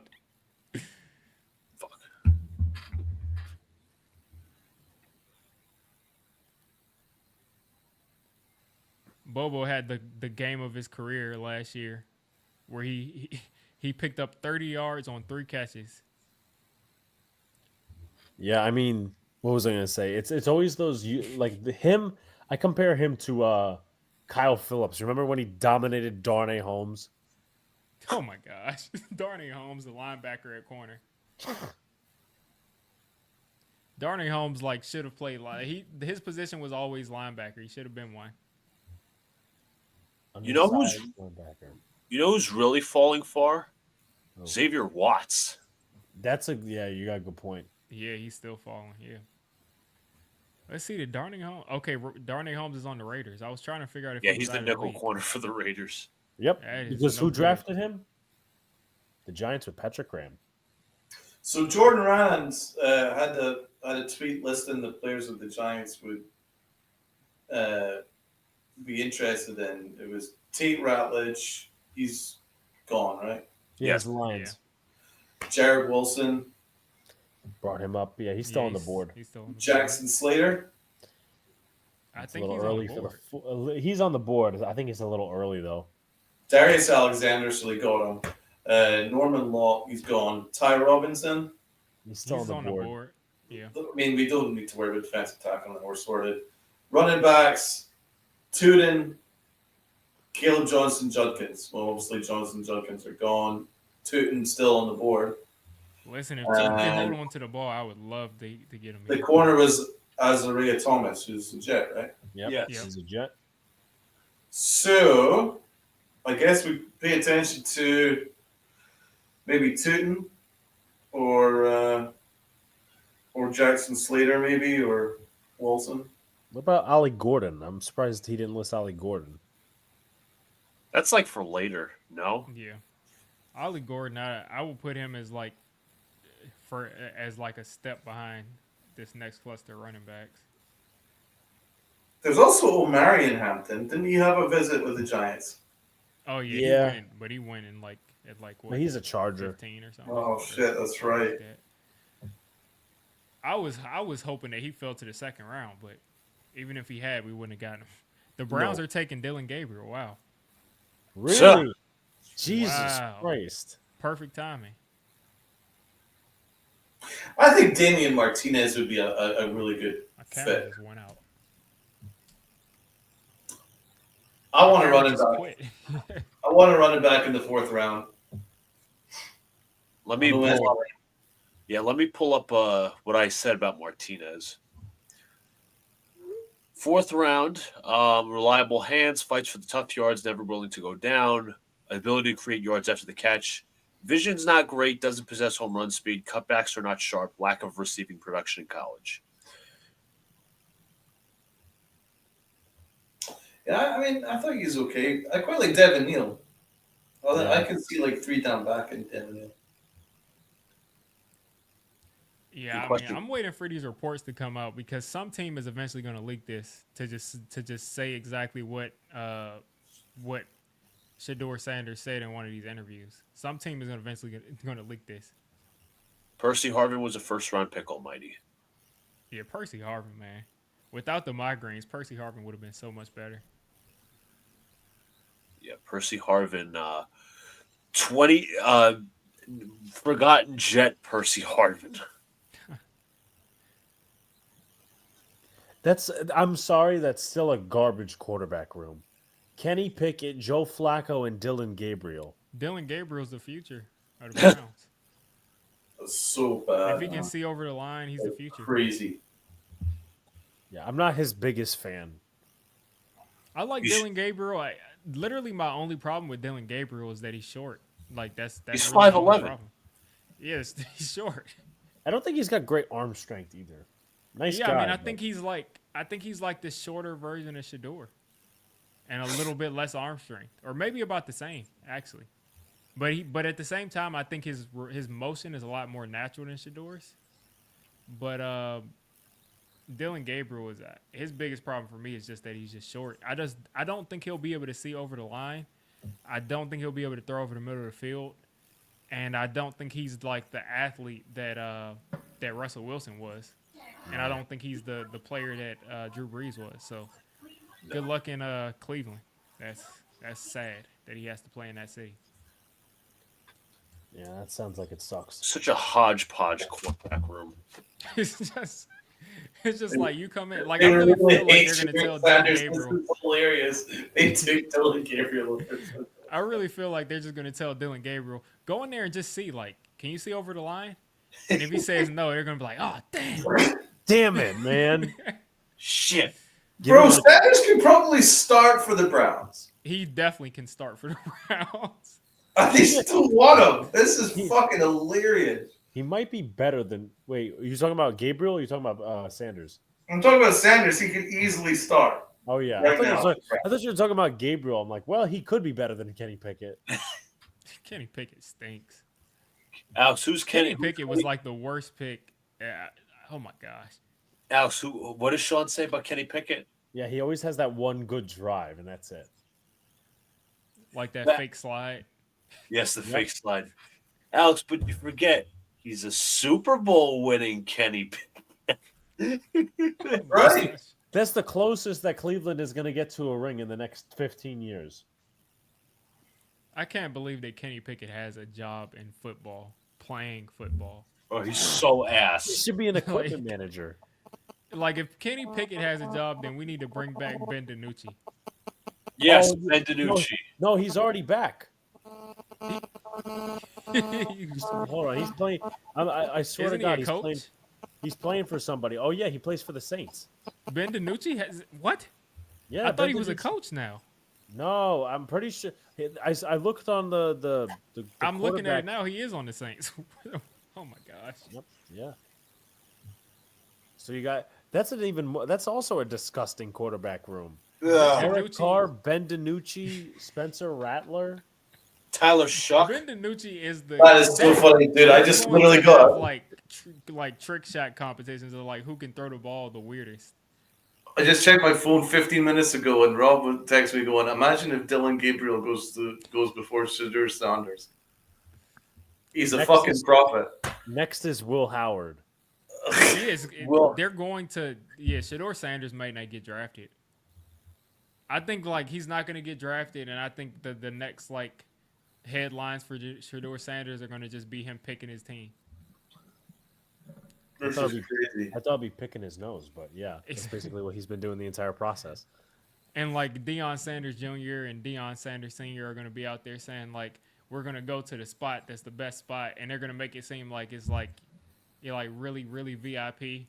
Like all these options. They told him Jared not Wilson to draft him because he Patriots. wanted to go to what team he wanted to go to. Jared Wilson's a Patriot. Yeah. Oh wow. That's your David Andrews replacement. Well, I mean Bradbury's there, but Bradbury stinks. Yeah. That's a good pick for them, man. Dexter Lawrence pretty much retired Brad Perry. Yeah, no, he put him in his grave. Tiki, the Squirrel says Tiki had a solid point about Shador. I don't know what his point I was. don't know what he said. But what was I gonna say? No, at the end of the draft, it's gonna be Jimmy Horn, Shiloh, and Shador picking the same team. And They're Will gonna try to be Shepherd. on the same team like it's Little League. Don't forget Will Shepherd. Will Shepherd too. Yes. The Falcons have just traded up. They're not trading it for Shador. Imagine they have Michael Penix and Shador. That would be weird as hell. It better not be for what I think it is. Where's Kirk Cousins going, by the way? Who knows? Who the hell knows? Maybe he's going to the Packers Pittsburgh. when Aaron Rodgers retires. Or the Pittsburgh, yeah, the Steelers, when Aaron Rodgers retires. Or maybe when Rodgers doesn't even show up.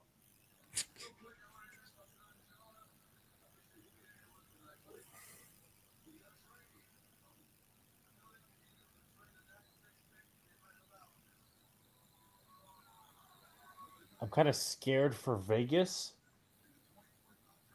And then Philly. Falcons just took Xavier Watts. That's a good pick. Xavier Watts, man. That's from your favorite school. Yep. Notre Dame. Lucky sons of bitches. I'm going to listen to this. Let me look at their depth chart, the Falcons. And this dude could start Watts. So. What's your analysis for Watts?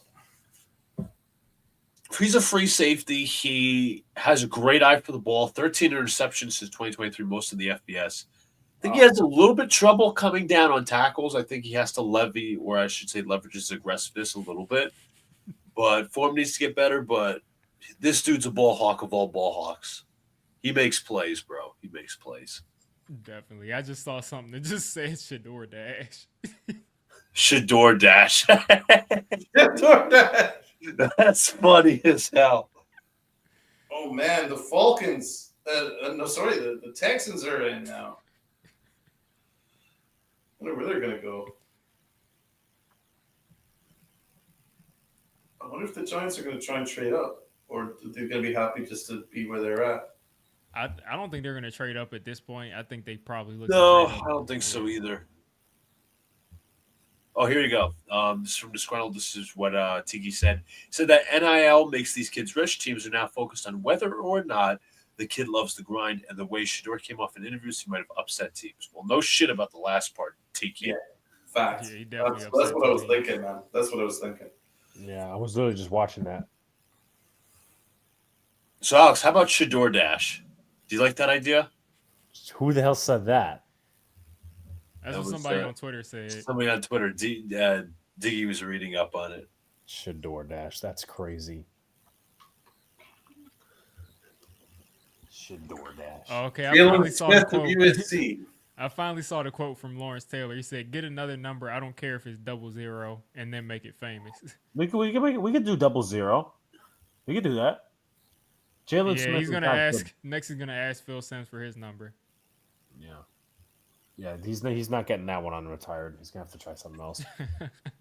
He's gonna do like 12 or something. I don't know. Alex actually, you know what? Hold on, time out for a second. What the hell number is Jackson Dart gonna wear?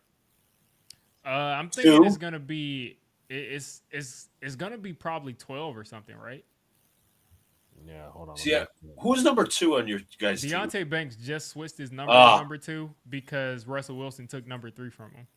So I don't know if Deontay Banks would just switch his number again, but I don't think so. I think Dart is going to pick a number. Who's 11 for the Giants? Phil Simms. Well, makes sense where you guys just talked about the retired number. Alex, didn't Jalen Smith, wasn't he at the Senior Bowl? Yeah, apparently he was garbage, according to Brian. Yeah, he wasn't good. He was not good. 5 picks So left. the Raiders have 2 picks coming up, and they might pass on Shador with both picks. This is crazy, man. So this is crazy. It is insane. Like, this is mad.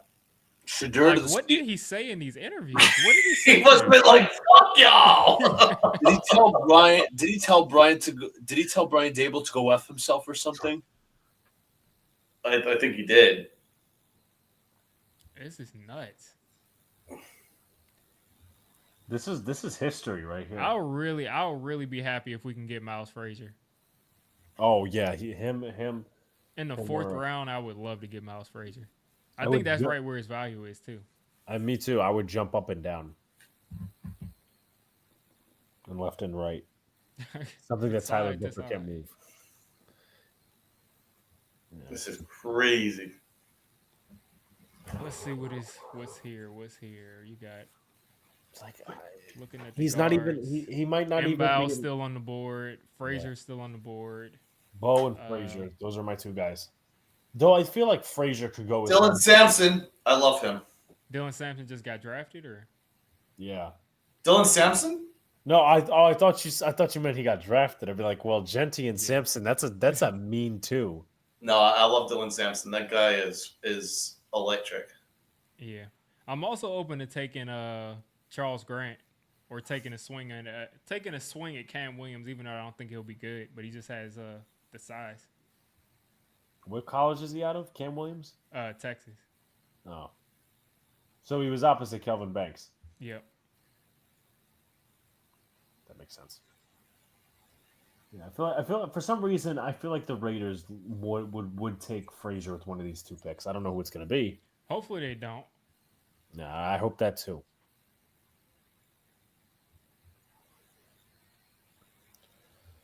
Darius Alexander from Fort Wayne, Indiana. Wow, that's a real place. People are really from there. I always think of the Mad Ants, the Fort Wayne or Mad Ants. That's like the G-League team. that. Oh yeah. I was about to say that team sounds really familiar. Yeah.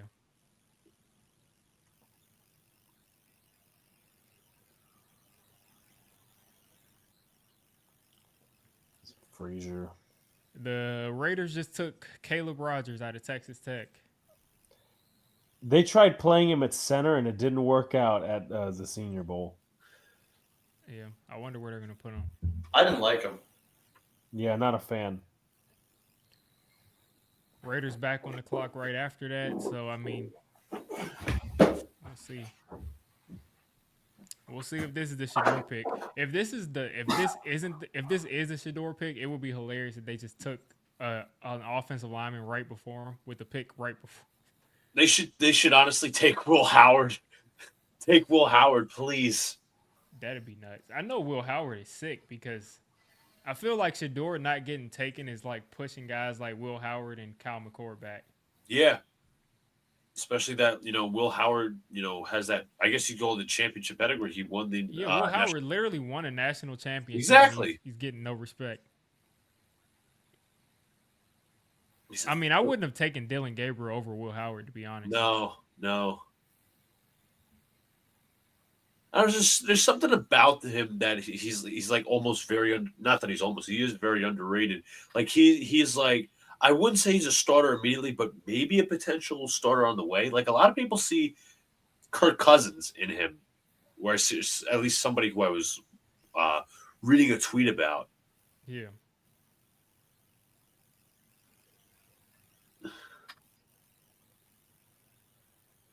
Shador Sanders tweeted 22 minutes ago. He said, "Thank you, God, for everything."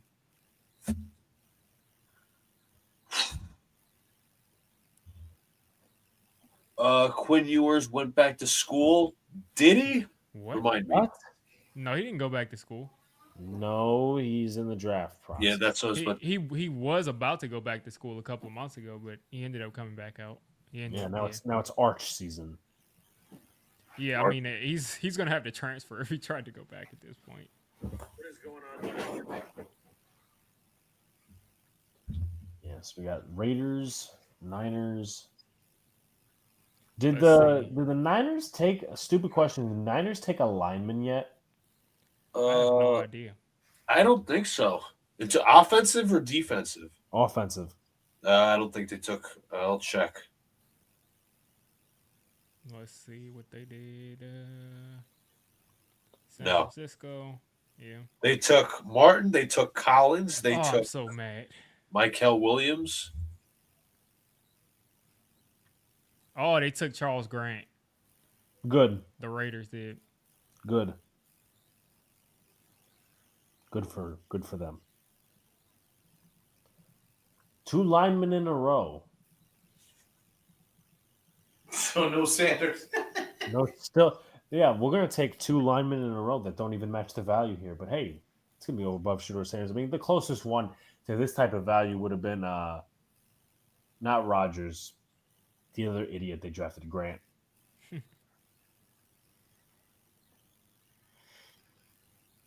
Yeah, they took 2 offensive linemen back to back. They got That's Rodgers weird. and Grant back to back. I mean, they haven't been putrid on the line. They haven't been putrid, I will say. It's good production though. Yeah. Breaking news: Ballsack Sports reports that the Raiders have drafted Colin Kaepernick with the 98th pick in the 2025 NFL draft. Oh my god.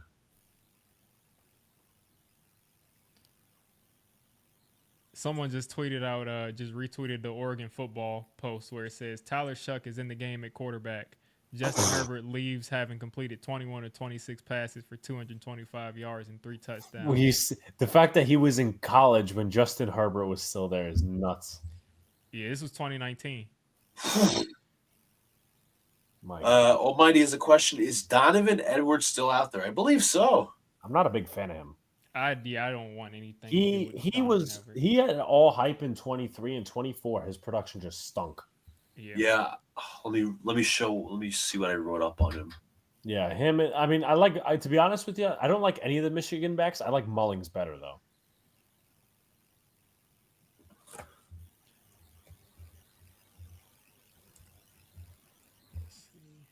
Yeah, Edwards. I have him as a 7th round guy. I was not high on him at all. Runner who grinds out tough yards, good pass protector, solid cutback ability, fast and efficient runner outside the tackles, below average vision, struggles to run between the tackles, receiving back upside questionable, never played a true role in Michigan's passing attack, and then he also lacks top end speed. So, yeah, I'm just not interested in taking Donovan Edwards. Maybe as an undrafted free agent as a flyer, sure, but no. No. All right, we're finally going to pick 100. Let's see who the 49ers 49ers. Nobody's licked the pick yet. No one's looked to pick Shador yet.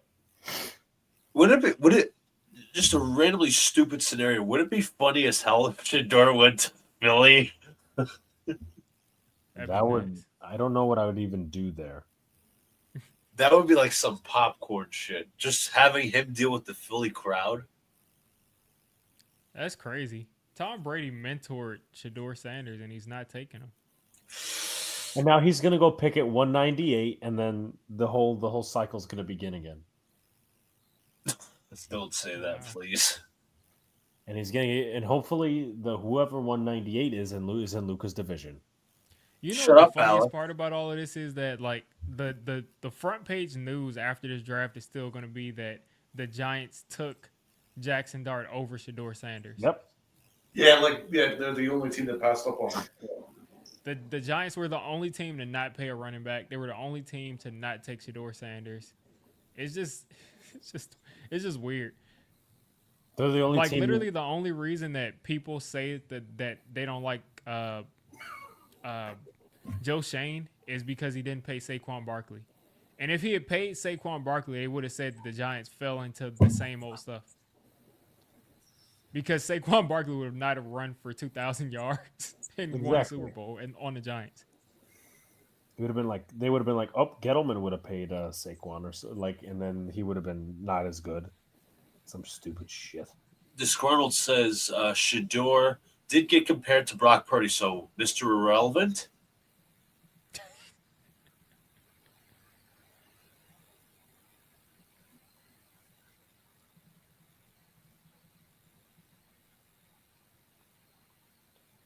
Very happy with the Alexander pick. Yeah, that's what I'm saying. Like with the Alexander pick, everything after this is really icing on the cake. Yeah. Because like really what I wanted to come out of this draft with was Abdul Carter and a defensive tackle that like I thought was good. So everything else is icing. I wasn't even thinking about the quarterback, but he's there and we were still able to get Darius Alexander, so I'm happy about that.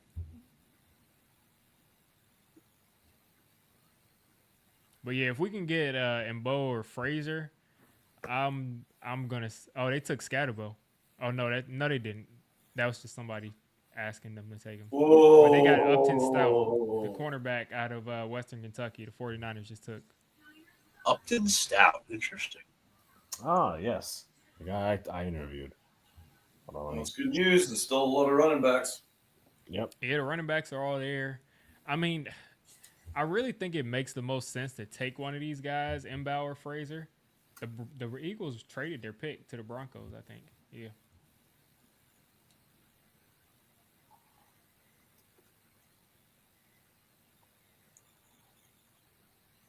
At this point, Shedeur Sanders needs to guard himself psychologically and lean on self-belief and faith. This is the next tier of life, enduring adversities out of one's control, and the rude awakening of adulthood. While his pedigree may create concern and envy, his last name is still his power. Disappointment is not defeat. It's in preparation for perseverance and an opportunity to prove depth of character. That's what Josina Anderson tweeted. And then someone responded to her and said he's a St. Louis Battlehawk. Ugh. Why am I not surprised? St. Louis Battlehawk. Josina Anderson always has an enemy out of Giants fans after that interview. She also has a tendency to tweet weird word salads. She does that a lot. People will be like, "What does this mean?" Why was Lil Wayne in the interview? Why was he in the interview? Why was he there? I've never seen this. That was just crazy. That was the beginning of the end. Odell was like, he said, my quarterback can't get me the ball. He won't block for him. I mean, he can't run. And Lil Wayne is just in the background just nodding his head like,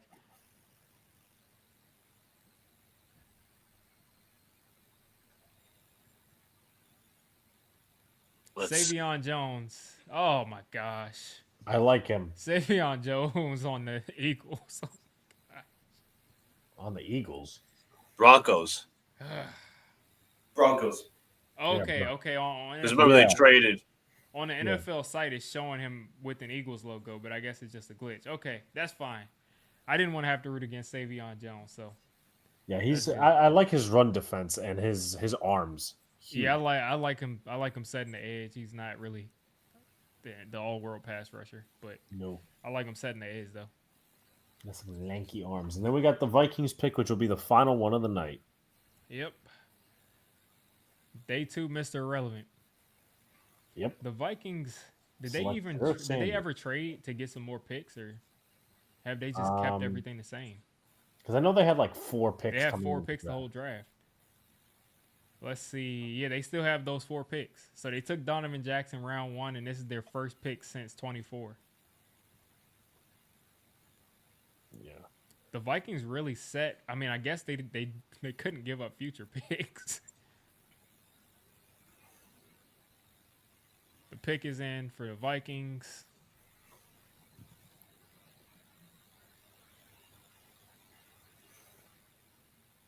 And the spoiler is that the Vikings did not take Shedeur Sanders with the 102nd pick. Shedeur Sanders will be a day 3 pick or not.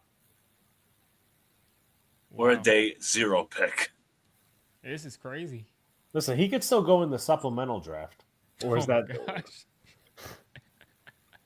or the USFL draft. Or the NBA draft is that's pretty fun. It happens in the summer. It is, it is coming up in June. He's got big hands, so he can palm a basketball. Luca, do the Knicks need players like him? No. No, Sanders. He said, "What did that make Shiloh? Shiloh, it makes him undrafted." It makes him a bank teller. CFL. What about arena football? He doesn't need arm strength to throw an arena football. You're throwing fucking 30 yards. Yeah, the Vikings pick is Ty Felton. Oh, I like. And that's up. Yeah, that's the end of the day 2. Ooh. We made it. Yeah. I like Ty a lot too. Oh boy. Okay. Well, thank you everybody for coming out. 4 minutes 20, 4 hours 20. Marathon. Yes, a marathon. Appreciate everyone who's coming in the chat. I'll let Diggy go first. Because obviously he was grateful to come on here and talk some Giants, talk some shit and all that other stuff. And obviously the fall of Shador. If you haven't already, please sub up to his channel, Diggy546 on YouTube and his Twitter as well. Final thoughts, Diggy. Yeah, it's always fun coming on. Appreciate you for inviting me on.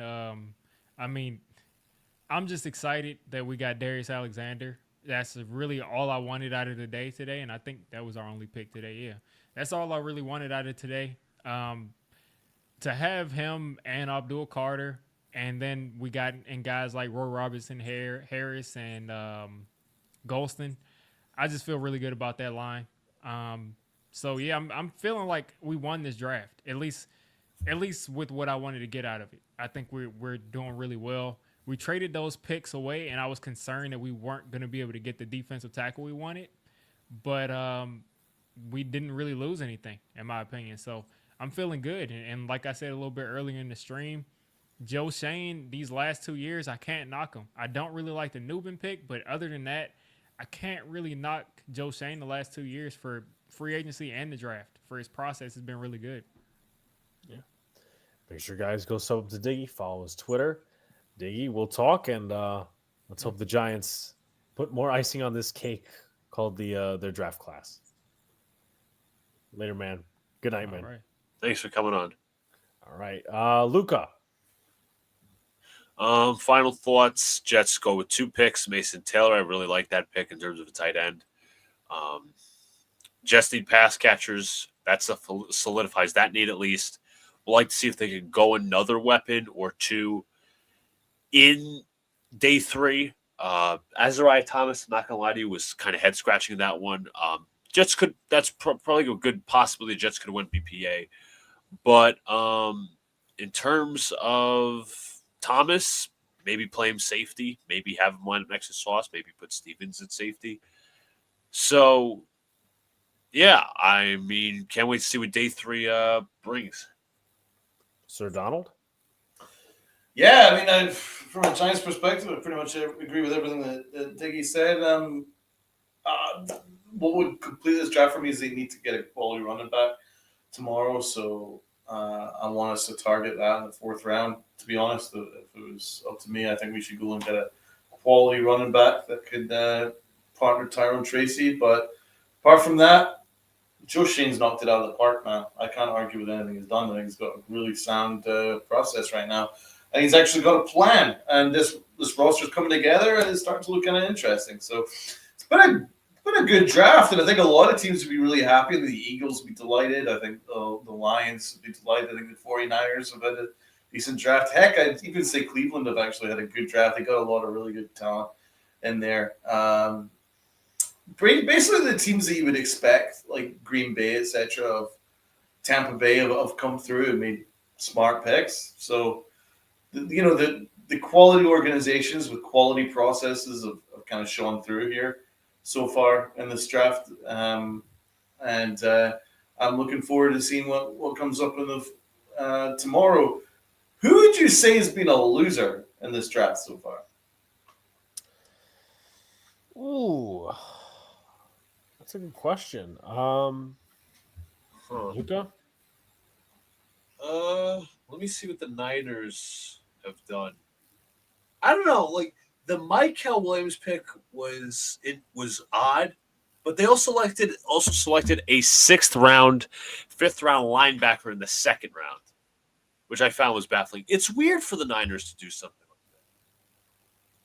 But then they got Alfred Collins. That's true. But you could argue, again, I'm not trying to be like too nitpicky, but again, he was more of like a late second, third round pick. Yeah, it might have been a bit of a reach where they got him. So would you classify that as a team with an L? Yeah, the one pick I guess you could argue is Upton Stout, which in terms of a depth pick is really good. But otherwise, and the Niners are usually a good drafting team, which is what I understand. I would say the Bengals, they've not really taken advantage of fixed the kind of weaknesses that they had last year. Where's the secondary help? Exactly. Like they were getting absolutely rinsed last year in the secondary, and they've not done anything about that. And that's for me, that's malpractice. So I would say the Bengals. I don't think the Chiefs have done anything too crazy good, but you never know. Yeah. In this situation, but I would say the Bengals have not been really up to much. Neither have Vegas. The Vegas have had a million picks, and I mean, Genty was the most notable. I'm trying to look through their others right now. Genty was their most notable. They selected. They also got Jack Bench. I really like that pick. They also selected two offensive linemen in a row, Charles Grant and Caleb Rogers in the third round. They did also select Darian Porter, which I really liked. So not too bad, in my opinion. Okay. Not notable, but good enough to be, I guess, under the radar. Right. Meat and potatoes. Meat and potatoes. Yeah. I'd go with the Bengals. I don't like them not getting a corner. When there were corners that were falling. So weird one. Yeah. Can't really figure that one out. Sunil Ezeraku was good value in the second round. So yeah, he's a good edge rusher. Trust me, I did my work. He led, I think, the ACC in sacks last year, 16.5. Some shit like that, yeah. Yeah. Sunil, you don't deserve good things, but it looks like you're going to get a good one in him. Tomorrow we'll be live at 12. Starting, I'm gonna probably put out a 6.5 hour marathon. Looks like Donald's gonna join me at 5. Multiple content creators coming on, multiple writers from multiple different teams, Cowboys, Raiders, Patriots. A couple other teams you'll find out tomorrow. Anyway, appreciate you guys so much. It's been a great weekend thus far. Thank you to all our guests and whatnot. And, we will see you tomorrow night. Well, tomorrow. Peace out. See you later. Stay cool.